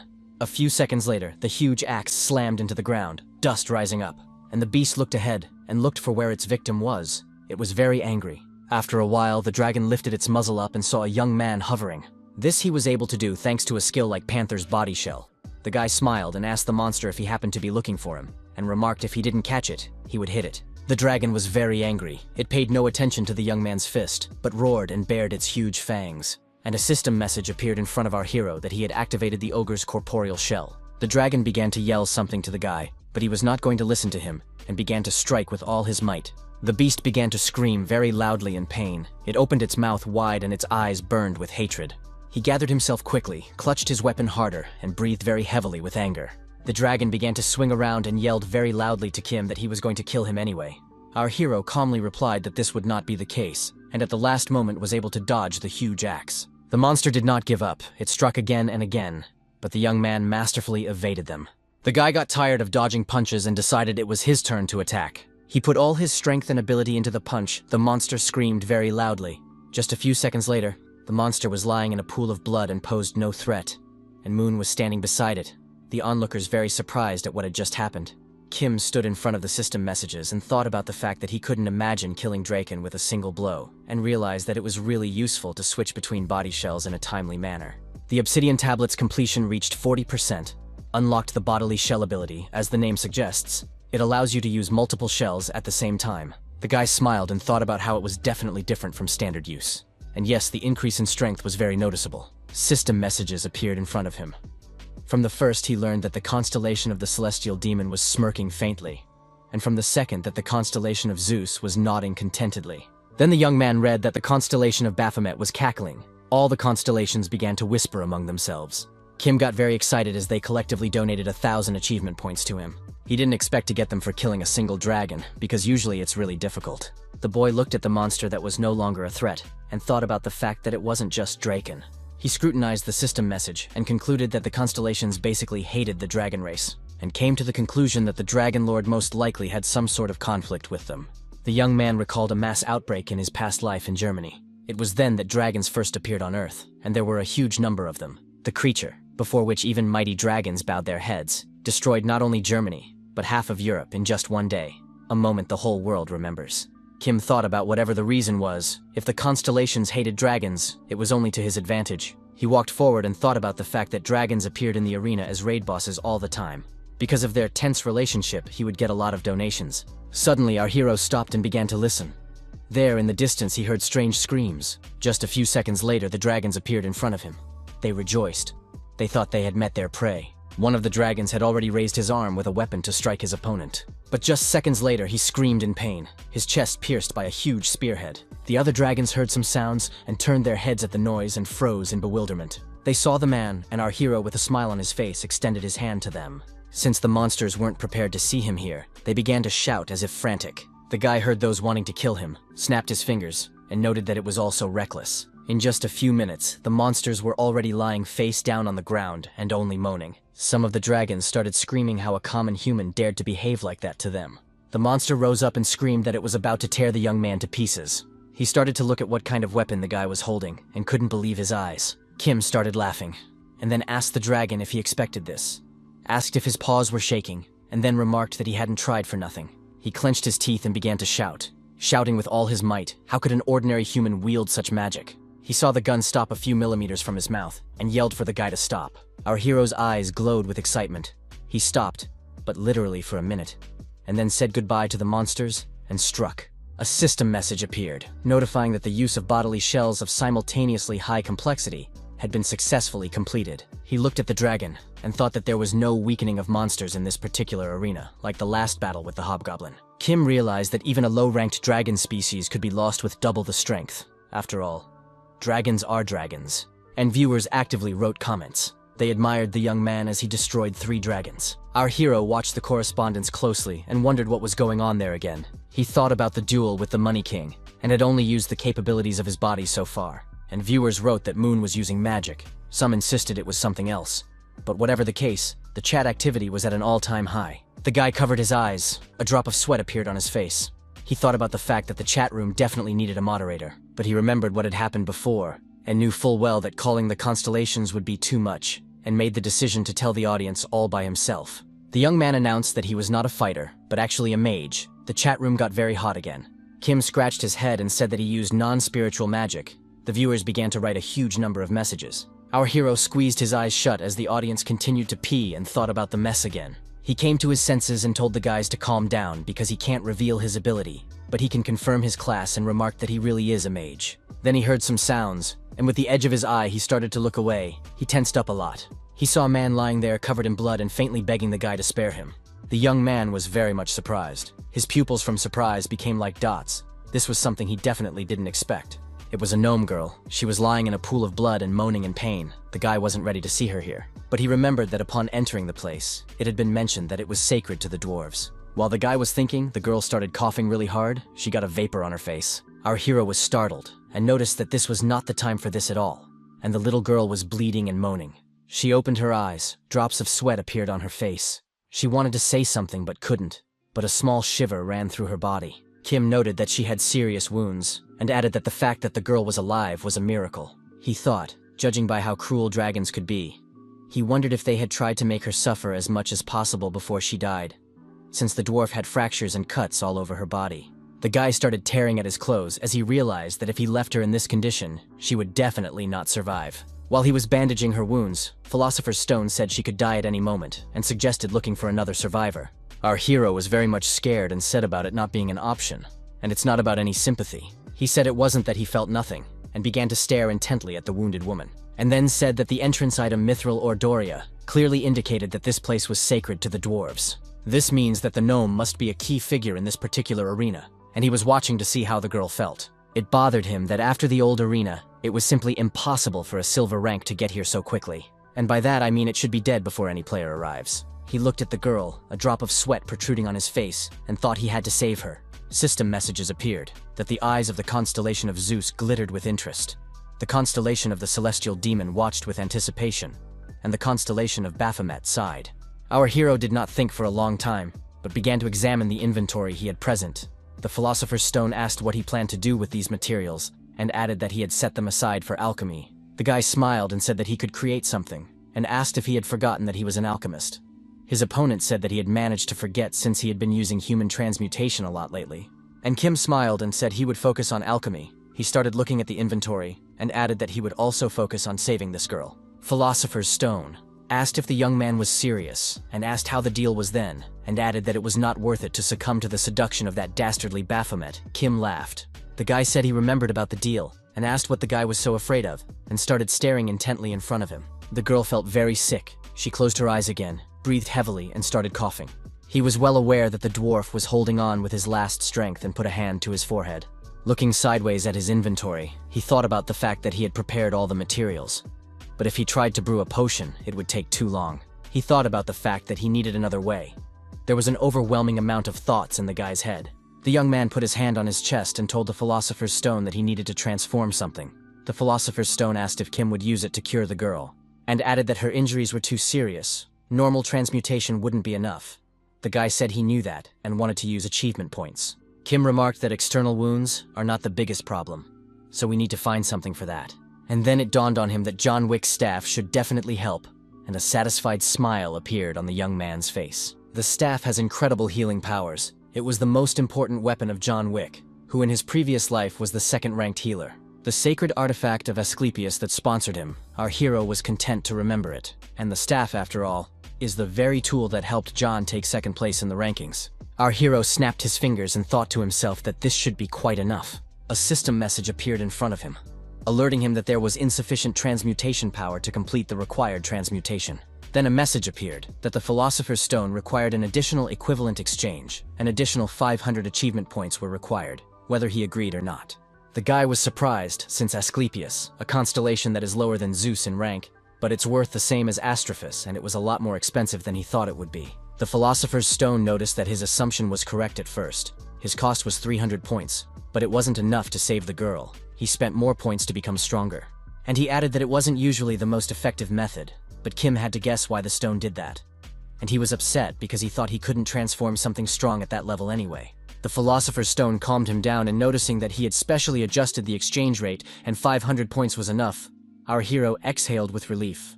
He knew that when trying to create something beyond one's abilities, the exchange value increases, and reflected on the fact that he became stronger when he beat a platinum-ranked bus driver. Moon thought about what would be, because compared to his past life where he was completely deprived of the ability to magic, this was much better, and smiled. And then he said the rest. It was just a matter of time, since his growth was already crazy, and pressed the button. Literally seconds later, a message appeared saying that the transmutation was beginning. From the next message, he learned that the staff of Asclepius was capable of bringing the dead back from life. Our hero looked that the level of the artifact will be less, and it is 33%. The Philosopher's Stone noticed that he spent 200 extra points, and at first it was 25%. The guy asked if Astroph wasn't worth more than 500 points for 10% completion, and added that the staff of Asclepius was much better in comparison. The young man believed that constellation rank directly affected how well artifacts could be created, and the Philosopher's Stone asked him to never say it out loud. The young man had read that the constellation of Asclepius was taking an interest in this unexpected creation. Then, a system message appeared, alerting that the constellation Asclepius was scrutinizing the wounded gnome. The boy held the staff up to the girl, and read that the eyes of the constellation Asclepius sparkled as he acknowledged his presence. The girl's face was illuminated by the greenish light of the staff. There were droplets of sweat on her face, and she was breathing from her last strength. Our hero pointed his staff in her direction and waited for it to take effect, for just a little more, and the victim would have died. From the outside, it might have seemed as if green light was shooting through the dwarf's body like lightning. But in just a few seconds, her wounds began to heal, one by one. The young man was very much surprised, he thought to himself. This is simply amazing. The girl seemed to float, and the scratches and wounds on her body disappeared one by one. Kim thought it was amazing. He was more impressed by it than what he had seen on the streamers from his past life. Meanwhile, the staff in his hands began to melt like a snowman in the sunlight. After a few seconds, he had nothing in his hands, and the guy thought that it was a shame that it was no use to him. But it was good that at least everything worked, and the girl was alive. And that was the most important thing.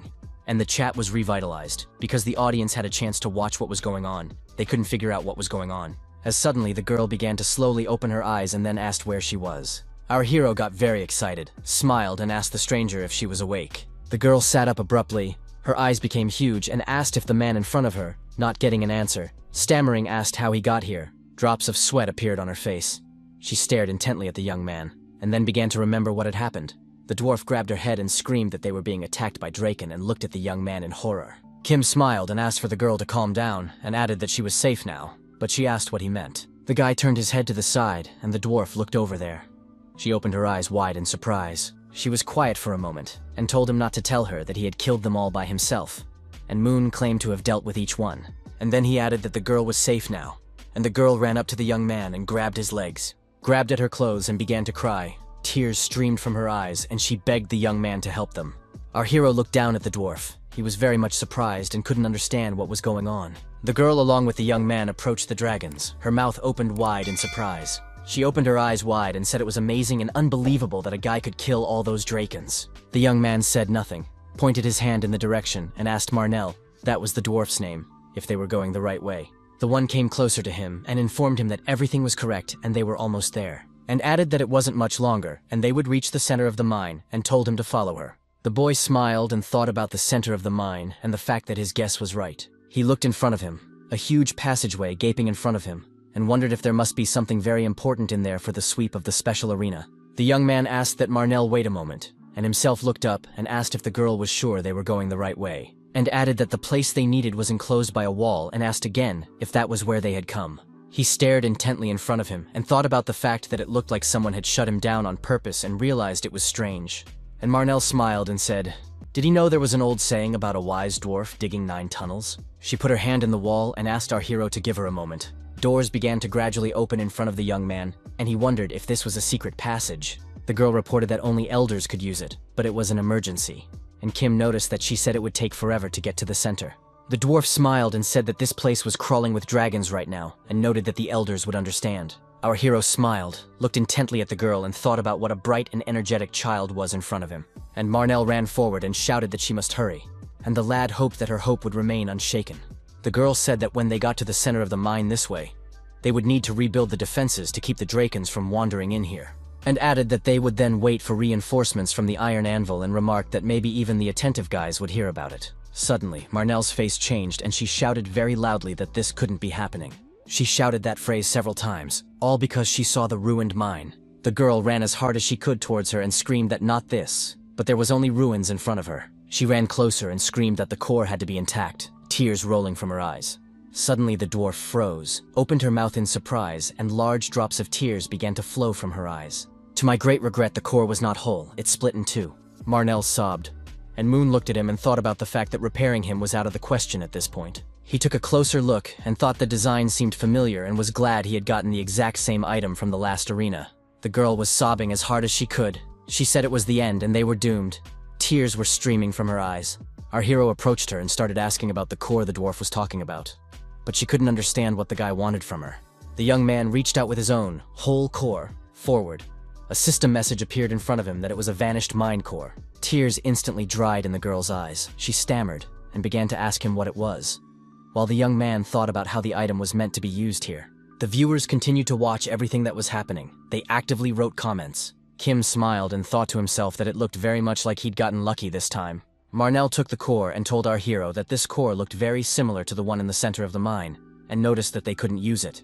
The guy asked if it was all because the item had no mana. The girl replied in the affirmative, and then added that it was about earth energy, and added that the core of the mine was a crystallization of the earth's energy, and our hero agreed with her. He smiled and thought about the fact that normally a mine core that disappeared would be recovered by replenishing mana. The young man understood that earth energy was connected to the earth. The onlookers began to actively write chat messages again, and Moon thought about the fact that if they filled the core with energy, they would see the true power of the mind core. The young man looked at the screen and thought about the fact that at first there were 2,000 viewers on the stream, and now there are more than 8, and realized that sharing information is useful. He smiled as he knew full well that he was getting stream revenue and achievements in return, so he wasn't losing anything. Viewers, on the other hand, wrote thank you notes, while others sent large donations. There were a huge number of such messages, and the young man realized he was getting a lot of them. The Craft Guild had donated 100,000 achievement points. The guy realized that these were huge numbers. He stared intently at the screen and saw that he had gotten huge donations, and was very surprised by it. Many system messages appeared in front of him. The first was that he had received 100,000 donation points. The second was that he had earned 500 achievement points, and the third was that 10,000 viewers had watched him. Indeed, Moon's stream was watched by more than 11,000 viewers. He also got 1,000 achievement points. He learned this from the system message. Our hero smiled broadly. He couldn't believe his eyes that so many spectators were watching him, and thought to himself that the special arena was something. The boy rubbed the bridge of his nose and began to talk himself into concentrating. After all, they were still in the arena. He held out his hand to Marnell and said they had a chance. She wanted to say something about the mind core, but the young man reassured the girl and said he could restore it completely, and asked her not to worry. The dwarf lifted her head up. Her eyes grew huge, and she wondered if it was all true. Marnell pointed her finger at the ruined mine and asked if the guy could handle it, because without this device, there was no way to activate the mind core. The girl looked at our hero with hope in her eyes. She waited for an answer with tightly pressed lips. She clenched her hand into a fist and said that she realized that the Earth engine was not yet fully destroyed, and she needed to subdue it.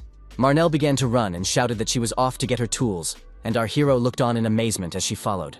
He squeezed the core and turned to the Philosopher's Stone, asking it if the core of the mind could be restored. The latter replied that anything was possible. If you transmute the Earth's energy, it would immediately return to its original form. The guy asked if this was possible. The stone replied that it wasn't for all types of energy, but with Earth energy it could be done. Kim couldn't believe it was actually working, but decided to proceed with the transmutation. Stone stated that there was nothing complicated, and he would quickly figure out the task. The guy lifted the core closer to his face and closed his eyes. The core illuminated everything with a golden color. It hovered in the young man's hand, and he thought that was how pure Earth energy felt. A description appeared before him, that the mind core, a crystallized form of Earth energy, was able to regenerate itself thanks to dwarven technology. Moon thought about it. No wonder the core has the ability to regenerate. After all, it's used as a power source. Just then, Marnell came running in with a huge hammer and struck it with all her might, then shouted to the young man to watch. Then the girl started wiping the drops of sweat on her face and asked Kim if he needed her help. Here she looked at the core and opened her mouth in surprise, then wondered if he'd had time to repair it. She walked over to mine, started wielding a tool, and said she would be done soon. Moon laughed and asked how she could lose to Draken with such strength. Marnell didn't hear the question and asked for a repeat, but the young man asked where he should put the mind core. She asked if he could see that groove in the center and told him to put the yarrow in there and the engine would start. Our hero held the cannonball stronger in his hands, agreed with the girl, and began to approach the mine with a smile. The young man began to put it in and alerted Marvel that they were beginning the process. Everything around them lit up with a golden light. The guy looked at everything that was happening with astonishment, and the girl smiled. A powerful beam of light came from the mine to the very top. The young men saw everything around them light up. Marvel shouted that it was a relief because everything was working as it should, but our hero wasn't so happy. He looked up and opened his mouth in surprise. He couldn't even get a word out. The guy saw a cannon, but the girl corrected him and said that it was a defense tower, for here was an important place with an intelligent engine. Our hero, with drops of sweat appearing on his face, pointed his finger in the direction and asked what the creepy thing was. The girl said it's a melee device to eliminate invaders that the tower can't handle. It's always set up next to the towers. Marvel smiled and said that they were ultra-high temperature blades. Even a sturdy dwarf could be cut in two with a single blow. The dwarf began to say something in an incomprehensible language, and our hero only laughed merrily. She noticed that when the entire defense system of the place is activated, the mine's defense system just turns on and starts attacking unregistered invaders. If necessary, the melee device is activated and all cannons start working, and opponents such as dragons, for example, get what they deserve and die. The guy remarked that efficiency was at an all-time high, and the girl smiled and replied that that was the plan. A system message appeared in front of our hero that he had passed the special arena nightmare of the glowing mine in a completely unexpected way. He read that due to passing this arena's fate would change significantly. From the following system message, he learned that all maps related to abandoned mines would be removed from the arena. The young man was very much surprised, for this had never been done before. But after thinking a little, he realized that it had happened once. He stared intently before him, and drops of sweat from those memories ran down his face. In his past life, Sai-Hek had passed a special arena related to the forest. The map was called the Faded Forest. It was unpredictable, with a strange climate. It was crawling with a huge amount of monsters. This map was considered the worst. But then his brother, one of the best players, destroyed the main target of the dragons and their source. And then the map disappeared. Kim thought about the fact that this was a few years after the main arena had started. And now the arena hadn't even started, and the maps were already being deleted. A system message appeared that the Galactic Arena was calling an emergency meeting, and a second that the council was demanding a final decision on the case of player Kim Si-moon.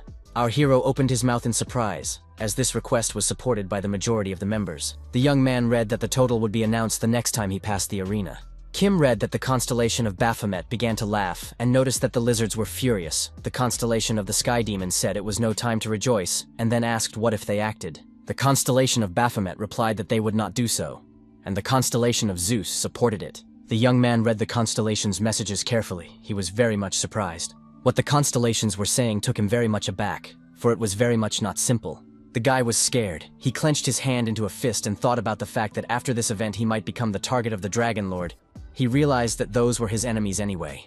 The Baphomet constellation noticed that Moon was a promising guy, and the Heavenly Demon constellation agreed with him. And the three constellations donated 5,000 achievement points to Kim. The guy opened his mouth wide with bewilderment. He thought about whether it was because of the special arena. Just then he heard Marvel calling him. She was very scared, and started asking what was happening to his body. The young man looked at himself and couldn't understand what was going on. The dwarf began to grab at his clothes. She could do nothing. She cried out of helplessness. Kim tells her not to worry and he's just going back to where he belongs. The girl was crying hard. She asked if he was just leaving like that and wanted to add something else. Then she closed her eyes and thought that her savior should return to his place, for she was a dwarf, and dwarves do not forget kindness. Marnell folded her hands into fists and asked that the young man at least tell her his name. The guy, who was already almost half gone, smiled and called his name, and the dwarf repeated it after him. Though the girl still had tears in her eyes, she smiled back and let him know she would remember him. Our hero also smiled back. He waved and wished Marnell good luck. The girl waved back with one hand, wiped her tears with the other, and wished the young man good luck. A few seconds later, she found herself alone in a huge hall, repeating the guy's name over and over again. And in the chat room, viewers were texting very actively. Kim said that was it for today, and he cut off the air. He got up from his chair, turned to the window where it was already very heavy, stretched, and remarked that he was done for the day. The guy laid down on the bed and said that when there are so many onlookers, it's hard to respond to everyone. He thought about the fact that he now understood why the streamers didn't read all the chat messages, because he couldn't even think that there would be 18,000 viewers today. The young man thought that the more one reacted, the more people would pull up, and in the future he would have to be more careful, and decided to prepare the background and music to finish the broadcast. A message appeared in front of Kim that he had passed the special arena Nightmare Glowing Mine Nightmare in an unusual way, and received 1,000 points. But then he was informed then the award was being reconsidered because it was an unconventional way of doing things. Our hero scratched his beard and thought that they didn't even expect him to recover the intelligent engine. He smiled and reflected on the fact that saving Marnell had been the right decision. Even this great galactic arena of theirs couldn't have predicted that he could handle dragons so quickly, and she hadn't even counted on the option of Arnell staying alive.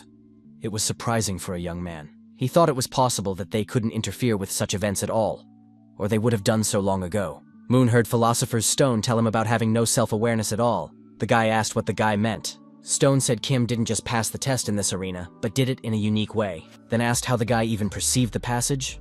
The guy replied as off-topic, and Philosopher's Stone replied that he had no self-awareness. Our hero asked if the man knew anything about this arena. The man answered in the affirmative, but said he would not tell the young man. The lad asked why this was so. The young man remembered the system message and thought about how the constellations also spoke of a reason. The Philosopher's Stone asked if the young man had received the award. He replied that it was still being reviewed. He told Kim that this was actually a serious event. The young man, however, was staring intently in front of him, and the Philosopher's Stone remarked why he himself should not claim the reward for himself. Moon was very much surprised. He said he had never thought of claiming a reward from the Galactic Arena. Even high-ranked players, infallibly, never claimed anything. Stone said that normally it was impossible, but the situation was different now, and the young man noticed that now that he said it, it sounded quite reasonable. Philosopher's Stone noted that it was okay to try, and the young man thought if they were so concerned, he had a chance of getting what he wanted, and that there was nothing to think about. Our hero stared intently before him. His pupils narrowed and became like dots. He was looking at the system message, was just going through the award review, and said that if the award was undefined, he wanted to pick it himself. A message immediately appeared in front of him that the review was temporarily suspended. The young man smiled and thought that the Philosopher's Stone was right, and they were confused. The young man said he wanted the mithril and informed him that it was a mine, and that was what he used to enter. Kim scratched the back of his head as there was no answer, so he asked why he was not there and came to the conclusion that apparently nothing could be demanded. Just a few seconds later, the guy read that Kim Si-moon's player request had been accepted. The next message about what he should receive as a reward was loading. Our hero's eyes burned with fire, and he asked for processed mithril in the form of ingots. A message appears saying that the request has been accepted, and that the reward for the special arena nightmare of the Fiery Mine Nightmare is being paid out. The guy read that he got a mithril ingot, and the Philosopher's Stone got part of the experience. The young man was very much surprised as the level of the stone increased by 8. Our hero couldn't believe it. Then he read that the level had gone up by 10. It wasn't all very clear to him since he was low level. Also, Kim read that he was rewarded with dragon blood for passing. He laughed happily, and Philosopher's Stone told Moon to check the mithril ingots faster, and remarked that how could they know? Suddenly they were cheating on purity there. The young man told the man to be honest, and asked if he had specifically offered to take the mithril simply because he wanted it himself. The guy remarked that he didn't need it, and the Philosopher's Stone remarked that it was for the future, and it could be used anywhere. The young man held it in his hands and examined it, and the stone noticed that the mithril had 100% purity, and adding that he'd lick him to bits if he had a tongue. Our hero only laughed wickedly, and then asked how to use mithril at all, thought about it for a bit, and noted that it would be an interesting experiment. The monster asked her opponent what he had just said, and clarified how they had suddenly disappeared like that. The kneeling Drakens replied that they honestly didn't know the reason themselves, and then they added that half of the dwarves who were working had suddenly vaporized. The monster clenched its teeth in anger and wanted to say something, but couldn't find the words. Just then someone called his name, and then he noticed that Sargus was just as testy. The Deviless fixed her hair and told the monster not to scare the kids, but he clenched his teeth, frowned, and asked what brought Mrs. Defina to his backwater. Toss smiled and remarked that she didn't seem particularly welcome, and added that if there was a problem, it wasn't surprising. Sargus replied that it wasn't something she should worry about, and the Deviless only laughed in response, and then inquired if the fresh report did not concern the Black Cousin, and the monster hesitated after these words. Sargus said the Black Cousin is under his jurisdiction, and he serves the 3 Dragon Lords. Defina noted that the Black Cousin belonged to their Mr. Nidhogg, and asked if her opponent had forgotten that. She moved closer to Sargus, and told her not to get so worked up, and remarked that she didn't come here of her own free will. Toth clenched his teeth, frowned, and thought about the fact that a wily snake never appears without a reason. He looked at Defina and thought that she was the herald of the 5th Dragon Lord Nidhogg. A messenger of that level would not move without a good reason. Sargus asked if the Dragon Lords had already, but he didn't get a chance to finish, as the Demoness said they were aware of the problem with the Black Forge.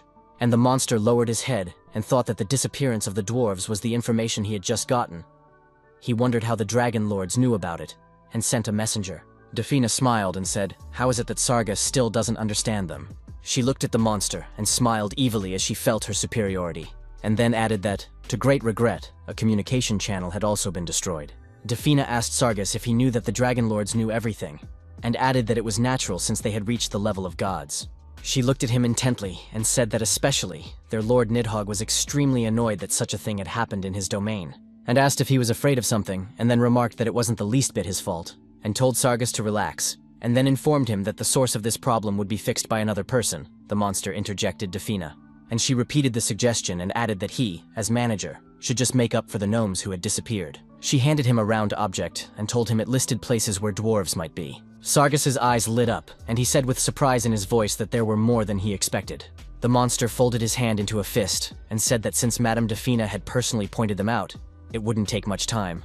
And the Demoness began to walk away, and remarked that this was the way it should be, and added that if additional labor was needed, let Sargus know. Toth asked if Defina would go with them. She smiled and asked what was wrong. Was it hard for them to part? And then adding that it was fate and she had others to meet, Sargus asked if she meant those very others, and noticed that the source of the problem is related to one of the work zones of the Earth, and it's quite interesting. Defina began to lick her lips, then smiled and noted that things were working out much better than she had expected. Our hero was pouring something from a test tube into a flask and talking about needing a little more. Suddenly there was an explosion. The guy's hair stood up on his head and a drop of sweat appeared on his face. Philosopher's Stone was surprised, and the young man said it was fine, and added that he had prepared a stabilizer. Kim began to cover his mouth with his hand. He frowned, began to cough, and a shiver ran through his whole body. But he didn't think to stop there. He started to add something else from the test tube to the flask, and the stone said it was as expected, perfect dosage, and perfect timing. The young man smiled and said that he had survived the first level in that world, so it was small things to him.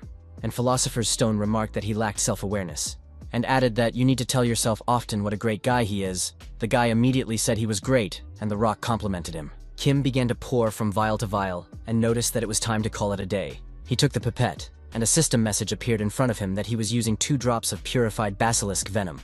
He wondered if it was definitely 2 drops. The guy squeezed the vial in his hands, and said that now all he had to do was mix everything well, and then took and closed it with a nice lid. The stabilizer was ready very quickly. A description of the filling of the vial appeared in front of him. It stated that it eliminated the symptoms of magical hardening in the body. The young man told the Philosopher's Stone to look at that color, and the Philosopher's Stone remarked that it turned out just perfectly.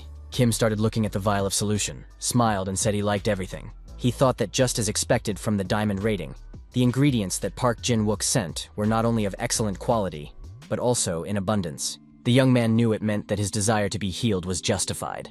Then he looked at the ingredient and thought about the fact that because of this, he had enough for other elixirs. Moon reached out and said he would make the other potions later, but for now he needed to pick a name. He began to type letters and thought about what was natural. There was no cure for the mythical hardening during this period, and he just wrote that it was a cure for magical hardening and confirmed it. A system message appeared in front of him saying that he had created the first unique item, and he had also received the Pioneer achievement. The young man was overjoyed, and plus he got 500 achievement points. He remembered that he got the same for his first crafting. Kim smiled and thought about the fact that it still worked repeatedly. He had heard about it somewhere, and remembered it was on a famous player's stream. He looked at the vials and flasks, and thought about the fact that considering no one had ever created cures for the diseases of the arena, there were quite a few that could be made, and decided to look into it on occasion, but made the decision to take the medicine to the Night Hunter first, and began to examine the vial. He pulled some clothes out of his closet and started to get dressed, and Philosopher's Stone asked if the guy was going to take it to him right away. The guy replied that while he was getting it ready, Puck contacted him. The young man looked at his cell phone screen. There were messages from Kim Si-hyuk and Lee Yu-jung. Our hero stared at the screen, exhaled, and said when they had time to write them to him, and decided to reply so they wouldn't write notations. He was about to go when he received a message from Park Jin-wook, who wrote that he had found the object of his request. The young man's face changed. A system message appeared in front of the young man with an invitation to the Galactic Arena. He also read that it would be a dungeon with 50 people in it. There were a lot of messages. The first informed that a cooperation condition had been added. The second that teams would have 5 people each, and the third that the arena would launch when everyone was gathered. Our hero began to look around and said that this time he was in a forest. Indeed, the locations were varied. The guy started looking around and thought about the fact that it looked very much like no one was here yet. He pulled a piece of paper from his pocket that had an address on it, and began to read what it said. Kim froze in place, his pupils very much narrowed. The young man began to think about something. Park Jin-wook gave a note to our hero and said that it contains information about his subject. Moon was very much surprised, as there were other details besides the address. The Night Hunter smiled and remarked that this was an added bonus, and added that it appeared that the young man was going to visit the facility, and remarked that it was important to be aware of the situation to avoid problems. The young man lowered his eyes and thought about the fact that, as expected, there was a professional in front of him, and thanked Jin-wook for his work. The guy pulled a vial out of his inside pocket and said he owed Puck a thank you, and the guy couldn't understand what he was talking about. Our hero held out his hand and told the man to take it. The man stood at a loss and opened his eyes wide with surprise, and then shouted that it couldn't be, because it was a cure for magical hardening. He held it in the palm of his hand, examined its bluish color, and stammered and began to ask something. Then he clenched his hand into a fist and thought about the fact that Kim had really made him, and he was finally free of this damn disease. Jin-wook asked, but why all this? And remarked that even if it was a deal, why did the guy make such sacrifices? And asked if he wanted something Kim. Moon lowered his head and noticed that the nickname Night Hunter was given to Puck for a reason, and remarked that he had a suggestion for him. He held out his hand and asked if the gentleman wanted to do business with him. Jin-wook looked at him with surprise. Our hero was walking through the woods, and the Philosopher's Stone was telling him that Pa didn't inspire confidence in him because he uses night powers and looks like a gangster, and added that he thought the Night Hunter was up to something behind their backs. The young man put a hand on his chest and clarified, he just didn't like the man's looks. Philosopher's Stone said that Puck looked suspicious, and he believes in physiognomy. Moon said not to worry, as the man is capable and very reliable, and suggested that they just focus on creating a cure, because they need to make as much of it as possible to get a good lab. Suddenly, our hero heard some sounds, became silent, and began to listen to them. He saw 3 young men walking through the forest. Someone asked about the outer card. The second player replied that they didn't have anyone with a detection ability. Kim watched the strangers and thought about the fact that they were most likely from the same guild, and he had bad memories of team play in threes. He approached them, and one of the guys noticed there must be 5 of them and asked where the other one was. The girl pointed her hand in the direction and shouted for everyone to look that way. The young man in the white shirt opened his mouth in surprise and asked if it was definitely a person. Our hero also opened his mouth in surprise. He was in a stupor and could not even utter a word. A pretty girl appeared in front of them, fixing her hair and reprimanding her for being an external card. Kim opened his eyes wide. His pupils narrowed. A drop of sweat appeared on his face, and he thought about what Mal-suk was doing here. The players were assembled, but there was tension between them and there was a pause. Everyone was thinking about something. The newly arrived girl looked intently at those present and asked why they were staring, and then told them to lower their eyes before she nailed them. The guild youths didn't know what to answer. Kim smiled, opened his eyes and mouth wide, but didn't say anything to the girl. He was shocked. Viewers who watched the broadcast wrote about her being the most whacked out and psychotic person ever. The guild guy told Mal-suk to try to break out a little more politely and added that she was being rude to strangers. But the girl stomped her foot and yelled for the young man to shut up. She looked intimidating. Then she looked at the young man with hatred and asked who he even was. The guild players stood and looked at her, their mouths and eyes wide. The girl was bolder and yelled that they were just her teammates and asked if she hadn't seen the system window. Mal-suk opened her mouth in surprise, raised an eyebrow and said, "What else is a system window?" And then I noticed that it turns out to be team mode. The guild members bellowed after saying that. The girl asked Suk if she realized they were on the same team and added that they needed to communicate without being rude. Mal put her hand up, frowned and apologized, much to everyone's surprise. Mal frowned again and wondered if she needed to apologize twice and added that she was sick of it all. And the viewers wrote unflattering comments about Suk. Our hero smiled and thought about what was wrong with them. The guild player put her hands to her sides and asked her opponent if she knew how to apologize and clarified if she was truly remorseful. The one frowned and said she really apologized because she was sorry and asked if the girl thought she was completely stupid. Ta remarked that she didn't need that kind of apology and said they would move separately. Suk said to do what they wanted, and she was more comfortable alone too. System messages appeared. They notified that all participants had been allocated and the arena was starting up. Players could familiarize themselves with the task. It was to get to the center of the evergreen forest more often. They all stood in bewilderment, eyes and mouths wide open. No one was prepared for this particular assignment. Then a system message appeared, alerting that only 4 teams would be able to get into the center of the forest. The young man heard someone call him by name and asked if he was really a Shi-Moon player. He was very much surprised and asked if the young men knew him. Those answered in the affirmative and said they had watched his past stream. The young man asked if he was popular, and viewers began to write a huge number of comments, some noting that Kim wasn't even aware of how popular he was. The guild members suggested that he go with him and added that he could see for himself that it was impossible to deal with that girl. Someone remarked that Go Mal-suk, a famous bronze-silver ranked troll, and that one laughed and remarked that she could hear everything. One of the guys noticed that the girl is called crazy for a reason, and his partner said that the main problem starts in the battle. There she gets mad at all. The young man replied that it was for sure, and the guild members asked what he was waiting for and offered to go with them. After all, Suk was a famous person, and the guy lowered his head and thought that everything said was true. The young man smiled and thought about the fact that if the truth be told, he was just looking for a way to meet her, and realized since they were here, we should take the opportunity, and Mal-suk read the system message and swore she didn't like the command mode. A system message also appeared in front of our hero, and he thought about the fact that he still had to fulfill the Heavenly Demon quest. He read that the constellation of the Celestial Demon laughed and wrote about Mal-wench that, and the constellation of Baphomet watched Suk with admiration. The boy thought about the girl getting attention. He was surprised that Baphomet was interested as well. A system message appeared in front of him saying that the manager Heavenly Demon had donated 100,000 achievement points with this person on the team. Our hero opened his mouth in astonishment and thought about the fact that such a huge amount of achievement points for just one task. The blonde touched Heck and told him that if he went with Mal-suk, he would only be wasting blood, and added that they had worked together a long time ago and knew how to act. But the young man did not even finish listening to the guy, and immediately replied that he rejected their offer. Those very much surprised. Kim apologized and remarked that he should be on the same team as that girl. The young man couldn't understand a thing. Suk went somewhere to the side, and the viewers began to write various comments in the chat room.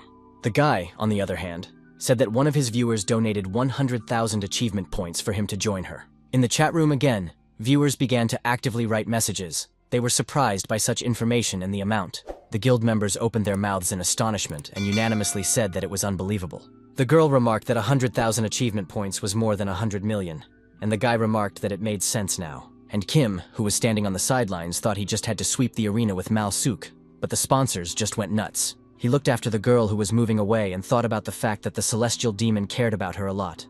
It was no surprise to him that things had turned out this way. The guy looked at the system window and thought, if you add the achievement points from the last stream, how much it would come out to, and came to the conclusion that after that, he would definitely not have time to rest. And they set off. Mal-suk walking ahead and expressing her displeasure with all her appearance, and our hero walking a few meters behind her. The girl turned her head, looked at our hero, and said that the bastard had followed her again. The guy was surprised by those words, but he calmly said that he had already talked about how it was all about the assignment. Mal-suk grabbed her head, frowned, laughed, and noticed the young man mocking her. Her eyes burned with hatred, and the girl said she had warned him and noted not to whine when he got what he deserved. The young man began to smile, squinted his eyes, and began to agree with what the girl was saying. She swore and said he was annoying her. Suddenly they heard some sounds above and raised their heads in bewilderment. The boy heard the voice of the Philosopher's Stone, and Kim thought about the fact that he also felt it. He realized that they were the guardians of the silver rank evergreen forest, so the young man stopped. Mal-suk also stopped and stood wary. The young men heard someone talking about being humans. It was the elves asking how such a harmful creature to nature got here. And the most important one suggested dealing with the humans. Our hero tensed up, drops of sweat appearing on his face, and thought about the fact that for keepers this could be dangerous. Anyone who has ever encountered these guardians will never consider them cute and harmless. And one of the monsters shouted that it was cleanup time, and ordered that not a piece of flesh be left behind, and added that they should kill everyone. The young man thought about the fact that they call for 2 thorny vines for each keeper, so 8 vines. He realized that along with the keepers, that's 12 enemies, and these 2 on the team were a real deadly bunch. The chief among the monsters began to laugh and shouted for his vines to attack. Kim looked at the girl and thought about the fact that now he would get to see what Mal-suk was capable of. And the girl took the fight. The viewers who watched it all wrote about how she was holding up beautifully. There were those who wished the trolls dead, and those who asked the guy to help Suk.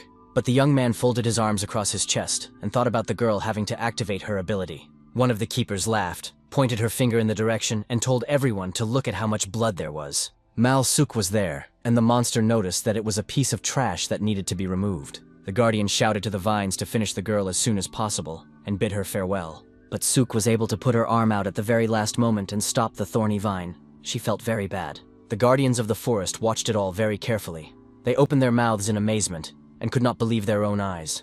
And the girl rose from her seat and began to run forward while destroying everything in her path. The monsters also got in on the action, with the audience watching it all closely, and some even feeling sorry for the monsters. Moon ran forward like lightning and destroyed everyone and everything in her path. Our hero thought about the girl fighting even more fiercely than in their first meeting. He hadn't seen her in a long time, but she was still just as scary. The vines lay to the side, battered to pieces. They no longer posed any danger to the players. One of the guardians of the forest was still alive. She looked at everything that had happened and said that this couldn't happen. And it wasn't human that did it. She looked at Mal and talked about being a monster, the girl's eyes glowing with hatred. The behemoth rolled its 2-toothed maw and shouted for Suk to stay away from it. It looked around, began to ask the vines why they were standing, and ordered the girl to stop. But those did not react in any way. So the guardian of the forest made a decision to run while there was a chance. She was well aware that alone with this monster cannot cope with this monster. She thought to find help as quickly as possible, but suddenly began to cough as a huge spike pierced her small body. Our hero pointed his hand forward, smiled caustically, and asked her where she was going. Just a moment later, his expression changed, and he thought about the fact that if Mal-suk's fight dragged on, it would be bad because she was holding on thanks to her specialty. But after the fight, she would collapse. The guy turned his head and saw the girl. He was surprised to note that the girl had dealt with all the vines. The young man held his head and laughed, though he had anticipated this outcome. It was a heaven-killing star, the highest and most dangerous of all SSS-level features. There was either a cloud of fire or tongues of flame around the girl, and she was heading towards the young man. He began to cover his face with his hands and thought about how it was such a deadly feature. It awakens the most primal fear in living beings, and Kim has come to the conclusion that it would be more accurate to say survival instinct. Philosopher's Stone remarked that now was not the time to admire the sky-killing star. The guy apologized and noted that this was the first time he'd seen Mal use the ability.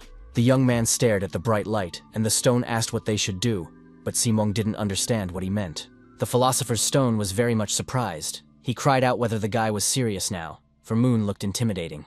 Suk was running very fast toward our hero, and the rock was screaming that she was just crazy. Mal was getting closer, and the Philosopher's Stone was screaming for what they would do. Kim had to think faster. Our hero smiled, his eyes burning with fire. He snapped his fingers and thought about the stone, worrying over nothing. A system message appeared in front of the guy saying that a Black Panther shell had been used, and Mal-suk had already approached the young man. She yelled, and her eyes burned with the fire of hatred. The young man started to laugh, and then noticed that the girl was definitely not joking. Philosopher's Stone asked the guy if he was going to dodge all day. The guy mentally said no, and the girl gritted her teeth so that steam was coming out of her mouth. She was very angry. Literally seconds later, she screamed and started throwing herself at Kim again. Toth actively defended himself against her very intense attacks, for she was unpredictable. Then he grabbed the girl by the neck and threw her to the ground, telling her to forgive him, and she screamed like a mad woman. After a few minutes, Shimong said that she was indeed overly assertive, and the viewers in the chat became very active again. Someone wrote that the guy pretends to be a simpleton, someone that he stood up for himself. Mal-suk lay face down in the ground, wheezing with anger and clawing at the soil with her huge fingernails. Philosopher's Stone said it looked like the star power wasn't gone, and to be careful. And Kim replied not to worry, the girl wouldn't touch them in that state. He thought about the fact that she had at least 20 stab wounds, multiple broken fingers and ribs, and massive blood loss. The young man stared intently in front of him, and thought about the fact that a normal person would have died long ago. He thought that Mal-suk really did have amazing resilience, and she threw herself at the guy again. Our hero clenched his hand hard into a fist and thought about the fact that it was time to end it all. A system message appeared in front of the young man. He read that the heavenly demon constellation was frowning slightly and asking if Kim was going to kill her. Our hero continued to squeeze his hand. Then he smiled. He stared intently in front of him and thought he wouldn't do it. And after a few seconds, he screamed. The boy wiped the sweat from his face, sighed heavily, and thought that Mal was a damn tenacious fighter, fighting to the last man until she passed out. He thought about the fact that he needed to heal the girl's wounds first. After all, she was holding on thanks to the star. If her power faded, Suk would be in danger. The young man began to look at the system window to see what inventory he had. Philosopher's Stone asked if Kim was going to treat her to a pour. The latter asked what the big deal was. Stone informed her that it was E-class from leftover ingredients, and asked how he was going to save her. The young man stared intently in front of him, and thought about the fact that it looked like he only had one way out, and it was going to cost him some achievement points. A system message appeared in front of the young man that 300 achievement points were required for an incomplete equivalent exchange with the Philosopher's Stone. He thought of the 300 points needed, because Suk's injuries were easier than Marnell's were, since fewer points were needed. He looked at the system window and thought about the fact that wasn't the usual equal exchange originally intended. And Philosopher's Stone noticed that the highest rank of the Asclepius constellation was asking for more. There was nowhere to go, so the young man agreed to such a proposal. The boy looked with a smile at the staff, which illuminated everything around him with its light. And onlookers were chatting questions about what it was in the young man's hands. Our hero approached the girl who was lying face down and pointed his staff at her. Thus he healed Mal-suk, and the audience did not stop and kept writing chat messages. Kim thought about how the star's power was weakening, and the staff of Asclepius only healed physical injuries. Philosopher's Stone remarked that she was weakening because the reason for her activation was gone, and the young man agreed. He thought about the star being activated when there was a clear threat to life or intent to kill. Mal-suk was on her knees, twisting her head from side to side, looking at her hands and asking how this all happened. The young man smiled and thought about the fact that, judging by the girl's reaction, she was having all of this for the first time, and made the decision that she needed to be set up with the celestial demon as soon as possible. Monsters in the form of wolves were also in the clearing. They were screaming and growling as they didn't like the presence of humans. The guardians of the forest also screamed in terror, their muzzles contorted. So displeased were they that their peace had been disturbed. A huge wolf grinned its mouth with huge teeth, and someone shouted to run. But he did not damage anyone. Our hero very quickly dealt with him, only asking why there are so many monsters here. Mal-suk rubbed her face and thought about how the guy was pretty good at swinging his fists. She wondered if he was a mage or a fighter, and the young man had called her along. Ta smiled and thought she didn't know what kind of creature was in front of her, but she wouldn't lose to this lowlife. Suddenly there was a huge polar bear in the clearing, which was canting its huge maw. The girl thought she was going to show who was boss. Her eyes burned with a fire of hatred, and she had a caustic smile on her face. But just a few seconds later, her expression changed. She opened her eyes wide. Mal-suk stood confused and scared. She opened her mouth and didn't know what to do. She stood at a loss. Literally a few meters away from her, a huge bear fell with a huge noise. Our hero looked towards the girl and calmly told her to finish the monster. Mal-suk started yelling that it was her booty and asking why the guy was picking on her. And Kim calmly replied that the two of them would have to go downtown. The girl got angry, clenched her teeth, frowned, and asked what other nonsense he was talking about. Shi-moon said that those three from the same guild died. The Skiprin failed. That's why there are so many monsters here. Mal-suk noticed that she was still wondering why the place was so crawling with monsters. She called the players assholes who get smart and then die like that, and remarked that they'd better wait since they're so weak. A system message appeared in front of them, announcing that the entrance to the center of the evergreen thicket was open. The guy offered to come in, since they are the main thing to take the first place. But the girl did not answer his questions. The young man began to walk toward the entrance, and Mal Suk shouted for him to wait and not leave her alone. The young man didn't answer but began to enter the portal. The girl following him, she said Moon was a traitor. System messages appeared in front of them saying that they were the first team to enter the center of the evergreen thicket. Due to this, the reward for clearing the arena has been increased. Our hero smiled and said it was a good thing they got in here first, and Mal Suk said nothing. As they looked around, spectators began to write chat messages, some donating achievement points.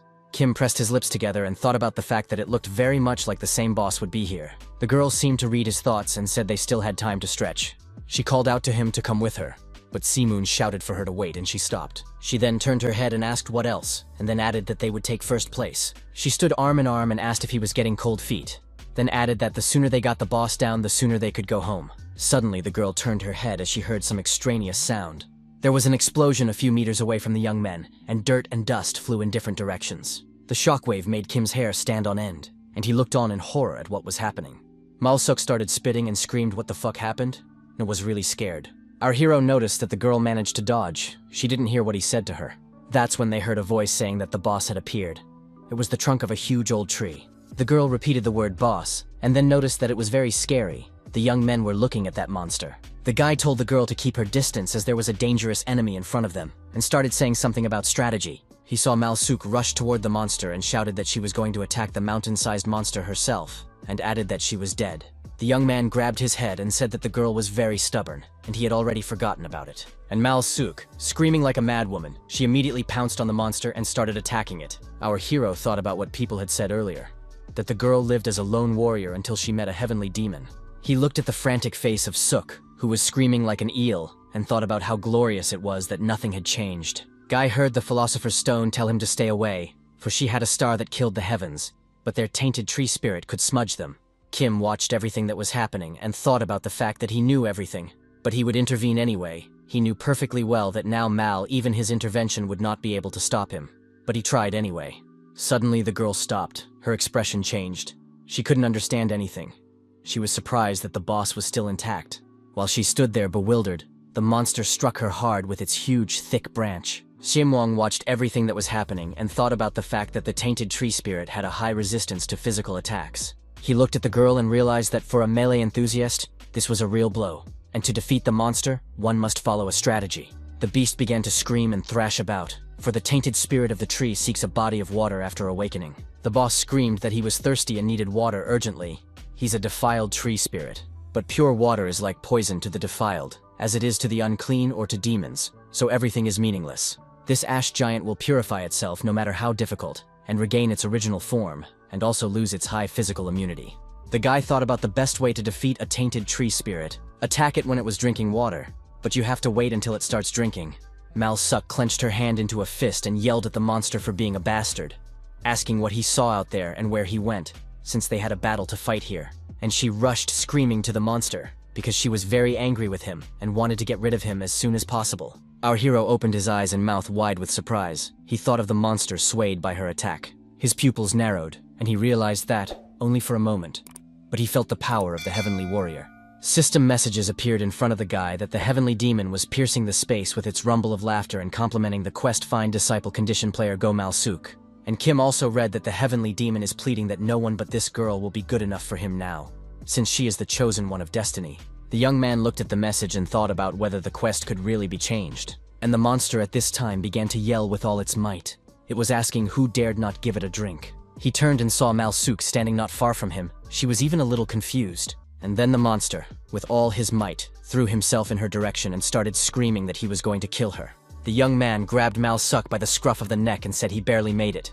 She was either surprised or scared. Kim told the girl to get out of here, because Nauna can't do anything. The same one screaming with all his might that he didn't see the bastard stagger from her blow. The young man smiled and told the girl that she would definitely not be turned away then. He let her go and told Malsuk not to die. She turned her head and asked what that meant. Just a few seconds later, the girl felt a very strong thump and started coughing. The beast used its thick branch to lift her up and flung her back a few meters. Our hero stood back, watching everything going on and thinking about the fact that the ability had activated, so Mal was definitely not going to die. He closed his eyes and knew perfectly well that even in this state the girl had managed to defend herself. He couldn't expect anything else from her. The guy thought about the fact that it was his turn anyway, and a system message appeared in front of him that he had activated the Black Panther's body shell, and the monster was tearing and throwing. It was marching forward with such force that the ground trembled. The young man realized that the boss was very resistant to physical attacks, but his base stamina wasn't that great. A system message appeared in front of him again, that he had activated the ogre's bodily shell. Our hero folded his hand into a fist, and thought about the fact that this is really a chance. One punch, and the monster is finished. The monster continued to rage. It shone its eyes and repeated that it was going to kill the guy. The young man went on the attack and shouted for Malsuk to watch and learn.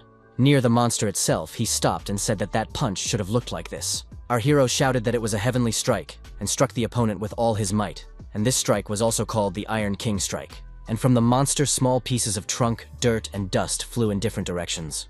A system message appeared in front of the guy saying that the boss had been killed in one hit. The young man was very excited as he received the One Punch Man achievement. He read from the system messages that he had received 500 achievement points, and that the dried shell had not had time to drink the purification source and had fallen with one hit. The guy has familiarized himself with the fact that he has fulfilled the special conditions, and the hidden boss, the maddened forest guardian Muri, is about to appear. The young man was definitely not prepared for this. He opened his mouth wide in surprise. Hidden bosses. These are creatures of a higher level than is assumed for the current rank. The young man realized that this time was different. A much stronger creature was approaching, and it was much stronger. Kim lifted his head up and looked at the drops that were falling. He was very much surprised. The monster laughed like a madman, then said that the long-legged uncle was dead and had finally been rumbled. In front of our hero was a maddened forest guardian Muri. She said that the boss is lucky and she is jealous of him. Kim looked at it and thought about how it was probably Dragonborn, then read that the constellation Zeus wrinkled his nose in disgust. From the next message, he learned that the heavenly demon constellation was frowning its eyebrows, and the Baphomet constellation was smiling with bloodthirsty pleasure. The boy looked in front of him and thought about how these constellations didn't like dragons. He looked at his opponent, and thought that this hidden boss was most likely related to them. He mentally reprimanded himself as he added to his problems. Muri shouted that she recognized the guy, and added that he was the one who took down the long-legged man with one punch, and added that he should be thanked. She laughed, began waving her clawed paws, and yelled for the young man to hold a thank you from the bottom of his heart. The forest guardian attacked him with all her might. He coughed and clenched his teeth. Drops of sweat appeared on the young man's face, and he thought about the fact that his opponent had attacked without warning, and he had almost caught it. Muri smiled caustically and noticed the guy ducked. This was surprising to her. Our hero looked at her and thought that she was also a magic boss. But if the fight dragged on, there would be trouble. He immediately made the decision to attack her and threw himself at the monster with the thoughts that he needed to end this all quickly. The forest guardian started laughing and said it was very cheeky, and she liked it. The young man was approaching the monster, and she was screaming at him that she would stab him through. Literally in a few seconds, the guy fell to the ground and started coughing. He was not prepared for such a development. Kim clenched his teeth and thought about what was going on. He wondered how the one that attacked Muri head-on was nothing. He folded his fingers and decided enough joking around, because the monster was about to smash him to the floor. The forest guardian began to ask what it was, if the guy was using natural magic, and then wondered if he was one of theirs by any chance. Shimuyang clenched his teeth and thought about how she had dodged so easily. He was also curious as to who else was their representative. Monster started laughing and said he should definitely be killed, and started yelling for him to come to her. But she did not think, but began to fly to the young man and shouted that she would eat him and not choke on his bones. Muri slapped her hand on the ground and was surprised at how he dodged that attack as well, then noticed he was pretty good at dodging. Our hero frowned, clenched his teeth, clenched his hand into a fist, and thought about the fact that the flattering keeper was very quick. He began to rise from the ground and came to the conclusion that she was probably a lot sprier than he was. She started to approach Kim, laughing very loudly and saying that Muri was kind, and she would make sure he didn't have to suffer. The monster clenched his hand into a fist and shouted that the young man was just like him. And Si-moon thought that she was faster and stronger than all the previous monsters, and made a decision that he needed to change tactics. Suddenly, the guardian of the forest shouted to some guys to kill their friend. The young man clenched his teeth and mentally cursed the monster as small monsters such as locusts began to approach him. He began to dodge them, and thought about the fact that they were pushing so hard that he didn't have time to think. If he wasn't a mage, the fight would have been over long ago. The young man clenched his teeth and tried to turn away from the attacks of the little monsters. The viewers watched everything closely and wrote various comments in the chat room. Some were amused, and some felt sorry for Kim. The guy came to the conclusion that it was useless to attack with his stats. Then an interesting thought popped into his head, and the guy made the decision to bet everything on alchemy. He pressed his lips tightly together and stared intently at the monster. He thought about the fact that if Muri was too fast, he would attack all over the area and summon the Philosopher's Stone. A system message appeared in front of the young man. He was warned that 500 achievement points were needed for an equivalent exchange. Kim decided they'd have a blast, properly, and pressed the button, confirming his choice. He stood and a yellowish light emanated from him.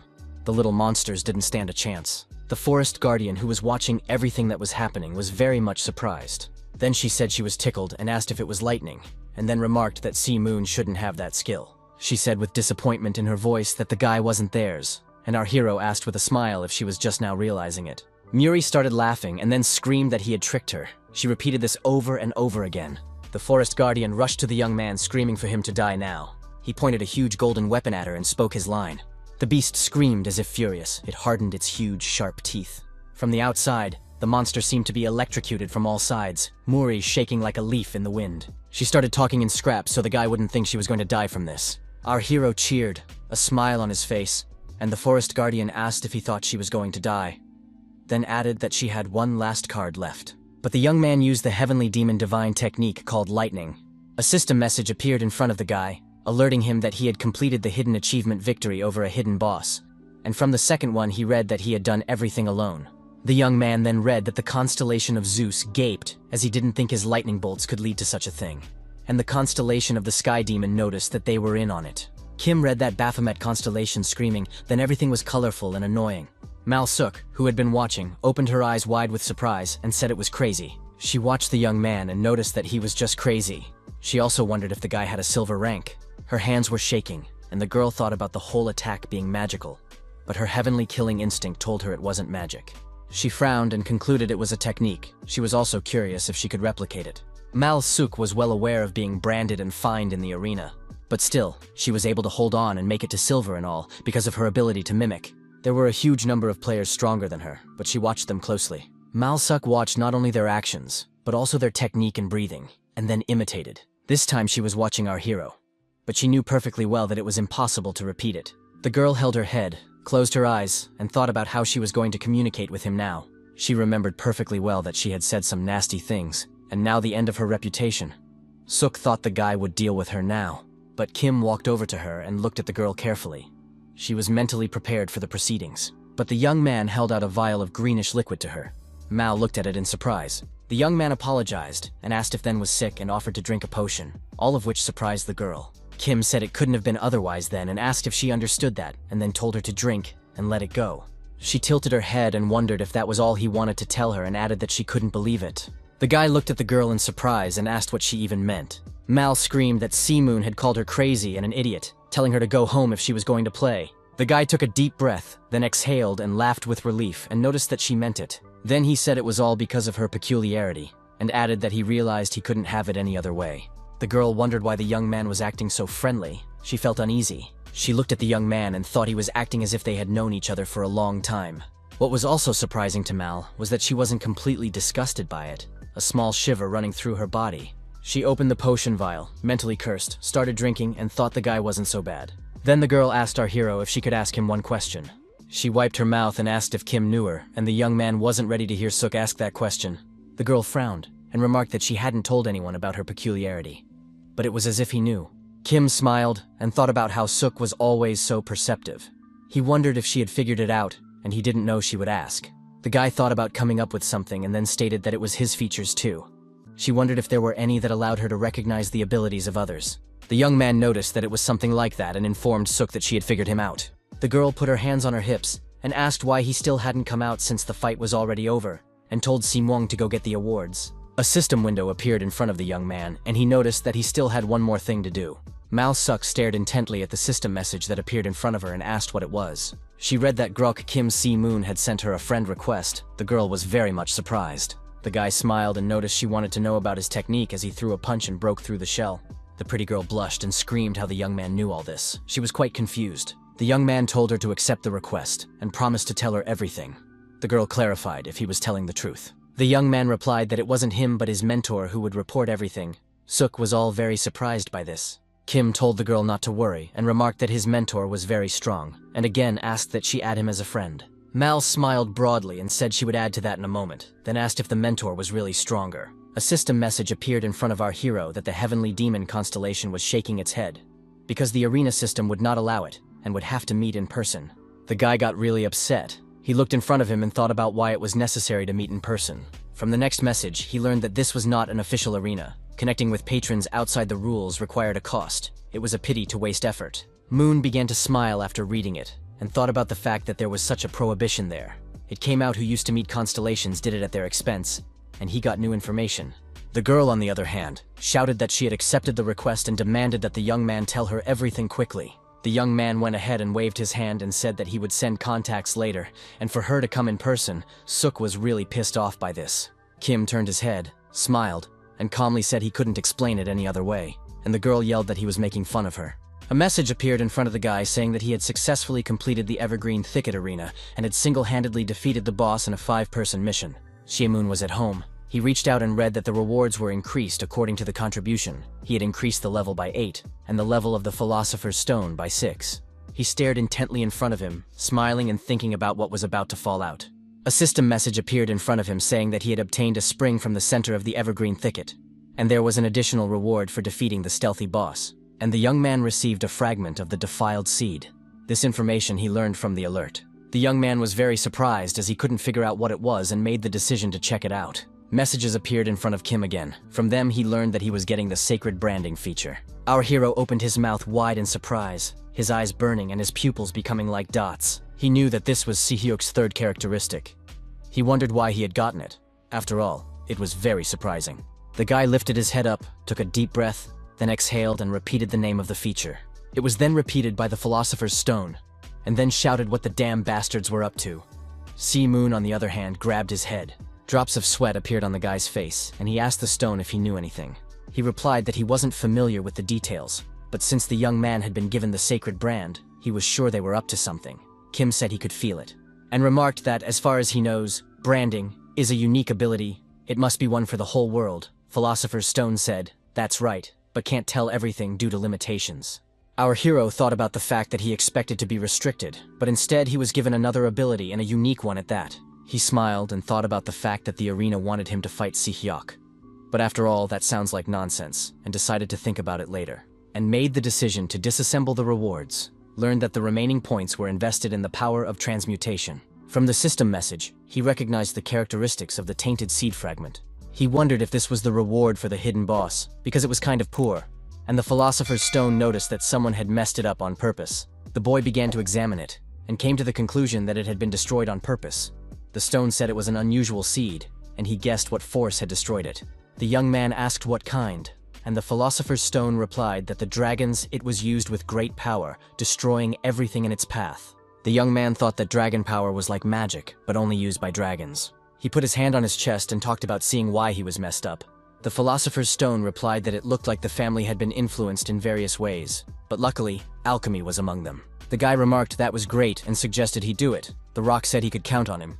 The characteristics stated that when used in the arena, a fragment of the seed of a destroyed world tree allows one to enter nature's decay. Our hero opened his mouth wide in amazement, asking if this was also the object of the entrance. He put his hand on his chest and remarked that he had said that this seed was destroyed by magic, and the Philosopher's Stone agreed. The young man put his sweatshirt on, hood over his head, and thought about the fact that they would go in there. Then they could figure out why they did it. And thought about the fact that if the entrance is only possible from the gold level, it is necessary to upgrade as soon as possible. A conversation could be heard outside the door of Park Jin-wook's office, the people there talking in raised tones. The man spoke of how he didn't think the Night Hunter would treat them with such disdain. The man replied that they were the ones who had no respect for themselves. Pak added that he didn't have to say anything and asked to leave, but the visitor asked for a hint at least for old time's sake. This all made the young man very angry, and he asked if the man thought his words meant nothing, and then added that even though he's been out of commission for a long time, he has leverage. The visitor started to stammer something, but Jin-wook shouted with all his might for him to roll out of here. The man frowned, covered in drops of sweat, and began to say something unintelligible, shaking with anger and fear. He ran to the door and noticed that the Night Hunter had actually been cured of the magical hardening. Puck clutched his head, clenched his teeth, pounded his fist on the table, swore, and said he was sick of it. Sihan smiled and asked if Night Hunter had contacted the Scorpion Guild for old memories. Thoth yelled why he was even here and added that he was ferreting out information about the treatment and rubbishing all sorts of nonsense. And then added that rumors were, as always, ahead of events. Puck sighed heavily and noted that the Scorpion Guild hadn't been like this before, and added that until the previous guildmaster died, it was an okay guild. Shihyun smiled and noticed that Sunbai had indeed fully recovered, and added that he didn't think petrification could be cured, and added that there are consequences, and Puck remarked that he didn't believe in his powers. The young man laughed merrily and informed me that he didn't mean that at all. The Night Hunter also smiled and asked then why he didn't believe in a good outcome. Park laughed and noticed that his opponent was only calling him Sunbai, but was actually looking down from above. He took a deep breath, then exhaled, and said it was the first time he'd ever seen a guy get so flustered at a joke. Our hero entered the room. They greeted him and said they were expecting him. Moon clarified if they knew he was coming.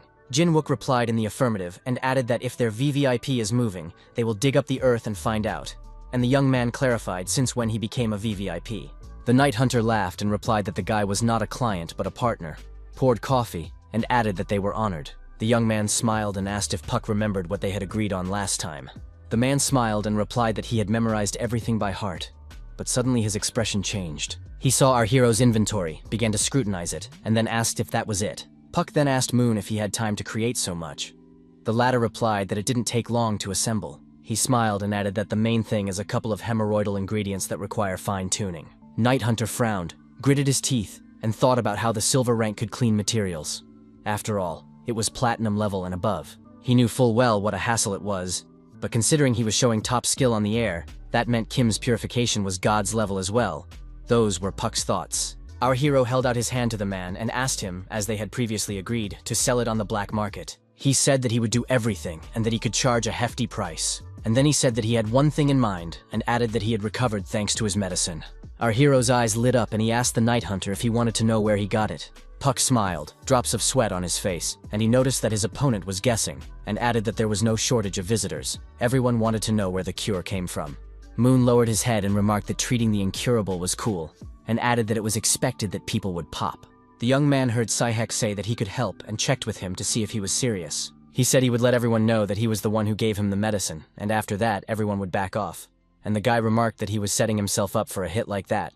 Heck spread his arms out to the sides, smiled, and asked if there was anyone who would venture to him. Our hero agreed and decided to entrust it to him.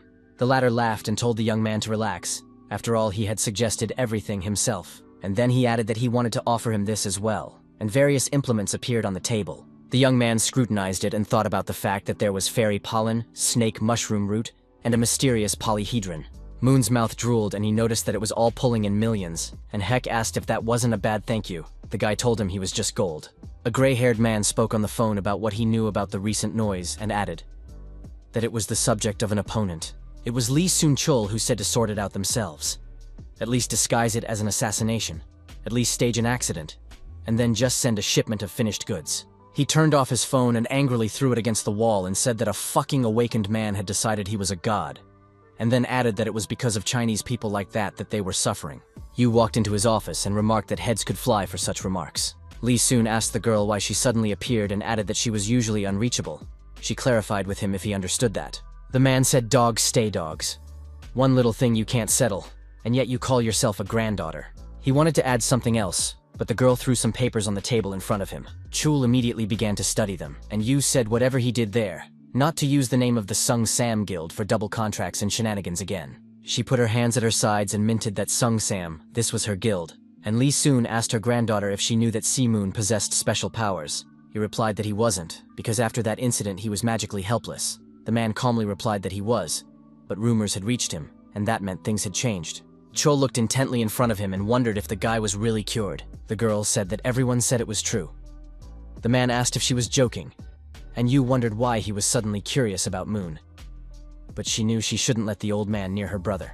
She was well aware of how tough he could be. He would chain a guy up and treat him like a slave. Yu stared intently in front of her, and wondered if this might be a way to get her out of the way, and came to the conclusion that she should finish her investigation soon. The presenters talked about how the interest in the current selection for the controversial is prohibitive, because there is still news that Korea's most popular ranker is participating. They also noted that interest overseas is also huge, and Moon asked Heck if he was involved in this selection. The man answered in the affirmative and asked if he hadn't told him about it. Our hero smiled and remarked, how could it not be understood if he was looking so intently at the arena?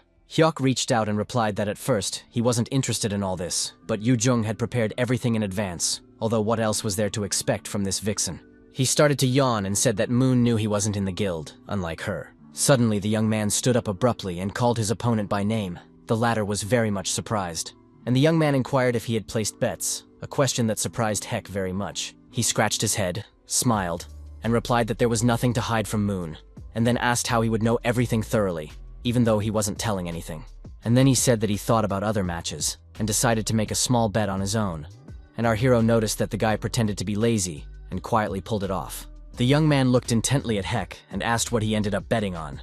His opponent closed his eyes, took a deep breath, then exhaled, and replied that he had bet on a complete victory, and then added that there was no one among the contestants who could beat him one-on-one. The Night Hunter started laughing and called Heck cocky, then added that he had bet on him too. Pack said although the guy is cocky, he's definitely not short on ability, and he thinks it won't come down to a fourth match. Our hero laughed and then asked if that was the case. His opponent didn't know what to say. Moon's pupils narrowed and became like dots.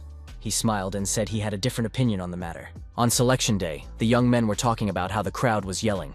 A guy asked Heck if he had changed his bet. He said he hadn't. His opponent frowned and noticed that he ignored the words of his older brother, whom he respects like him. Toth asked if the guy listened to his VVIP client, who was like a deity. The young man laughed and remarked that it was the first time he had ignored their VVIP customer. And the audience was screaming and waiting for the competition. The guy at the time said that C Moon is an amazing person, but he can't imagine Heck losing. His opponent agreed with those words, and the man noticed the young man standing smiling at the camera. And Heck's opponent wasn't anyone there, but the deputy guild leader Scorpius, who could hear the fans shouting. He turned his head at the guys, and his opponent said to Heck, "Can he lose to such an old first-generation veteran?" The host of the competition shouted that the long-awaited selection for the national team was now beginning. The spectators started waving their hands and cheerfully shouting. They wanted to see the competition very badly. The opponent told Kisi Hyuk that they had not seen each other for a long time, and he had a weapon in his hand. The man noted that this was the first time they would be fighting. His name was Kim Jung-jun. The young man smiled and remarked that it was very strange that they had never crossed paths in the arena, and added that it would be fun. The deputy guild leader of the Scorpion Guild smiled eagerly, and replied that the guy had risen to the top in a short period of time. But the guy looked calmly at his opponent. A smile appeared on his face and his pupils narrowed. He didn't bother to respond to the guild deputy head's backpedaling, and began to bare his weapon. He only needed a few seconds to attack his opponent. Night Hunter opened his mouth wide in surprise, a drop of sweat appearing on his face. The viewers in the audience were also shocked and talked about how Kim Si-hyuk surprised them a lot, ending everything with one punch. They were shouting how he even used such a sword technique. And the guy at the same time was thinking about his brother's money that he had lost. But before Heck could even finish his thought, his opponent pierced him through with his weapon. The deputy guild leader smiled caustically and said that this was why the youths were worthless. Kim Si-hyuk was covered in drops of sweat and thought about what was going on. He wondered how his invisible cut technique failed to work. He remembered his brother saying that no matter how hard a guy tried, he wouldn't be able to finish the tournament with a clean win.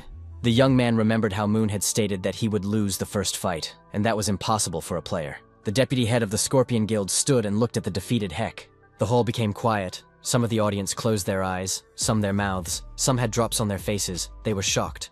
Just a few minutes later, they came to their senses and started yelling the names of the players. The presenters of this action shouted into the microphone that it was an incredible turnaround, and reported that Kim Jung-jun won the first match. They pointed out that Kim Si-hyuk wasn't bad, it was just that Kim Jung-jun was too good. Our hero watched the broadcast of the fight and thought about the fact that he was a little worried that the future would change because of the information he bawled to him, but luckily everything was fine. The guy smiled and thought about the fact that his brother had even used the invisible cut technique. The young man continued to watch the broadcast further and heard the presenters talking about Heck looking confused, all because of the huge gap between the players. The young man smiled and thought about the fact that Si-hyuk would now be fighting at full strength. Divine Martial Body, one of those SSS-class Si-hyuk abilities, is an insane ability to understand and interpret the nature and form of all martial arts. Our hero was thinking of a real cheater ability that his younger brother had. Just as suddenly, the young man heard his brother chop the enemy into 4 pieces. The anchors reported that, as expected, the swift victory was given to Kim Si-hyuk, and the young man was very happy about it. And the reporter added that this was how the first-generation giant fell from Olympus. So the guy decided to check the bet. He exchanged 175,000 AR, which is about 200 million won. The young man familiarized himself with the fact that most were betting on his brother's total victory. He stared at his cell phone screen and tried to calculate what his winnings would be. Literally seconds later, he screamed very loudly and then started swearing. He read that he had won the jackpot, namely 4,600,000,000. The boy opened his mouth in surprise as he couldn't believe what was happening. And then he told Philosopher's Stone that if he needed rare ingredients, he'd let him know, and remarked that today was his treat. And the man shouted that he had enough of what Moon had already given him. The young man came home, looked around and thought about the fact that 4,600,000,000 can buy a bigger apartment. He closed his eyes and dreamed of a spacious place to live, for he had struggled to get this place too. Philosopher's Stone remarked that he realized the young man was very pleased, and then remarked that everything was worth checking out, and walked over to the device for which he used the achievement points, and stood in front of it. Our hero began to consider how the fermentation had gone. The Philosopher's Stone noted that, on the face of it, everything was just perfect. The guy opened the device, pulled out a tray of potion, and Stone told him to look at the color. Elixir Moon Color. Increases dexterity. Increases flexibility when first taken. Created from moonstone dust and shadow herbs. The young man took it in his hands, began to look at it with surprise, and noted its B+ grade. He was very much pleased by the fact that the elixir had an additional effect. In front of Kim, there was a report on the characteristics of the elixir Fury of Bestiary. It increases stamina the first time it is taken. The effectiveness is enhanced by high-level alchemy. The third elixir had the name Elixir of the Immortals. The first time it was taken, it increased stamina and regeneration. It was created on the basis of purified mithril, suitable for consumption. The Philosopher's Stone noticed that the grade of the elixir had increased significantly. Moon laughed and said that the potion now had a grade A rating, and noted that it was likely the mithril that played the key role. Stone remarked that he was very much surprised when the guy said he could recycle it back to its natural state, since people didn't recycle mithril. Our hero opened a vial of elixir, said he would pump, and began to drink it straight from the throat. Several system messages appeared in front of him, which he began to read with great interest. He gained additional points to strength, agility, endurance, increased flexibility, and enhanced his own regeneration. The guy got really excited and said he could feel himself getting stronger. Moon remarked that he was very glad he had emphasized on endurance. Now the strain of transmutation on the body would be less. He read that he had gotten 1,000 achievement points, and that his title of Alchemy Pioneer had been improved. He was pleased that the title improved and he received points. Also, the young man was able to familiarize himself with the characteristics of the updated title. Our hero said it's a buzz, and remarked that he'd look into the arena now to check out the pumping. He began to put on the mask, and indicated that he wanted to see how much stronger he had gotten. A few seconds later, a system message appeared in front of him, inviting him to the Galactic Arena. And then the young man read that today's mode was Arena Survival. He looked in front of him, and then familiarized himself with the fact that the number of participants was 100. He looked at those gathered, and the system message in front of him reappeared, announcing that the game would begin when everyone was gathered. Viewers immediately started reading the chat messages. Someone wrote about waiting for the stream. There were also those who wrote off topic. Kim smiled and told the guys that this was his first time in survival, and he was a little nervous. Not everyone believed it, and someone asked if the guy wanted to take the top spot, and Moon remarked that the matches have gotten tougher lately. A message appeared in front of our hero that he was in a promotion match. The young man was not prepared for such a development and could not believe it. He even screamed. Someone in the audience was also surprised, and the young man was thinking of rank promotion. The guy got a system message in front of him that he couldn't be regulated by the MMR system at the silver rank. And from the second, he learned that he would be promoted to gold if he made the top 10. The young man smiled and thought about the fact that he would get a fine if he failed. He realized the pumping was already too strong. He didn't care since he planned to do it anyway. A message appeared saying that the match was starting, and a second one saying that the location was called Dark Sewers. The player began to cover his nose and mouth with his clothes, as he couldn't stand that nauseating odor. His partner told him to keep his voice down because someone might hear them, and the guy noticed that it was very dark. The guy told the other player to stick close by and he could handle it. The guy replied that he wished he had eyesight like his. The young man remarked that this is a dark area and you need to score points while you can, and then when the players are down, they will pile on. The kid asked if they were playing for survival. The kid replied, how could it be otherwise, and asked if the kid had seen the arena rankings. The main man noticed that 2 monsters had come into the match. He frowned and gritted his teeth. His partner asked why they were ticking so openly, since they could run into a known area at any moment, but the young man replied that it was a dark zone and let them not snap their teeth. The guy started asking again what would happen if they spotted them first, and the ringleader said there was a corner. Whoever took it first won. The kid stood scared. He changed in his face, pointed his finger forward, and noticed that there was something scary up ahead, and asked if his partner saw it. The young man was shaking with fear. He blinked, his pupils narrowing hard, asking over and over again if his partner had seen it. He said something was moving, but the guy in charge said he couldn't see anything and asked if the guy was sure. He replied that he had definitely seen it and wanted to say something, but did not have time, and drops of blood splashed on the leader's face. The young man turned his head back and saw the kid lying in a puddle and yelled frantically. After a few seconds, he himself fell into the water and saw the monster approaching him and yelled at him to stay back. The guy put his hand forward, his face covered in droplets of sweat, and began screaming as hard as he could to keep the monster away. But the assailant had no thought of retreating, so the kid looked at him with fear and shouted as if frantic. Our hero was staring intently in front of him, and the audience wrote in the chat that even in this mode he takes everyone out. Kim stood quietly in front of the system message and said he needed to check something. He found out that first place went to Choi Jin-soo, who had 13 kills, and second place was him with 10 kills. The guy didn't expect the first place to be taken away from him. The guy looked in front of him, then changed his face as the name of his opponent was familiar to him. Then he remembered it was the King of Beasts, a former UFC heavyweight fighter. He is a member of the Sacred Trinity, second only to Sun Sam's guild. He had an SS-class beast form that allowed him to transform into any animal.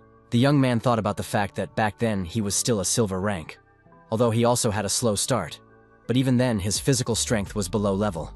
Our hero rubbed his forehead and swore. He thought about how he wanted to enjoy his improved stats. Then he started laughing, and began to realize that it looked like things were taking a different turn. Kim closed his eyes and turned to the Philosopher's Stone to make a preliminary calculation. A system message appeared in front of the young man, stating that 10,000 achievement points were required to make an equivalent exchange that exceeded the power of the Philosopher's Stone. The guy had to choose an answer. He didn't hesitate for a minute at all. He immediately agreed to the suggestion. And a bright yellow eye appeared in front of him, with light coming from it in different directions. It was the Eye of Odin, the constellation of the Lord of Asgard. The main feature of it was that it could be misused. Moon had read that the constellation of Thor and Heimdall had shown interest in the sudden appearance of the eye. Our hero began to consider the eye, and thought about the fact that this object, like other artifacts, was not fully formed. He had read that the constellations of Asgard were taking an even greater interest in all that was going on. The guy started to look at it and thought about how it was expected, since he had the original. As the young man suddenly screamed very hard, Odin's eye was drawn through the guy's eye. He held his face, clenched his teeth in pain, and screamed for all he was worth, while viewers actively wrote comments about the guy being attacked by the eye. Literally seconds later, Moon felt fine, but his eye was completely different from before. System messages appeared before the young man. From one, he learned that Odin's constellation was smiling innocently, and from the second that Odin's eye was requesting a binding. The young man was very much surprised. From shock, he even opened his mouth and examined his hands. Philosopher's Stone asked if the guy would agree to such a proposal, and the guy smiled and answered in the affirmative. Odin is known for wielding many artifacts. Of all the powerful artifacts, Odin's eye was chosen, and for a reason. It happened a long time ago, back during the Dragon Emperor's coming to Europe. It destroyed half of Europe in just one day. The continent was on the verge of total collapse. At the order of Fabian, who used the Eye of Odin, the Emperor was driven away. They were then able to eliminate the core of the adventuring. Thus it was brought back. Fabian had a very high rank back then. This young man was a patron of the Odin. That's when he revealed why he chose Odin's eye as his primary weapon, Kima thought to himself. He opened his eyes and thought about what was the best choice for him right now, and smiled. A system message appeared in front of our hero, stating that Odin's eye was bound, and that synchronization with the Philosopher's Stone had occurred, and a new ability was being registered. The guy was insanely happy about it. A satisfied smile appeared on his face. He thought about how his vision had become much clearer. The system message that he was receiving the ability of Odin's eye reappeared in front of the young man. Kim was well aware that it was crazy, and viewers started chatting about his eye glowing. Our hero began to guess how Fabian had found the Emperor's weakness, and thought about looking for the type. The one was just looking around and noted that he had cleaned up the whole neighborhood, and added that at this rate he would take the top spot again. A system message appeared in front of the guy, and he saw that Kim Si-moon had 24 kills, and noted that he had just been in second place. So how did all this happen? Choi Jin-soo clenched his teeth and said that it looked like his opponent knew how to fight. Just a few minutes later, he turned into a wolf, and remarked that he hoped Kim was a fighter and not a mage. The beast began to move its head from side to side and listen to different rustles. It gazed into the darkness and thought that there was someone there. The monster's eyes burned with the red fire of hatred. It bared its huge, sharp teeth and realized that it had detected an enemy. He tossed to where he felt his presence and thought to himself. The wolf thought that his opponent was most likely a mage, and it made him very angry, because the latter was hiding his aura, yet predicting his movements. The monster was very angry. It was darting from side to side and wondering where Kim was hiding.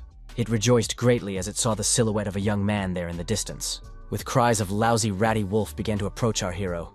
Just a little more and he will devour him. But just a minute later, the wolf stood back and only coughed, all his spunk gone. And Moon said with a smile that it was incredible, because he could see even better at close range, although he wasn't used to the artifact. He already liked everything.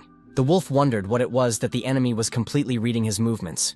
He wondered what this ability even was, but he himself threw himself into the attack and began shouting that such cheap tricks wouldn't work on him, and called the young man a cursed mage. Kim, on the other hand, smiled, gave his opponent a hard look and replied that he wasn't a mage, snapped his fingers and asked if he could take it. And our hero used his skills to attack the wolf. But suddenly the young man couldn't move. He started screaming like an eel, as he was also frightened. Choi Jin-soo said he caught the rat cub and asked if Kim Moon was in front of him, and remarked that he had to fumble because of our hero. And he screamed for all his might that the guy should die as quickly as possible. But the one used a skill like Ogre Body Shell, and thought that the opponent was going to fight with such dead hands. The wolf gritted his teeth, sweat dripping down his muzzle as he wondered what kind of man was standing in front of him. It wasn't easy for our hero either. He clenched his teeth and thought that, as expected of the Beast King, he was a strong opponent. It was good that he was able to fight back now. The guy was well aware that he needed to find his weak spot as quickly as possible. And the wolf wrinkled his nose, his eyes burning with hatred, and yelled very loudly that Moon was a loon. His jaws were over the young man's head and he was asking if the guy thought he would fall for the trick again.